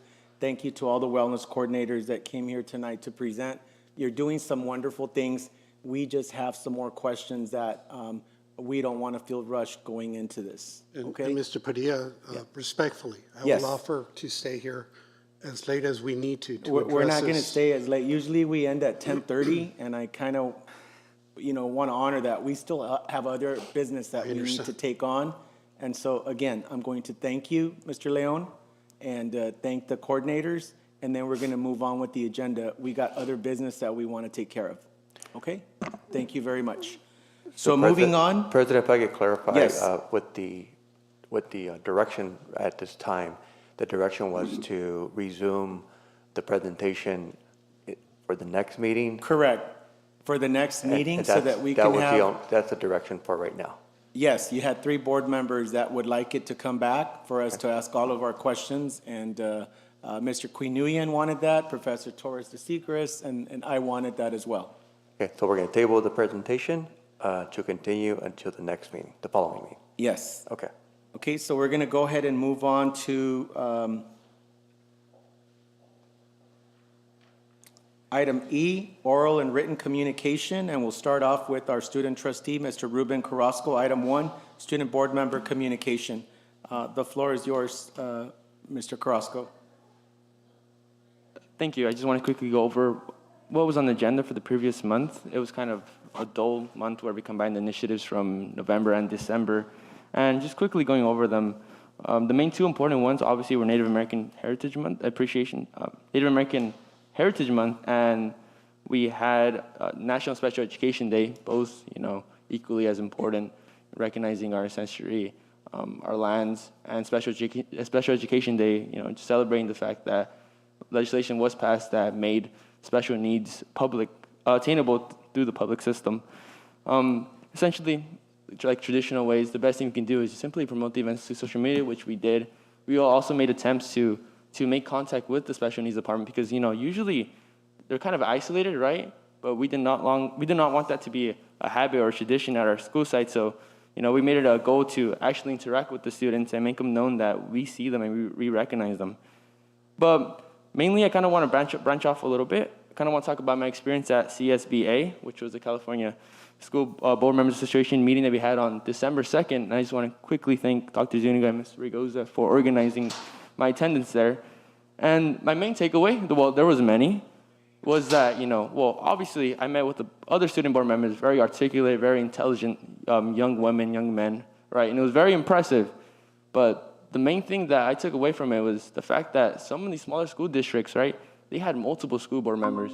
Multiple student board members, right? And, there was 3 schools, 2 schools, and each school had their own student board member. I'm not saying that, we should do that as well, but maybe we should be open to the idea of maybe adding an in-training student board member. That way, when the person comes in, they're going to have a year plus of experience.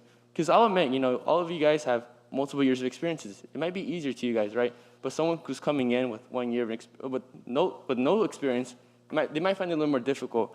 So if we do add that in-training position of the student board member, it might find it easier for them to adapt and come up here with more confidence than just being thrown into a pool that might be filled with sharks. That's how sometimes it may feel. But yeah, so that was the main takeaway. And I'm up here to give the student perspective always, right? And I feel that it would be a discrepancy if I didn't acknowledge, at least how I feel about the ongoing negotiations with EMUA and the district and how I feel as a student. And quickly going into my background a little bit, my she immigrated here from Mexico in 1978, right? So she's been all her life, she's still undocumented, and she's been fighting for every single penny, right?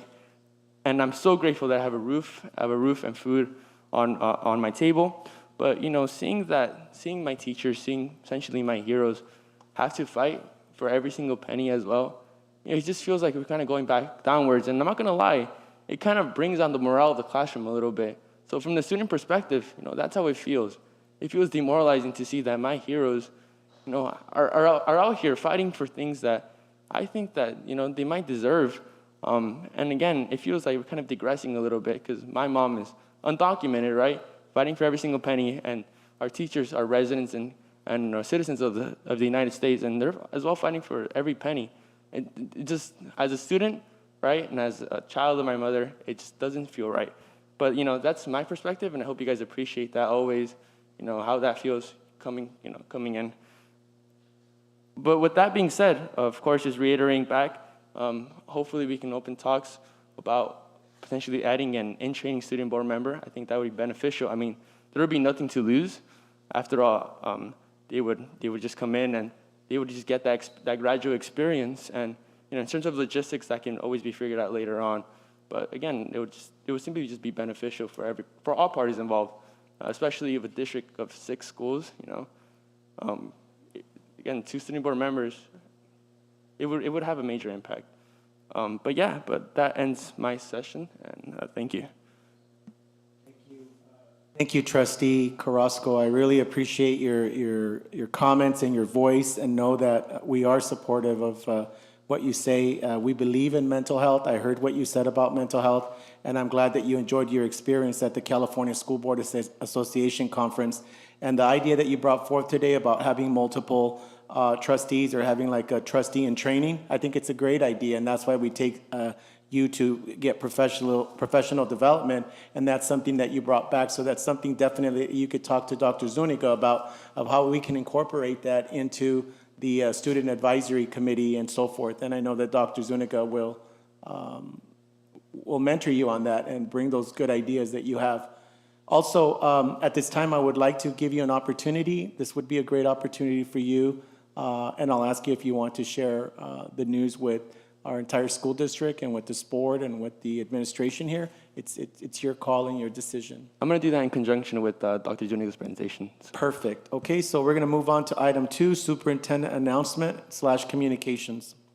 Thank you, President Padilla.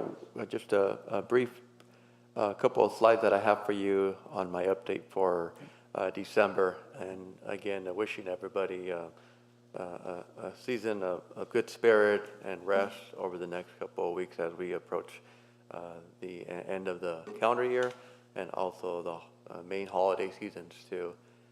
If we have a clicker here or there, or somebody wants to just click on for me, should be going pretty quick.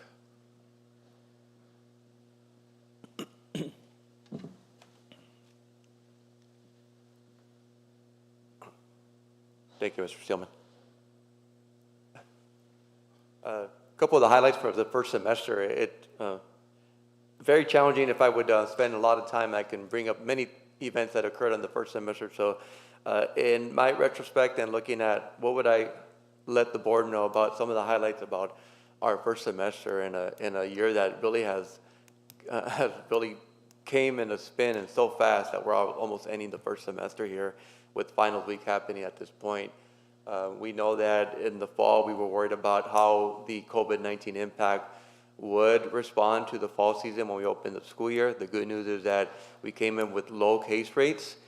We were very comfortable and confident that we would make it, given the parameters of our health and safety protocols and the people in place that are supporting our students when they are identified or actually test positive, or even families and even our staff members, along with the state and federal government about what it means when you are out sick to COVID as an employee too.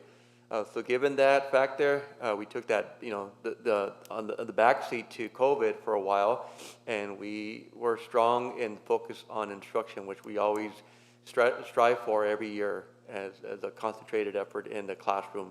And that's where the primary reason why we're here to support our students in that classroom while learning is happening.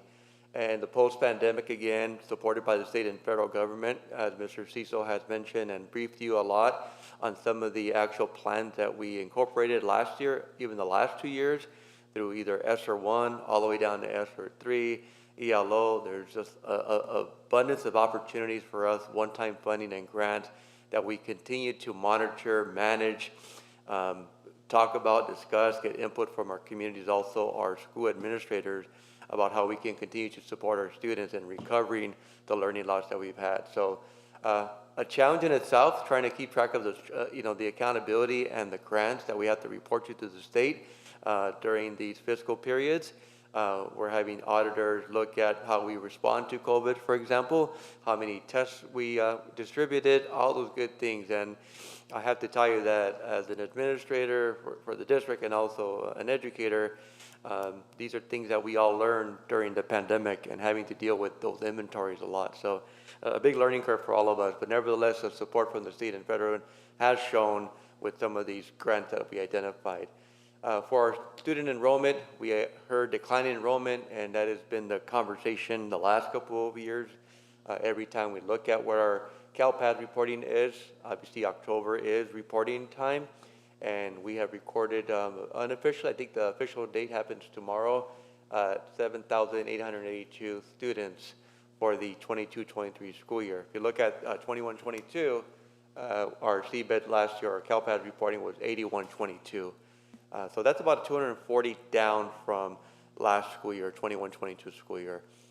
The first annual District College and Career Family Conference was a success. As I mentioned to you, we have traditionally done the collaborative work in the spring with our district partners, but this is the first time an attempt, and we were successful thanks to the work of the educational services folks and under the leadership of Ms. Cheverria in the accountability assessment and family engagement department too. Measure HS does not stop because of the pandemic. You've seen that. This year in the fall, we celebrated the opening of the project for South El Monte High School for the quad. It still looks beautiful. The grass is in full bloom. Winter will probably slow it down, but that had occurred in early start of the school year, and then we are closing it up the first semester with the celebration of the multipurpose room for Fernando Lismo last week, a grand celebration to say the least. We still continue to have our planning for the groundbreaking. Obviously, that happened in the fall too for Montview High School's cafetorium and CTE Zoo Crew. That's still in the works, so we're hoping by second semester we will see those projects come to fruition. More specific, the cafetorium, we are anticipating January as a completion date. So we're looking forward to that. And then the ZT crew takes a little longer because there's actually a lot of technical stuff there. And then ongoing planning for modernization projects that will be coming forward to you for specific South Almani High School, which is on the agenda today, as well as Montview High School too. And the others will follow. Last but not least, a couple items, FAFSA and NACADA applications completed across all campuses. We reminded students that though there is a deadline that was in the fall, there is also a federal extended deadline till March 2nd. So we're going to continue to have all of our students, senior students, to make sure that they have done the FAFSA, and we are presenting data and documentation of how many of our students have completed that FAFSA thus far, or even the California DREAM Act application. And then high school campus life is in full swing, and by that I mean that students continue in action. These are some of the snapshots taken over the last couple of months. Want to highlight the Aurora High School football team. Unfortunately, they almost made the finals, but they were one game short of meeting the CIF semifinals. But congratulations to them as well. Our band review, our choir reviews just happened recently, along with a lot of competitions happening throughout the parade season. Our students are ready to go for the winter season sports, but just a celebratory effort on behalf of all of our kids that are in action at this point. We also had a campaign to get our kids to support our little ones coming from the Monte School District, so outdoor science camp for our cabin leaders. Here are some of the snapshots that I was able to capture, and I want to thank the Almighty City school staff for allowing me to feature these pictures. They were shared with me. They were excited and thankful, and they showed high praise and remarks for the behavior of our students and the support that they provided to the little ones while they ventured off. So that's going to continue at least until January, I believe, from making sure that all of our February, so another month. So, but that's because all of those kids at that grade level will be attending. Great experience. Okay. Yeah. So kudos to those cabin leaders that volunteered. It's a big commitment and responsibility too. I want to highlight celebrating our college-going culture. The first bullet highlights a student from Rosemead High School. His name is Eric Diaz. He received a full 4-year scholarship to Pomona College through the Questbridge National College Match. We also had our student that was here and spoke in public comment and stayed here for the presentation, Aiden No. He also is from Montview High School, and Ruby Saldivar, also from Montview High School. They received 4-year scholarships from Questbridge as well. Aiden was admitted to Princeton University, and Ruby was accepted to Stanford University. I want to congratulate all of our seniors who have already received acceptance to their desired university and college, especially the gentleman on my left side here, Ruben Carrasco, who has some wonderful news to share for you and the public. Yeah, thank you. You know, it still feels kind of surreal to say, but I'll just say it. Recently, I too was a part of that Questbridge group, and I received an admission to Stanford University on a full ride scholarship. And again, it feels so surreal. And that is great. Thank you. And if I might take a minute, Roof. Yeah. You know, like being a low-income student. You know, like I shared before, my mother, you know, not being from here and growing up in the community that we do, and I mean that I did, and the struggles that we have to go through. It seems that good things can still happen. And the first thing I did, and Dr. Zuniga and Mr. Padilla were there, I was like, you know, I want to go back to my middle school. I want to go back to my middle school. I want to share my experience. Because I, too, was that student who was sitting in those chairs thinking, I want to go there. How do I do that, right? And now that I find myself in this situation, I want to share that experience with the little ones. And, you know, one of the things I actually did is when I got back to school, I organized a group of 30 freshmen, and I simply shared my experience with them.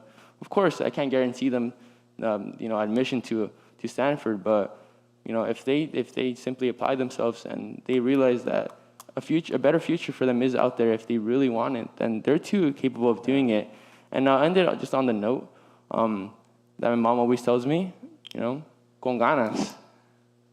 And yeah, I'm very proud, very excited, and I just want to thank everyone, especially Questbridge, Upper Bound, my friends, family, administration, teachers, everyone. Thank you so much. No, thank you. Congratulations. You make us very proud, and you make your family very proud. And tell your story. You got to tell your story. I know that when you shared the news with Dr. Zuniga and I when we were at CLSBA, I went over to your workshop where all the student trustees were, and you shared it, and you said, oh my God, it's so surreal. I'm still processing. And so just kudos to you, man.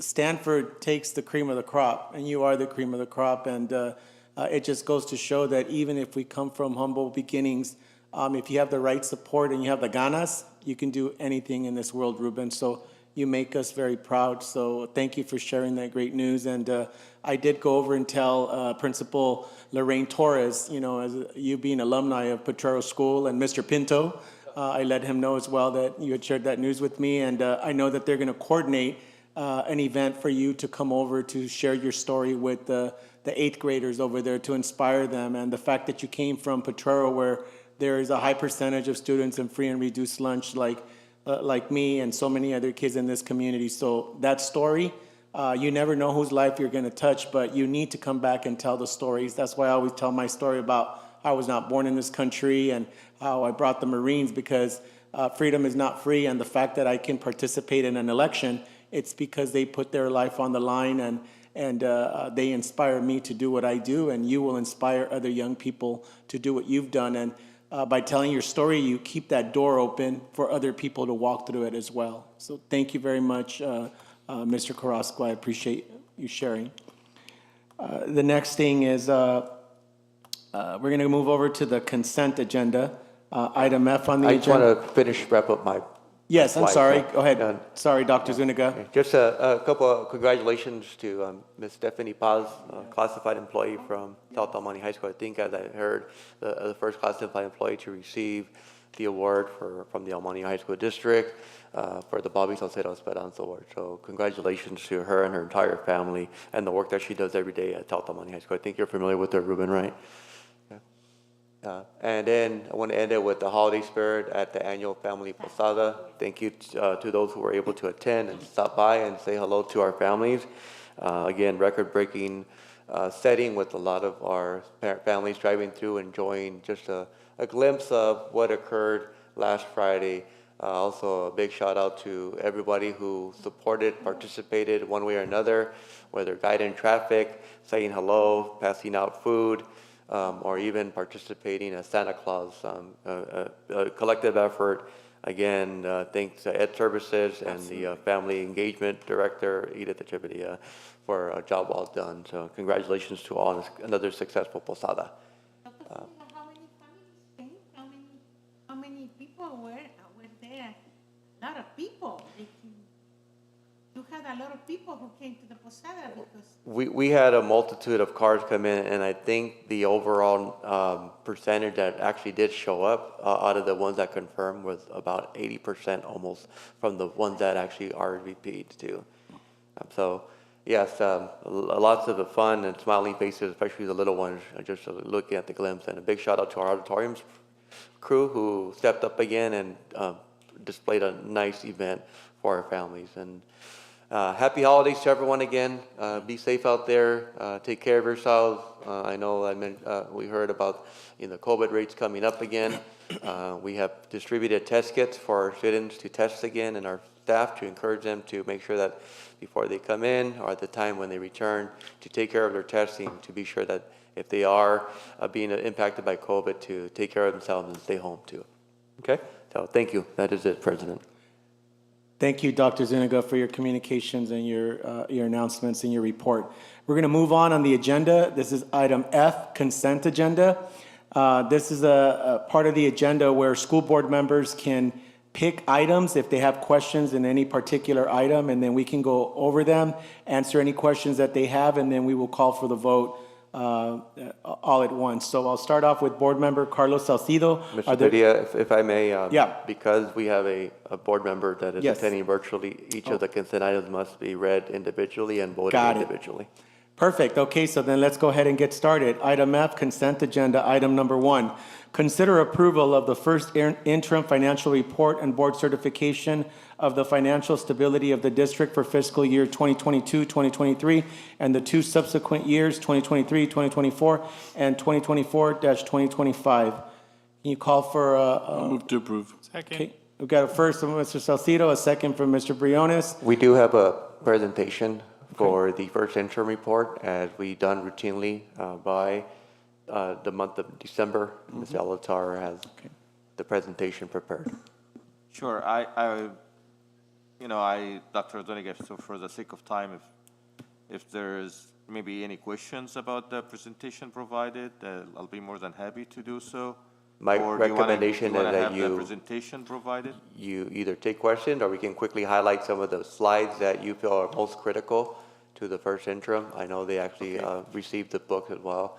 for the Right, so let report. me ask, Board Member Carlos Salcido, do you have any questions? I read the executive summary. I don't have any questions. Okay, Professor Torres de Seigres, you have any questions on item F1? No, I don't have any questions about that. No. Thank you. Mr. Florencio Briones?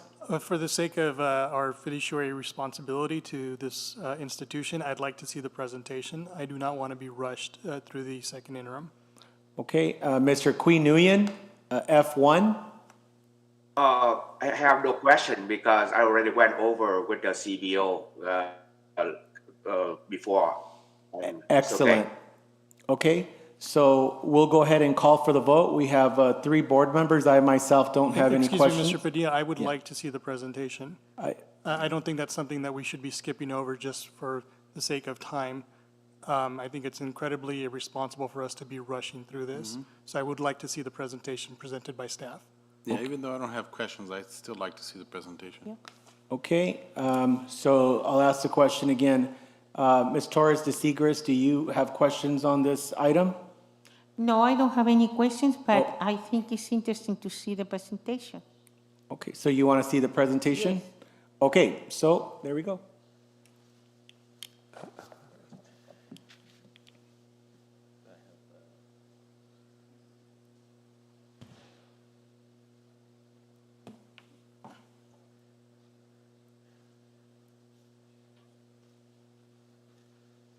So I'm going to go quickly in the presentation, maybe highlight some of the items in there. Obviously, all the information in the presentation came from mainly the executive summary as well as the report that you receive, and it's obviously will be submitted to LACO for approval after the board approves this tonight.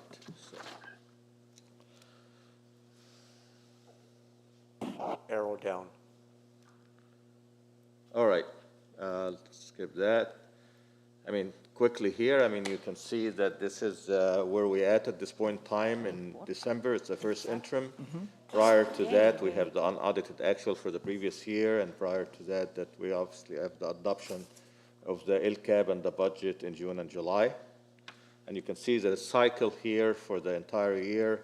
After that, we will get the proposal from the governor, and then after that, we're going to get the second interim in March, and finally, we will be have the preliminary LCAP budget and the May revise in May. Next slide. This is just kind of information for you to show that, you know, Proposition 98 is kind of like the funding over time. It's slowing down, expected by the end of for this year. So you can see in the last 2 columns, basically, this year is anticipated for the Proposition 98 to be almost the same as the previous year, $110 billion. This is just a quick recap about the reserve cap. In 2017, there was a legislation here by the Senate that instated a cap for the reserve. So we already have a minimum cap of 3%, minimum reserve for 3%. There was this legislation here cap school district reserve to 10%. Moving forward. However, it also allows school district to find ways to address their obligations. And therefore, school districts have used many of these items here in order to make sure that to meet our obligation. Our district here is no different than many other districts. We use the additional fund over 10% for unspent supplemental and concentration grant funds. This is actually rollover from one year to another. We also use additional funds for pension obligations, and I'll discuss this later on. Contribution to restricted programs like routine restricted maintenance and special education contribution.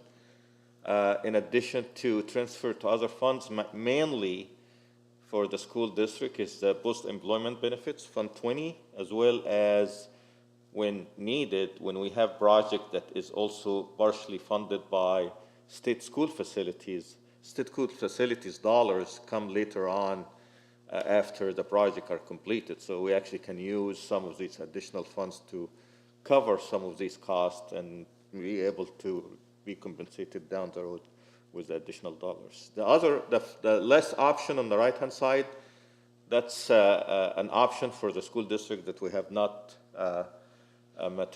used, which is applying for an exemption for the reserve cap to the LACO. And this is actually a slide quickly here to show that we're not different than many other districts. Actually, the statewide average reserve levels have increased from the last year to this year, and you can see the increased difference. That's the average. We are approximately on unrestricted. At this point in time is about 26-27%.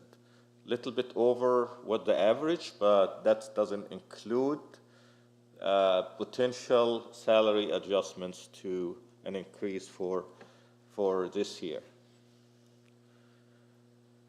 This is obviously the main issue that school districts are facing. This is a slide came from school services, which show what they call it the two-headed monster. So you have two issues here that is happening for school districts. Overall, the state is declining enrollment, and our school district is also substantially declining enrollment. Right now, we're averaging between 3 to 4% every year in declining enrollment. But the other monster is also the decline in the ADA to enrollment ratio, mainly due to quarantine and illness and some other things, but we've noticed some decline in the ADA from the previous years. If you go to the next slide, these are actually our numbers updated based on the B2, looking at 2022-23, as Dr. Zuniga mentioned. The enrollment is 7881, and the ADA is 7121, with an ADA to enrollment ratio is 90.4%. You can see that it is declining. The ADA to enrollment declined to this percentage. And therefore, if you take into this consideration the decline in enrollment as well as the decline in the rate of ADA to enrollment, this is kind of a double whammy, and you will see that our revenue is impacted because of that. Next slide, one of the issues that happening this year is basically the increase in the CalPERS and CalSTRS employer contribution rates, substantial increase that the governor and the legislation elected this year not to put funds in CalPERS and CalSTRS, but actually provide more than the COLA ongoing. But however, the assumption is that the additional dollars that we're receiving over the COLA will need to be used in order to cover the increase in CalPERS and CalSTRS as one of the increases due to inflation. This one here is not obviously inflation. This is really more of the pension program. You can see for CalPERS, it increased from 22.91% from last year to 25.3% this year. What this means is that if an employee makes $100, the district last year will have to contribute $22.91. This year will have to contribute $25.37 for the CalPERS. Significant increase, as you can see, from the previous year. And on the bottom there, that's the expectation of what the contribution will continue. When I started in working school district, that was early in 2000, the employer contribution was almost zero, close to zero. It increased to be almost over 25% for CalPERS. And for CalSTRS, it increased to 19.1%. And you can see here the employee contribution stays the same as 10%, that's the blue line. And then the green line, that's the projection of what the increase will be. And it increased from, I believe, 16.9% last year. If you add the increase in cost for CalSTRS and CalPERS for the school district from the previous year, that's just only the increase. That equates to about $3+ million. Okay, so that's significant cost impact that the district will have to cover from the increase in revenue that either from the COLA or over the COLA dollar that we're receiving. And then now we're switching to the district budget. So in the first interim, as similar to the budget, overall, we make certain assumptions. The first interim basically is the first 4 months of actual, and then the rest is the projection of the year. And you can see what the assumptions that we're making here. The supplemental and concentration grant funding is equal to $36 million plus. You can also see the step and column increase. We have to take that in consideration. For the certificated, it's about 1.5% increase every year. For the classified, it's about 1.25% increase. So we kind of like use some number in between in order to accommodate for the increase in step and column in this, in this employee in the staff schedule and teachers schedule. Increase in CalSTRS, as you can see, increase in CalPERS, significant from the previous year, and then obviously contribution of the restricted maintenance, routine maintenance, which is equivalent to 3% of general fund expenditure.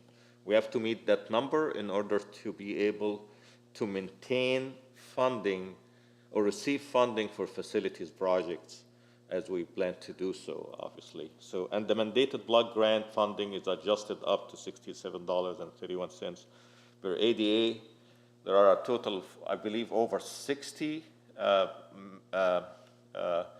programs or mandated block that we have to meet in order to receive the $67.31. The multi-year, okay, so these are the assumptions that we're making. The one thing that I wanted to mention is that we increase the assumption of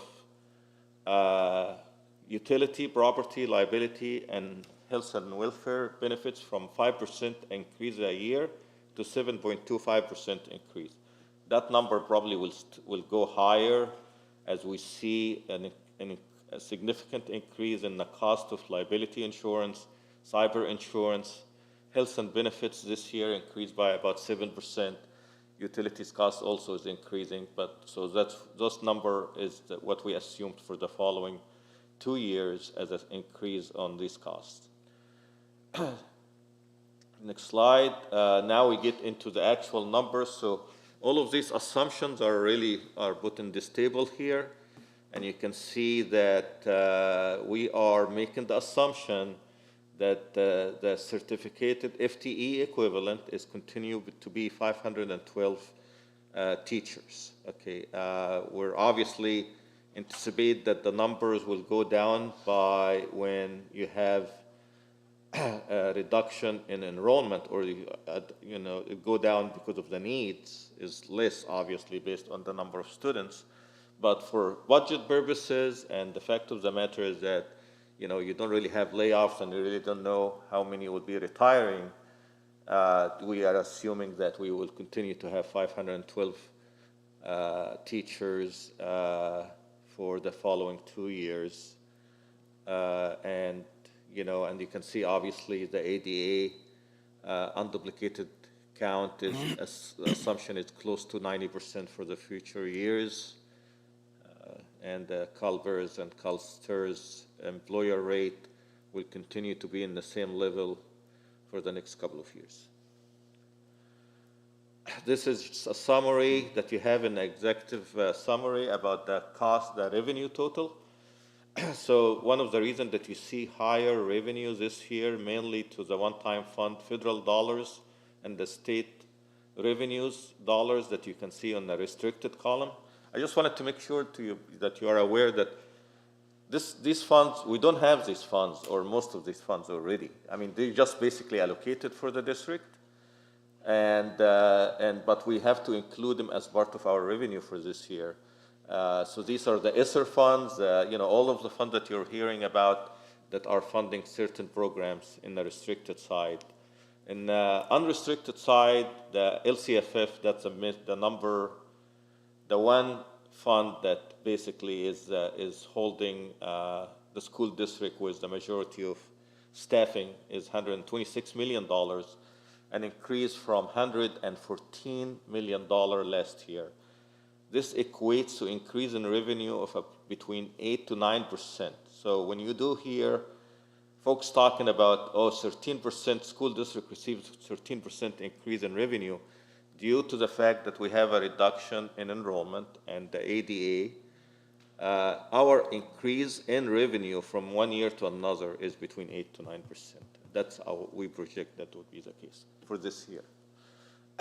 So total revenues for unrestricted is $115 million. Next slide, those are the anticipated expenditures. And for the unrestricted, anticipated the total expenditures to be $116 million. You can see the certificated salaries, the classified salaries, and the employee benefits. If you look into the unrestricted side, our percentage of expenditures in salaries and benefits is 80%, and that's not counting the potential salary adjustment that we anticipate to have this year. Potentially will be around 85 to 86%. Next slide, this is the contributions. So the special aid programs, the unrestricted general fund estimated to contribute over $13 million this year, and it's going up every year slightly by about $300,000. That's what we project. The ongoing and RRM, that actually stands for restricted routine maintenance. That's 3% of our total expenditures. Those are the numbers that you have there. We have to spend those dollars as well. So those are the contributions from the unrestricted general fund for these two programs. Next slide. This is actually kind of a summary of the unrestricted, restricted, including revenue, contribution, expenditures, and beginning balance, and ending and reserve. And the ending reserve by the end of this year, anticipated. And then you see on the bottom there, the assigned and committed dollars there. I can go and break down this assignment or commitment if you wanted me to do so, but they are included in the report here, and actually in that sheet. I believe it's Form 11. So if you really wanted to have a breakdown, I can actually provide that to you in my Friday memo, or we can go ahead and do that right now. I hope that we I'll basically give you an assumption. So there is about $10.7 million that are assigned cost. One of them breaking down to $6.42 million for the ending balance for S&C dollars that will be having to roll over for following year. We have $4.3 million we set aside for negotiated settlements. But this number will probably be higher than the $4.3 million. And then also for commitment, there is also Fund 17, which we have $4.3 million in order to cover future increases in stirs and bursts. I can tell you that we did one time a calculation and figure out that $4.3 million equates to about 1 year and 2-3 months of increases in the cost of stirs and bursts this year. We're not using these dollars this year because we do believe we can cover it from the general fund. But in case in the future, if the state has problems deferring dollars or things of that nature for school districts, we can utilize Fund 17 for that regard. And to continue the summary, you can see here that from the budget, adopted budget, till the projected now in first interim, we actually improved a little bit, and we have a net difference of $2 million. So we're still projecting that will be deficit spending, but will be deficit spending less dollars than what we anticipated from the approved budget. And this is all the dollars that we're receiving from the federal government for COVID, as well as the last two rows in the bottom there. Those are the funds that we're receiving, one-time money for multi-year for art, music, and instructional block grant, as well as the learning recovery emergency block dollars. You can see the deadlines for each one of those. So obviously we have plans for most of these funds, but that's actually what you see in restricted side of all these dollars that in a way increases our revenue from previous years. But they have to be spent based on the plan, and therefore we assume in our budget that all of this money will be spent on the same year. Obviously, this will not happen, but this is the only way we can actually account for it.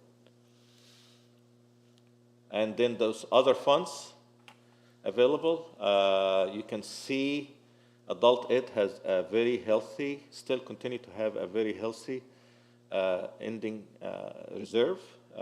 It's going to be declined a little bit from the beginning balance. Cafeteria special revenue is declining to $874,000.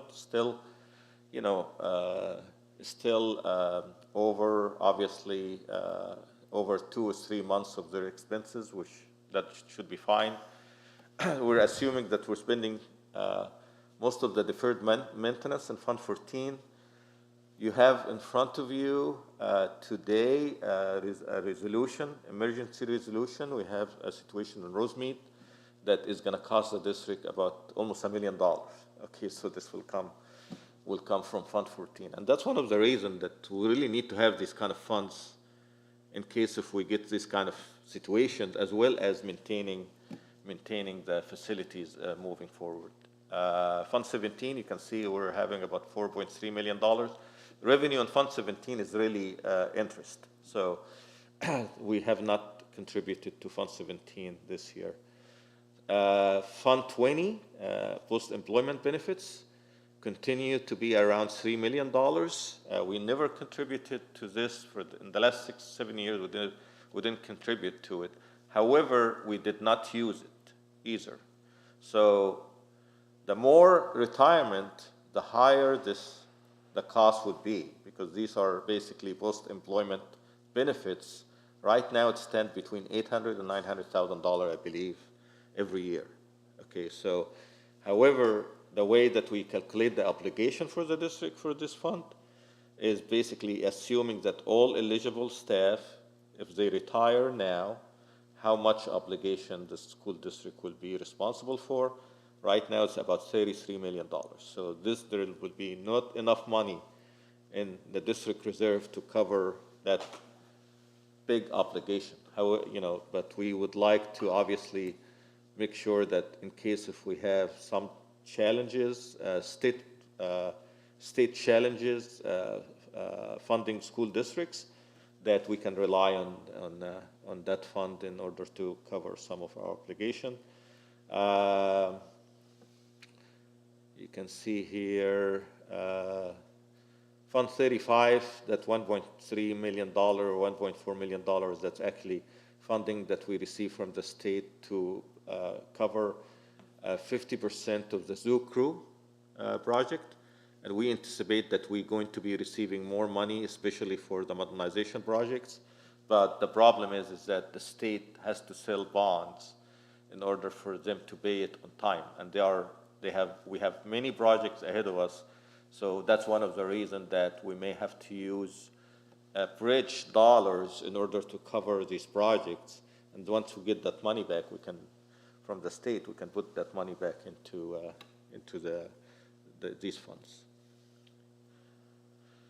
And this is just summary of what's anticipated to happen. And I'm glad to answer any questions for you. Any questions? No questions. Ms. Torres de Seigres, do you have any questions? Okay, Mr. Florencio Briones, do you have any questions? Just on the second to last slide, Mr. Alatar, the County School Facilities Fund, it says revenue is listed as $1. Yeah, it's basically like $0, yeah. I'm sorry, could you repeat that? Like zero, yes. Okay. Yeah. I didn't know if that was a misprint or a typo, but okay, I just wanted clarity on that. It's basically less than $1, and it was just. I mean, we could have put zero, but those are the dollars received. It was basically $0. Thank you. That was it. Thank you. Board Member Queen Nguyen, do you have any questions? No, I don't. Excellent. So can we get a roll call vote? Okay, we'll do trustee roll call. Salcedo? Aye. Torres de Seigres? Yes. Briones? Aye. Please turn on your mics too. Wynn? Aye. Padilla? Aye. Count is 5-0. Thank you, Mr. Alatar, for your presentation. And now we're moving on to item F, consent agenda number 2. Consider approval of district financial reports showing revenues and expenditures for all funds as of October 2022.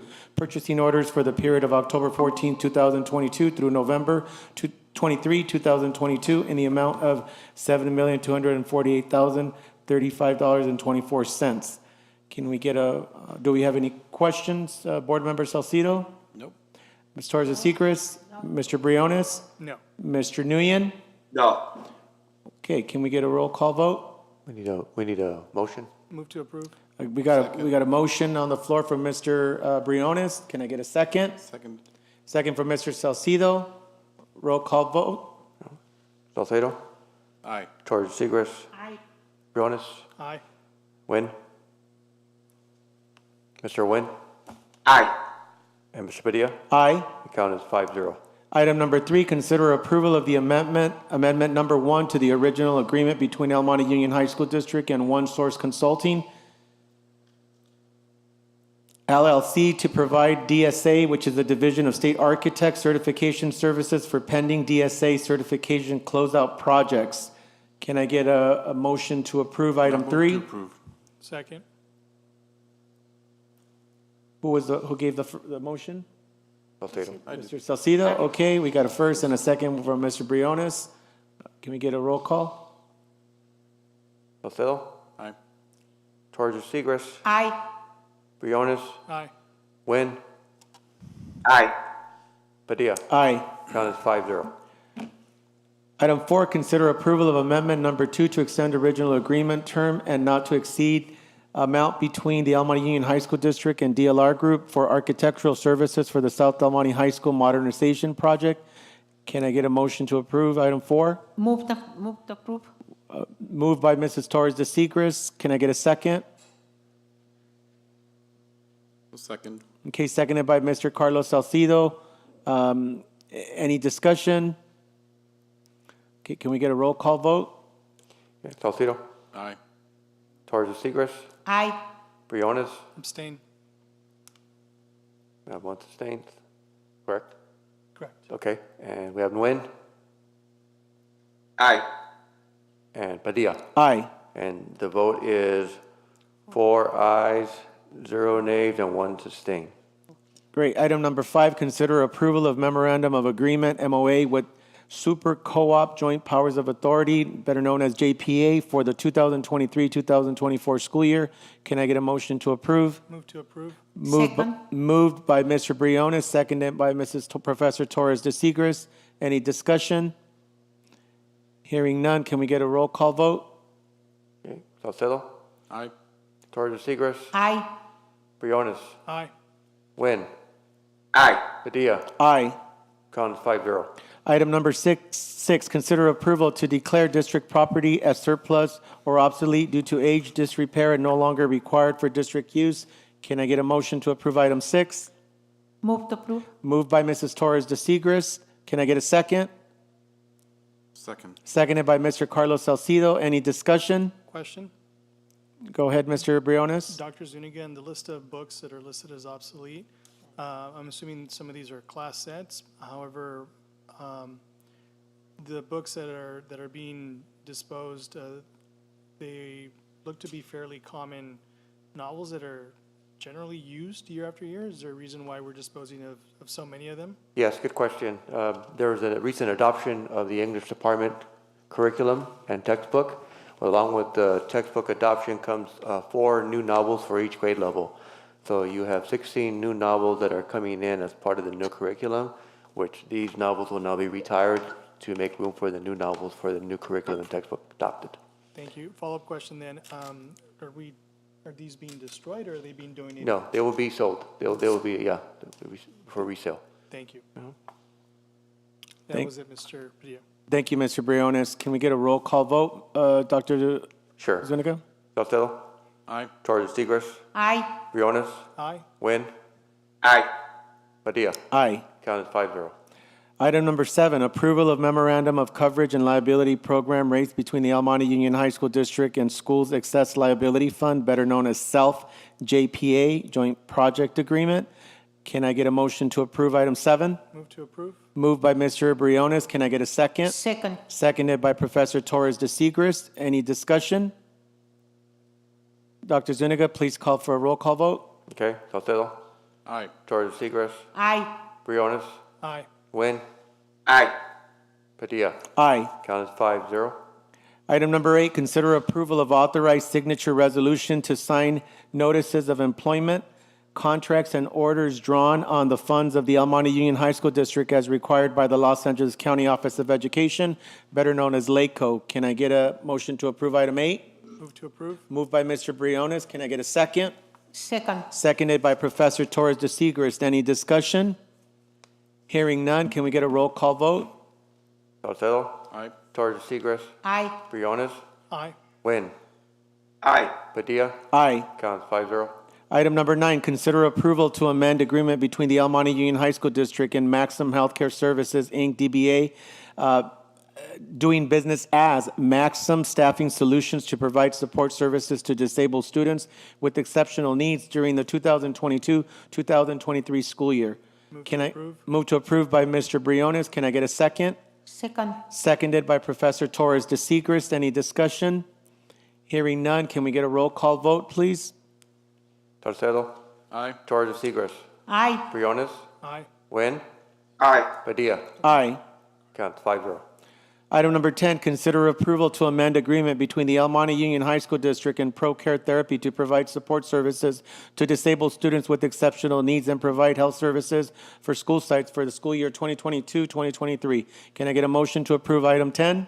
Move to approve. Moved by Mr. Briones. Can I get a second? Second. Seconded by Professor Torres de Seigres. Any discussion? Hearing none, can we get a roll call vote? Dr. Zuniga. Salcedo. Aye. Torres de Seigres. Aye. Briones. Aye. Nguyen. Aye. Padilla. Aye. Motion carried 5-0. All right, moving on to number 12. Consider approval to amend agreement between El Monte Union High School District and C&C Language Services to provide translation services for the 2022-2023 school year. Can I get a motion to approve item 12? Move to approve. Second. Move to approve by Professor Torres de Seigres, seconded by Mr. Salcido. Any discussion? Just to confirm, that's item 11?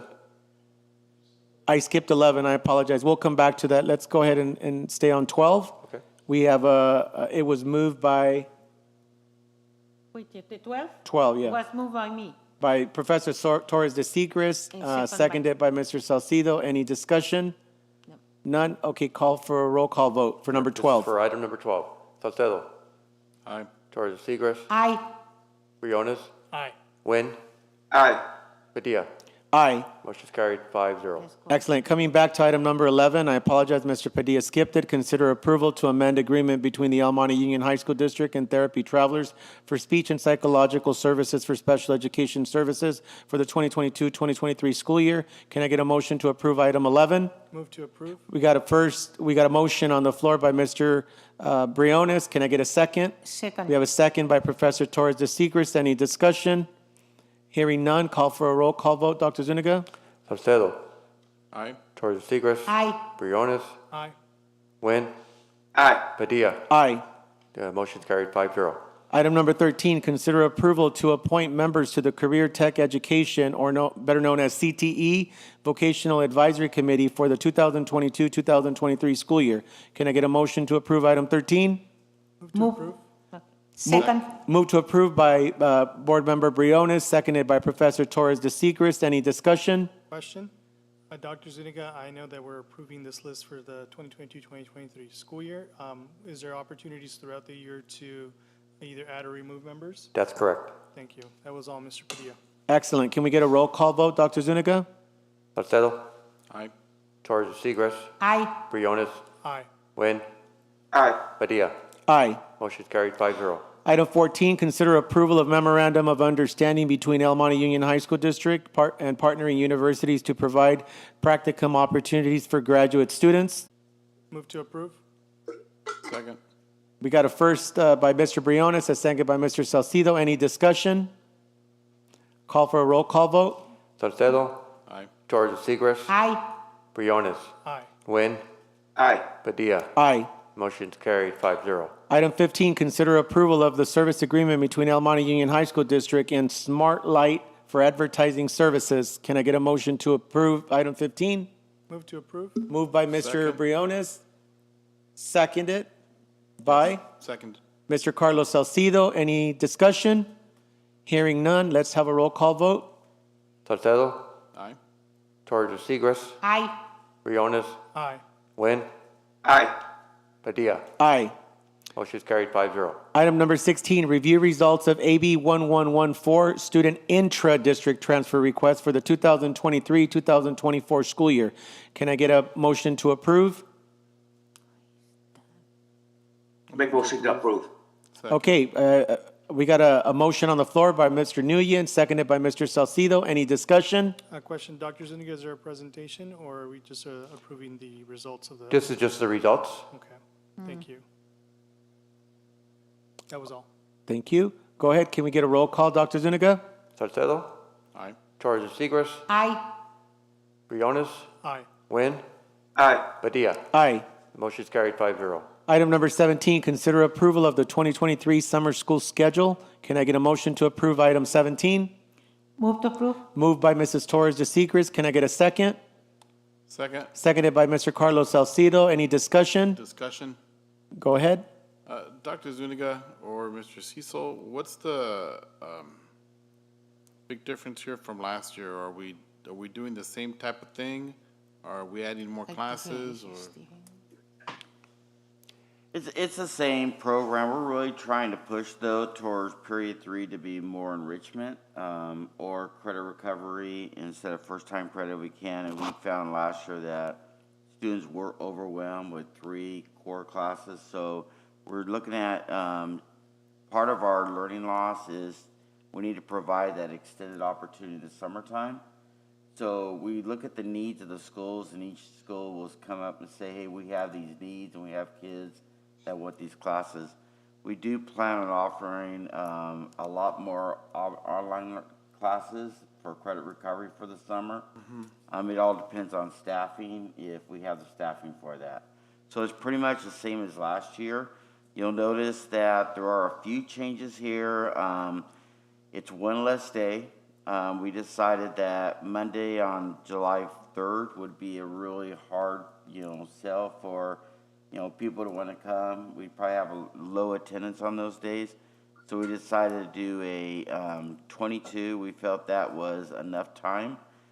We have Juneteenth off, and then we have July 3rd and 4th off. Everything is pretty much the same as last year. I noticed in the past, we've addressed the needs of freshmen. Are we doing any kind of summer bridge program? Yeah, we'll still have the summer bridge program this year. Okay, I just didn't see it in here. So we are doing it, Yeah, it's just not here. It's just not in here. Okay. I just wanted to make sure. I know that We had it last year, part too. of one of the table talks in CSBA was given by Dr.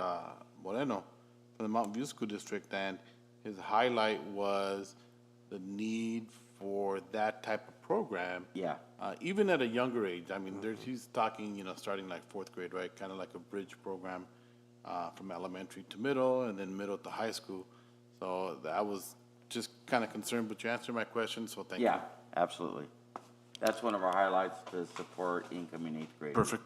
And the feeder schools give us those names of kids that can really benefit from that program. Okay, so I believe we had a first and a second on the table. Can I get a roll call, please? Roll call vote? Sure. Salcedo. Aye. Torres de Seigres. Aye. Briones. Aye. Nguyen. Aye. Padilla. Aye. Motion's carried 5-0. Item number 18, consider authorization of district employees to attend professional conferences and other activities to keep current on areas in their related fields. Can I get a motion to approve item 18? Move to approve. I got a motion on the floor by Mr. Briones and a second by Mr. Salcido. Any questions? Discussion? Hearing none, go ahead and call for a roll call vote. Salcedo. Aye. Torres de Seigres. Aye. Briones. Aye. Nguyen. Aye. Padilla. Aye. Motion's carried 5-0. Item number 19, consider approval of resolution number 2020-22, 2023, reconsidering the state of emergency and reauthorizing Board of Trustees meeting to be conducted by teleconference pursuant to Assembly Bill 361.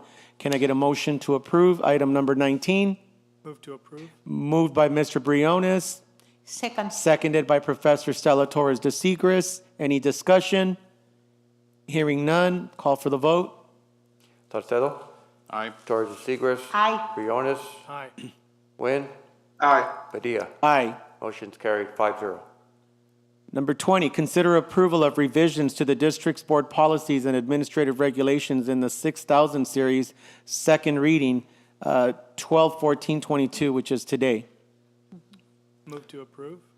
We got a Second. motion on the floor by Mr. Briones. Can I get a second? I second.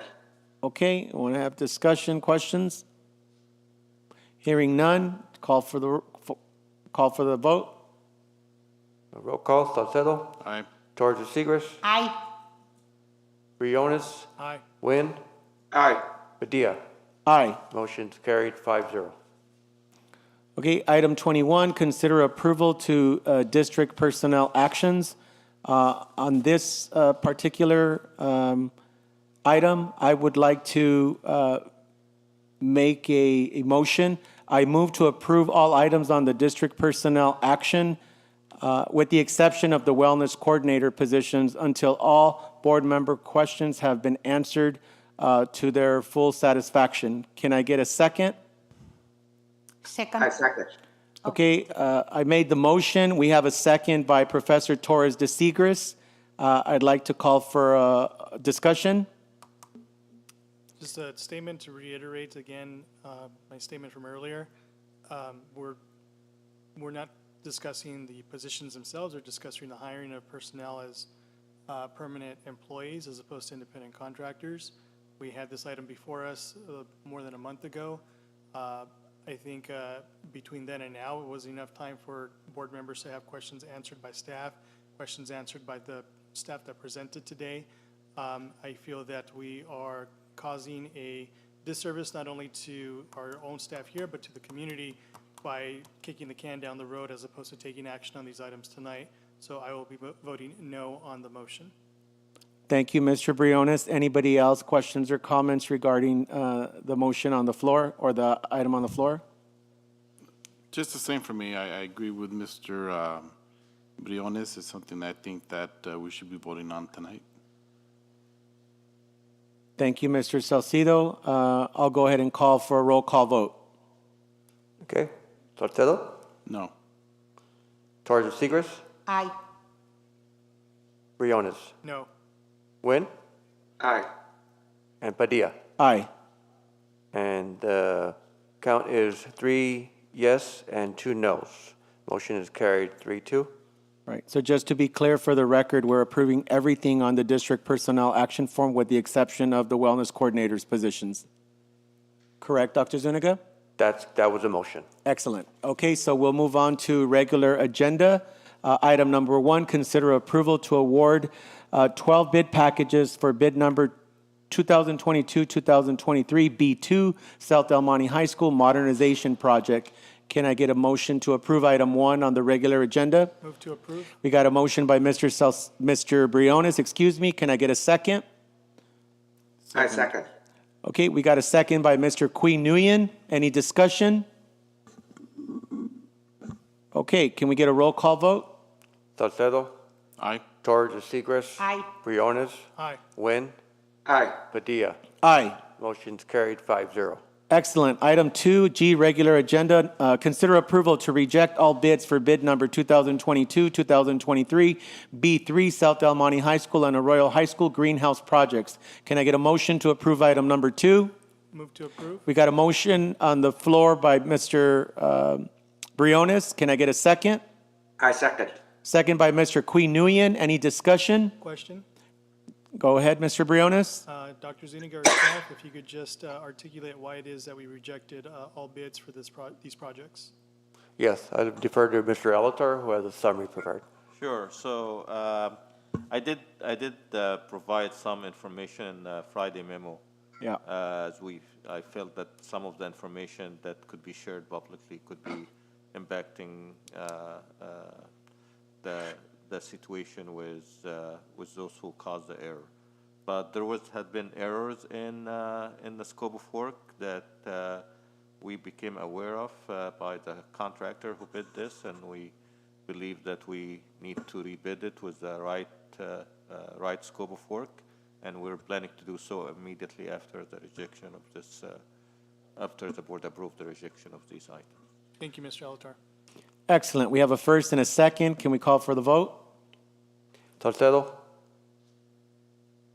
Aye. Torres Segres? Aye. Briones? Aye. Nguyen?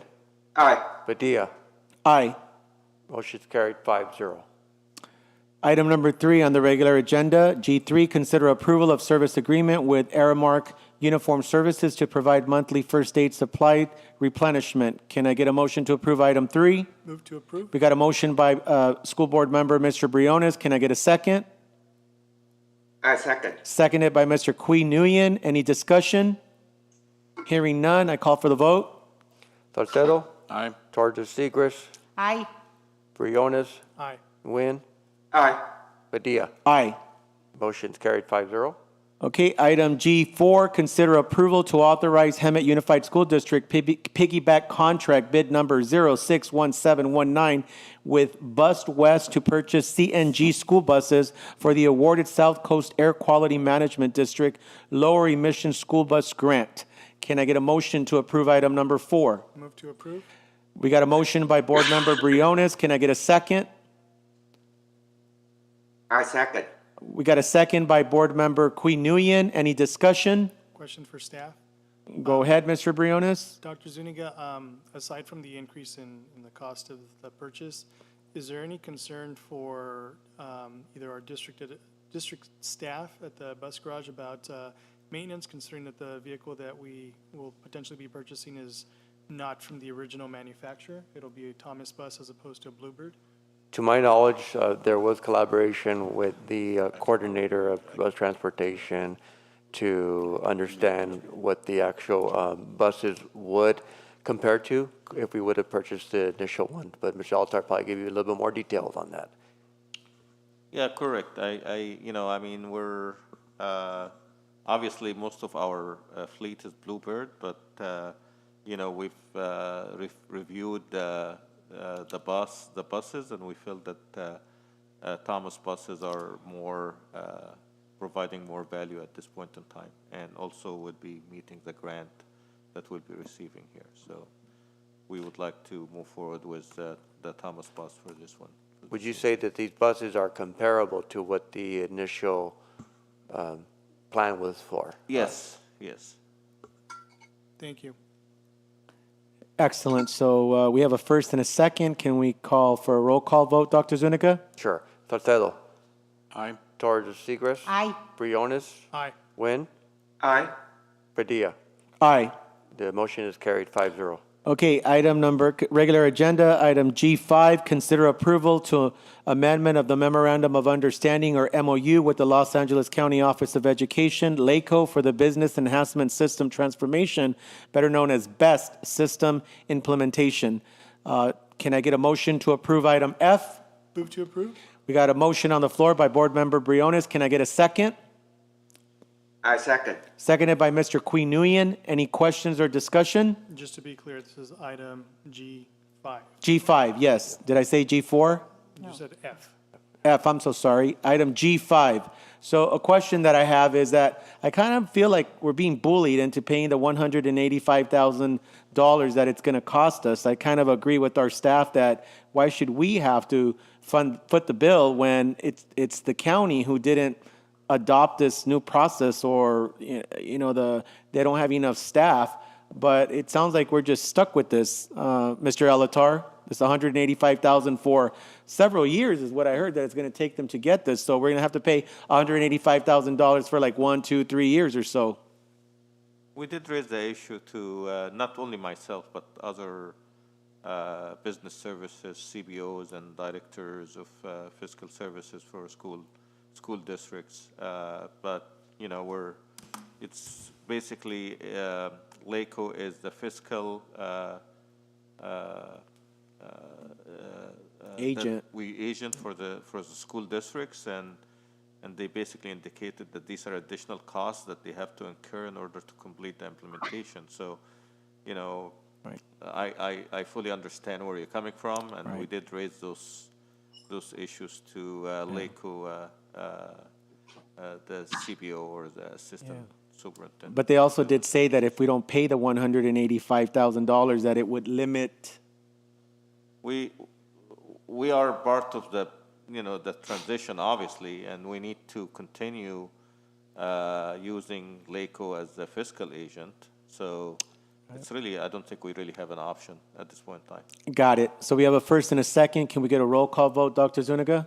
Yes, sir. Salcedo. Aye. Torres Segrest. Aye. Briones. Aye. Wynn. Aye. Padilla. Aye. Motion's carried 5-0. Okay, moving on to item number 6, consider approval of emergency resolution number 2122-23 for the Rosemead High School site power outage investigation and repair. Can I get a motion to approve item 6? Move to approve? Move to approve by Board Member Briones. Second. Seconded by Mr. Salcido. Any discussion? Yes. Can you tell me the cost of repair in Rosemead Power? Yes, Mr. Elatar, can you please answer that question? Yes, the scope of work was multifaceted. The first part of it was obviously investigation of identifying where the problem was, as well as providing generators to the entire campus. I believe we had at one point in time a total of 14 generators, and each generator obviously require fuel, diesel fuel, and so forth. So that's basically the first phase, and that was a few $100,000. I believe that the first estimate is $369,000. And then the second part is the repairs. So once they identify the shortage, in a cable that is underground for some of the buildings in Rosemead High School. They basically need to repair it, but they identify that repairing it would mean abandon the existing cable underground and going over and creating a compliant cable over the buildings instead. And then the third phase, which is included in here, is actually replacing the large transformers that were originally built with the school in 1949. And those are expensive items to replace them with compliant transformers. So it's very complicated project, and they also have to work during off hours. So that's obviously an additional cost to not impact the operation of the school. But you can imagine that the entire school at one point in time really needed to be in generators in order to function. So. Right, so can you give Mr. Kui a dollar amount? I know he's a math person. You said what was it? 900, total is 965,000. The first phase is about 369,000. And this is up to, so we're hopefully anticipating that the cost will be a little bit less than that. But we just wanted to make sure that we get an approval for up to. So just in case if things come up that we were not aware of, that we did not include in the initial invoice. Can we negotiate a holiday discount from the contractor? Well, actually, we're requiring invoices by the contractor to be provided. So the contractor is receiving invoices from the subcontractors.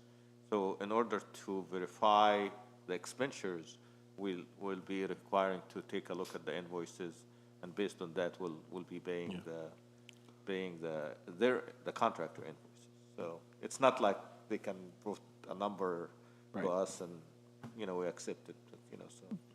I know Mr. Alatar, you had said like $1 million, but it's going to be more than $1 million. No, I think it will be up to 965,000. Okay, that includes the 369,000? Yes, Okay, that got it. includes the 369,000. Okay. Does that answer your question, Board Member Nguyen?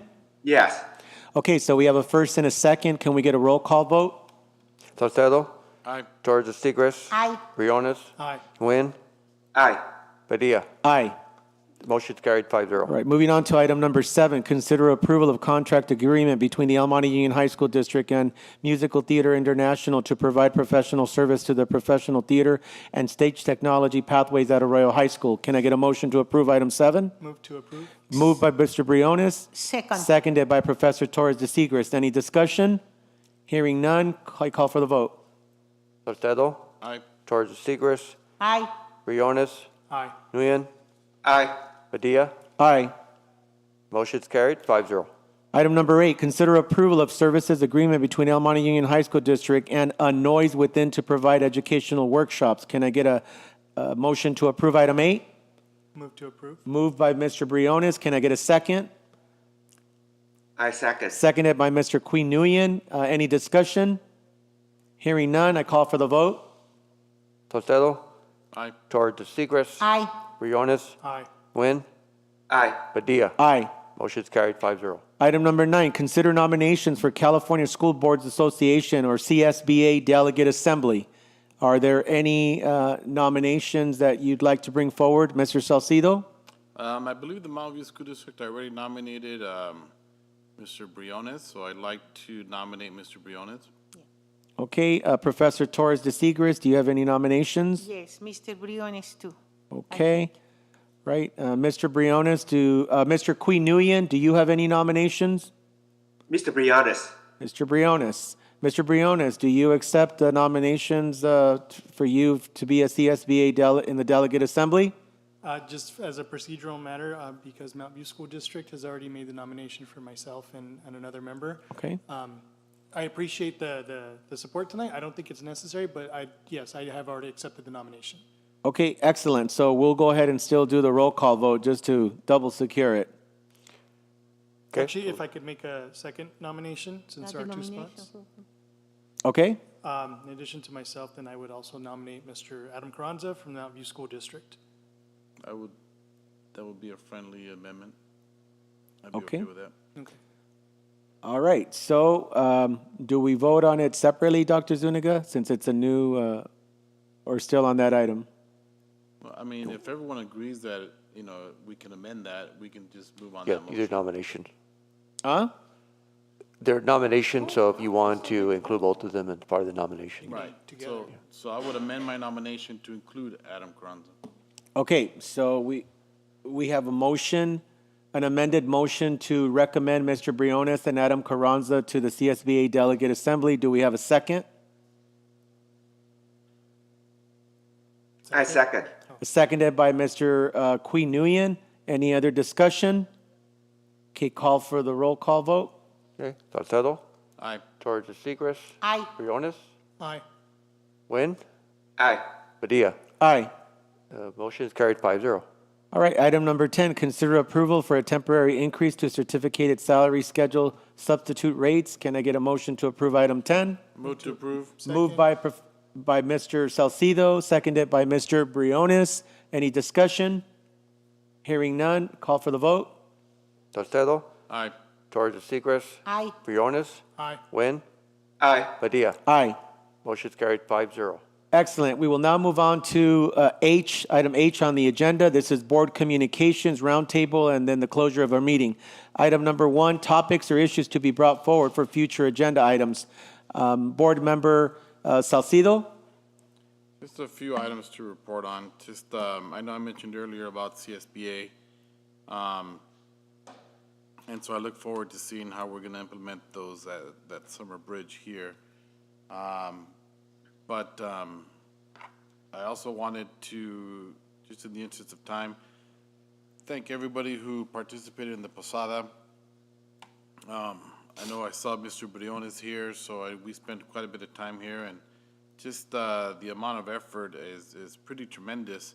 So thank you to all of our crew. I mean, from SRO Islas, who was DJ, and Al Sobrero, who's provided the hot food that day, and all the parents who participated and just made everything happen. But all the staff here, from Robin to Eric to Larry, Santa. It was a great show and a great event for our families to come together and enjoy some festivities. So thank you so much. Again, for all of I know Dr. Zuniga mentioned it, the Arroyo football team, but also our cross-country teams and our tennis and everyone who's participating right now or did in the fall. Thank you so much. It's always great to see our student athletes out there competing and making us look really, really good. The Tamalada was another great event. I know it happened to be the same night as the CTA dinner.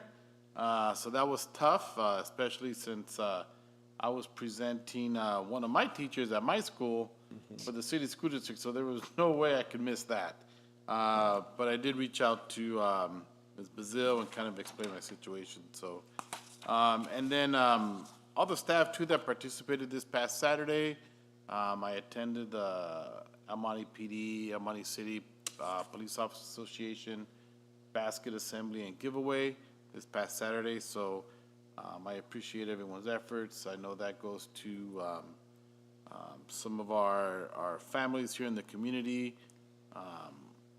It's going to be, we're not quite over the effects of COVID when it comes to homelessness and families in need this holiday season. So I really appreciate all their efforts and just reminding everybody that coming and remind me, Mr. Padilla, the ERA event.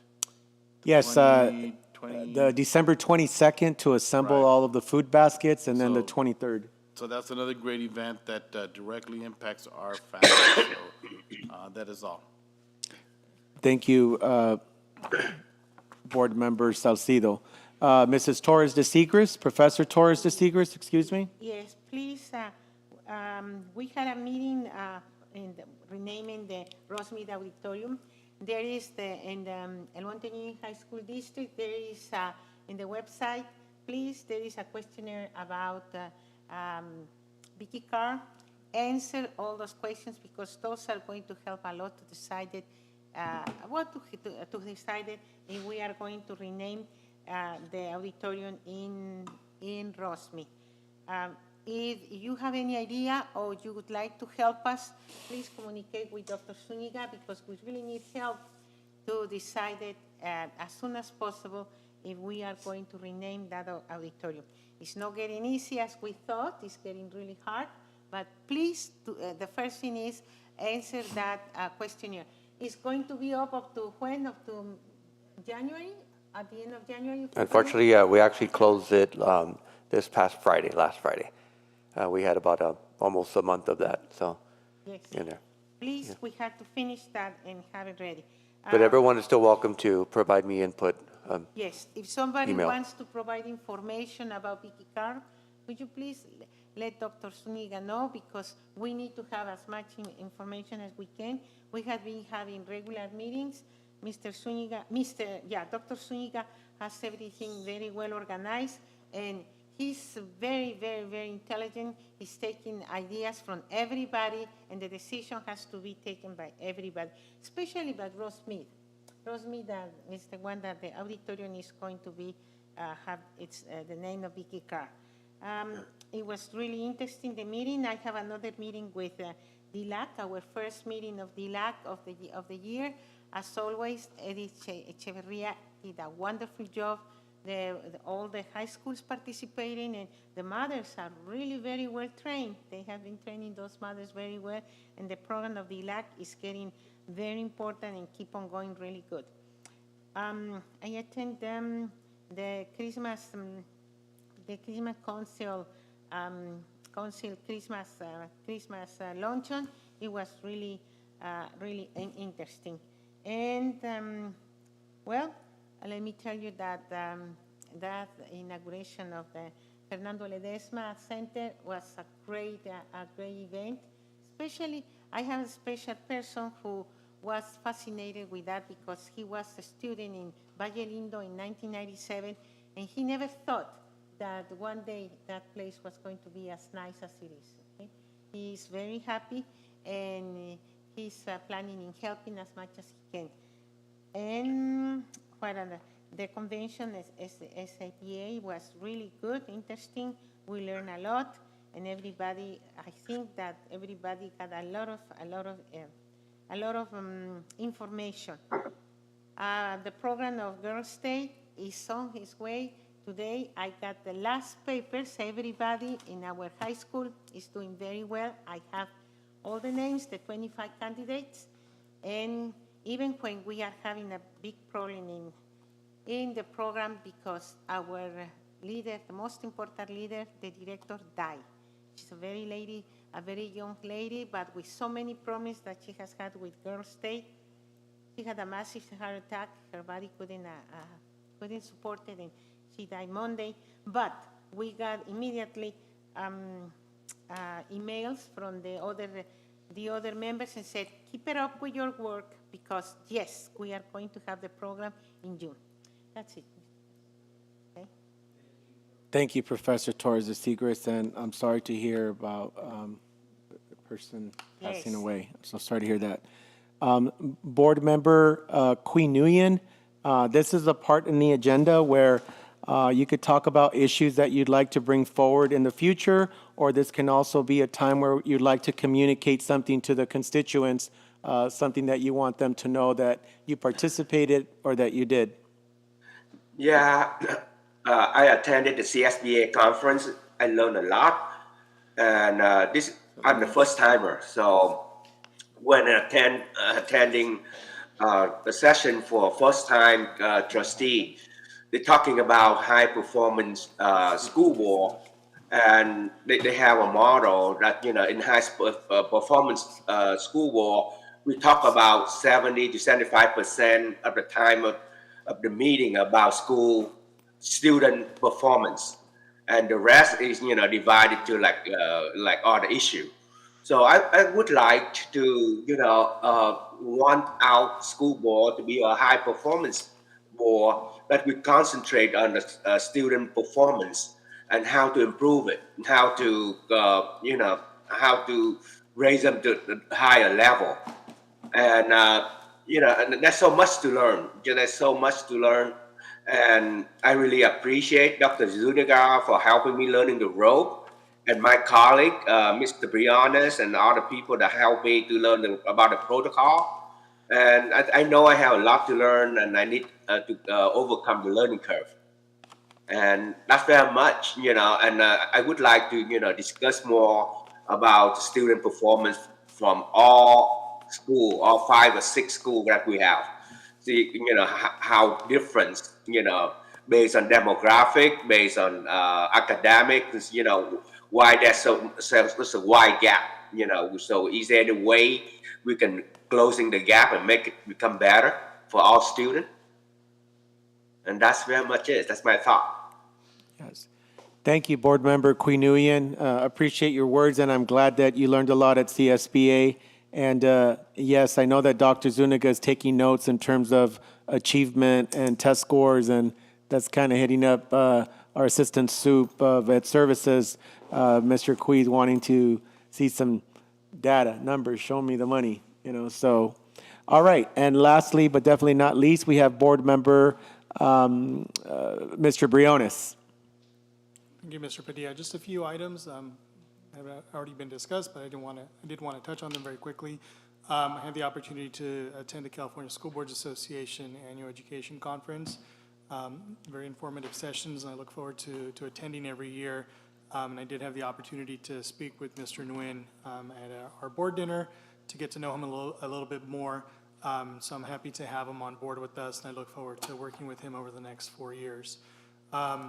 Congratulations to Stephanie Paz, who's our Bobby Salcido Esperanza Award recipient at the Tamalada. Unfortunately, I was not able to attend because I had been invited and had attended the California Teachers Association dinner along with Mr. Nguyen. I wanted to take this moment to thank EMUA President Ann Bazile, their PAC Director Don Quick, as well as Mr. Alfred Mendoza, who were all at the dinner. For, as Ms. Bazile said earlier tonight, for breaking bread with us and taking the opportunity to sit with us and, and enjoy some time with us outside of the boardroom. I had the chance to participate in our annual posada that's now an annual drive-through posada. I want to say a big thank you to our staff, Mr. Cecil, Santa Claus, Dr. Zuniga, Mrs. Torres, and Mrs. Echeverria, all of the volunteers. I think the majority of the student volunteers were from South Amani High School, as well as our parents who all participated, and of course our vendors who provided either meals or other items. It was a very well-attended event. Thank you to our partners at the Amani Police Department for helping coordinate that with traffic control outside on Johnson Avenue. It was just a really great event. And then I also had the opportunity of attending the Fernando R. Ledesma High School multi-purpose building ribbon cutting. Beautiful event. Thank you to staff for organizing that. I will say that I did speak to a couple of field representatives from some of the offices who did express not only surprise, but also just they were surprised, but also really excited to know that we would be investing and have invested in our continuation school. In the manner that we have. Most folks think of a continuation school as a site that is usually under-resourced or as an afterthought, and we've made it clear here in El Monte Union High School District that Fernando Ledesma is not an afterthought, that it is one of our shining beacons here, and it provides an alternative setting for our students who sometimes perform much better in that environment. So very excited to see that building completed and opened up to everyone, just waiting on that elevator. And then lastly, I had the opportunity to attend the El Monte City School District and Mountain View School District swearing-in ceremonies for their members. I want to congratulate Mrs. Beth Rivas, Mrs. Lizette Mendez Garcia, and Ms. Christina Flores for the El Monte City School District on their swearing-in, as well as Mr. Adam Carranza, Ms. Cindy Wu, and Mrs. Veronica Cifuentes at Mount View School District for their swearing in yesterday. I had the opportunity to present the three of them with certificates on behalf of the board. With that, that is my update tonight, Mr. Padilla. Thank you, Board Member Briones. We appreciate you doing all that work. Lastly, for myself, I'd like to say thank you to Mr. Arteaga and the entire staff there. They did an amazing job. I attended the Fernando R. Ledesma High School ribbon cutting for the gymnasium and multi-purpose room. It was really nice to see Mr. Fernando Ledesma there, seeing that whole project come to fruition, and all the people that had this vision of that being completed, and I'm glad that he got to see that. In addition to that, I also attended the California School Board Association conference with all of my colleagues and learned quite a bit. Just like Mr. Queenuian shared, there's always so much to learn, and it was a pleasure attending and going out to dinner and pro-social bonding with my colleagues and with Dr. Zuniga as well. Also, I had the opportunity to present certificates on behalf of the El Monte Union High School District and our entire board to the El Monte City School District, the new board members there, re-elected and newly elected. Also presented some awards to the city of Azusa, the Azusa Unified School District as well. Also to the city of South Del Monte, the city of Rosemead Elementary School District, and also Valle Lindo. We also have some certificates for them. Also, congratulations to our employee, Ms. Stephanie Paz. Congratulations on receiving the Bobby Salcido Award. It was also nice to see that our public relations firm also put out an entire piece, highlighting her, and it's great to see that she got recognized by her peers and the South El Monte staff that was there. So congratulations, Ms. Stephanie Paz. You make us very proud as being the recipient for the El Monte Union High School District. Congratulations again to you and to your family. Also, thank you to all of the staff for the Posada. Santa Claus, you always, you're great. The kids love it. The parents love it. Thank you for putting on the Santa suit. It's much appreciated to all of the staff that puts all that together. Mr. Echeverria, our assistant soup, Mrs. Torres, everybody. It's a whole team effort. Thank you very much. And lastly, I'd just like to thank Assemblywoman Blanca Rubio for taking time out of her busy schedule to come and swear me in. It really means a lot to me. And also, thank you to Senator Susan Rubio as well for all of their support. I really appreciate them. And also to my dear friend that I didn't acknowledge when I'm talking because there's so much pressure. But Julia Ruedas, she just recently left the El Monte City School District as a board member, Board of Education. She was one of my bosses in my day job, and Mr. Salcido's as well. But I wish her the best in her new endeavor, her new position as councilwoman, Honorable Councilwoman Julia Ruedas for the friendly city of El Monte here. I wish her a lot of well wishes for her in this next endeavor. So with that being said, thank you to all my colleagues for sharing all the things that you've done. And we're going to move on to item number two. Just a few announcements that I have. Yes, sorry about that, Dr. Zuniga. I apologize. No worries. If we get to January, just going to come quick. We're exploring something new that we're going to support Monte View High School with. They are hoping to do their open house early at the start of the semester. Number one, it's recruiting time. They're combining the 8th grade visit, welcoming all the incoming 8th graders. We get to pre-registration to come to open house to explore some of the displays that they will be doing by department. So that is January 10th. We are also looking at a possible opportunity of doing either the groundbreaking for the track and field, which is no longer there now. It's all bare. It's all ground. So we would like to do that as soon as we can. Along with, if we successfully complete the phase 2 of the cafeteria, of the cafetorium project, for January would be the ribbon cutting. So I will probably find out by tomorrow whether we are able to do one or the other, combine it for January 10th. I'm looking at probably a 4:30, 5 o'clock start, like what we normally do before the open house program. I'm working with the Mount View High School administration, Mr. Banyas, and also alongside the business department to see if we can make that happen. But Mr. Alatar and I plan to finalize things for tomorrow, see what we can do. But they are going to do their open house on January 10th. I want to make sure you guys get that on your calendar, okay? Yeah.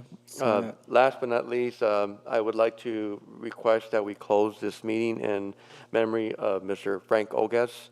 And also would like to briefly read a little bit about Mr. Ogas, who we lost recently. Mr. Ogas was born on October 12, 1936, and served in the U.S. Army from 1960 to 1962. Mr. Ogas resided in the city of El Monte, where he and his wife raised 4 children. Mr. Ogas served on the board from December 1st, 1989 through December 11, 2007. And while serving for our district, Mr. Ogas was a strong advocate for all of our students. He was well respected throughout the El Monte High School District community, and he would go out of his way to recognize the work of all of our employees. Mr. Ogas had a successful career in the banking industry and retired as a banking executive in 1994. After his retirement from the banking industry, Mr. Ogas worked as a high-risk dropout coordinator at New Lexington Elementary School in the El Monte City School District. Mr. Ogas also continued to be active in the community, serving as a financial advisor, as well as serving on many local credit union boards. For over 2 decades, Mr. Ogas served as a member of the Los Angeles County Committee on School District Organization, which oversees school district organization, unification, formation, and boundary changes. Mr. Ogas loved the El Monte community and was a planning commissioner for the city. He was extremely supportive of the city's Parks and Recreation Department, the El Monte South El Monte Resource Association, and also served as a VCAP, volunteering, caring, and patrol with the El Monte Police Department. Mr. Ogas was also extremely active as a CIF high school basketball official. During his tenure, he was rewarded with many playoff game assignments because of his fair and consistent practices on the court. As an official, Mr. Ogas continually motivated student athletes. His supportive encouragement allowed many young athletes to remain connected to their school and community. Mr. Ogas always praised great sportsmanship amongst players and coaches. Mr. Ogas is survived by his wife, Yolanda, and 4 beautiful children, John, Diane, Frank Jr., and Nancy. All 4 of his children, as graduates of Mount View High School, are successful products of the El Monte Union High School District. He also leaves 9 grandchildren, of which 2 are graduates of El Monte High School. On behalf of our high school district and the board, our heartfelt condolences go out to the Ogas family and Mr. Ogas' memory this evening. Absolutely, and I'll go ahead and add a little more to that quick story. Mr. Ogas was one of my mentors early on when I started my employment with the El Monte City School District. When Mr. Ogas left from being outreach consultant at New Lexington School, that's when I came into the district and took over that job that he used to do. It was the SB 65, Senate Bill 65 pupil motivation program that we still have here in our school district that is called the Comprehensive Student Support Coordinator Program. And a lady that was here tonight actually knows Mr. Ogas. Her name was Lydia Carswell. I introduced her earlier. She is a retired administrator from the Doherty Unified School District. But when I was at New Lexington School, and I was Mr. Ogas's assistant, and I happened to learn child welfare and outreach consultant job because of Mr. Ogas and because of Mr. Steve Garcia that worked at El Monte High School at the time. But the quick story that I have is that he was a basketball referee, a basketball official, and I remember I was only 19 years old, and I said, Mr. Ogas, I want to coach a team here at New Lexington School, but I called Parks and Recreation, and they just think I'm a little chump. They kind of told me to go away. I'm only 19. He's like, who told you that? I go, some people over there. He's like, let me make a phone call. So he got on the phone, and he called this man named Mike Shively, and he's like, hey, Mike, how much money do we have to pay? My boy over here wants a basketball team, and these kids over here at New Lexington need it. He's like, well, Frank, Mike Shively says, well, Frank, we already have the schedule all made. Again, what do we need to do for my boy over here to get a basketball team? He's like, okay, tell him he needs 10 guys. You have your first game against El Calvario, and we're going to redo the schedule. That's the kind of mentor Mr. Ogas was. He had the right connections, knew the right people. And I will never forget Mr. Ogas because we lost to El Calvario the very first game. We won. I went and rounded up 10 kids in the neighborhood, at Promise School in that area, right by my house. We went. Las Tuel Calvario won all the other games and won the championship, all because of a phone call that Mr. Ogaz made. And that family is also special to me because Mrs. Ogaz was the office coordinator at Gidley School when I was a kid there. So my condolences to the Ogaz family, to Mrs. Ogaz. And Mr. Ogaz, I know you're hearing me. I will always remember you till the day, my last days here on earth, that what you did for me and what you did for those kids, they will remember forever. Lost to El Calvario and then won the rest of the game. So thank you, Mr. Ogaz and family. With that being said, item number 2, the board will not reconvene into closed session. We covered all items. I would like to move on to number 3. Legal counsel, can you please report out from closed session? Thank you, Board President Padilla. Reporting out from closed session. Item A, direction given, no action taken. Item B, no action taken. Item C, no action taken. Item D, no action taken. And then item E, no action taken. Thank you, legal counsel. And I know it's still OMLO, Olivares, and Madruga Legal Organization? Law organization, yeah. Law organization, got it. Okay. And last, we're going to move on to item number 4, adjournment of meeting. And for that, I'm going to turn it over to Mr. Salcido, because I know that Mr. Ogaz was also a very special person to you, and I'll let you have the final word. So I'll piggyback on what Dr. Zuniga shared. Before we close, in memory of Frank, growing up, he was my next door neighbor, and one of the main reasons I ran for office way back. But one of the things to remember about Frank and his love for El Monte was the role that he played in establishing the permanent site for Fernando Ledesma High School and the naming of Fernando Ledesma High School. He was one that backed individuals that loved Almani and loved to help students. And he saw that in Fernando Ledesma, and he couldn't have picked somebody better, right?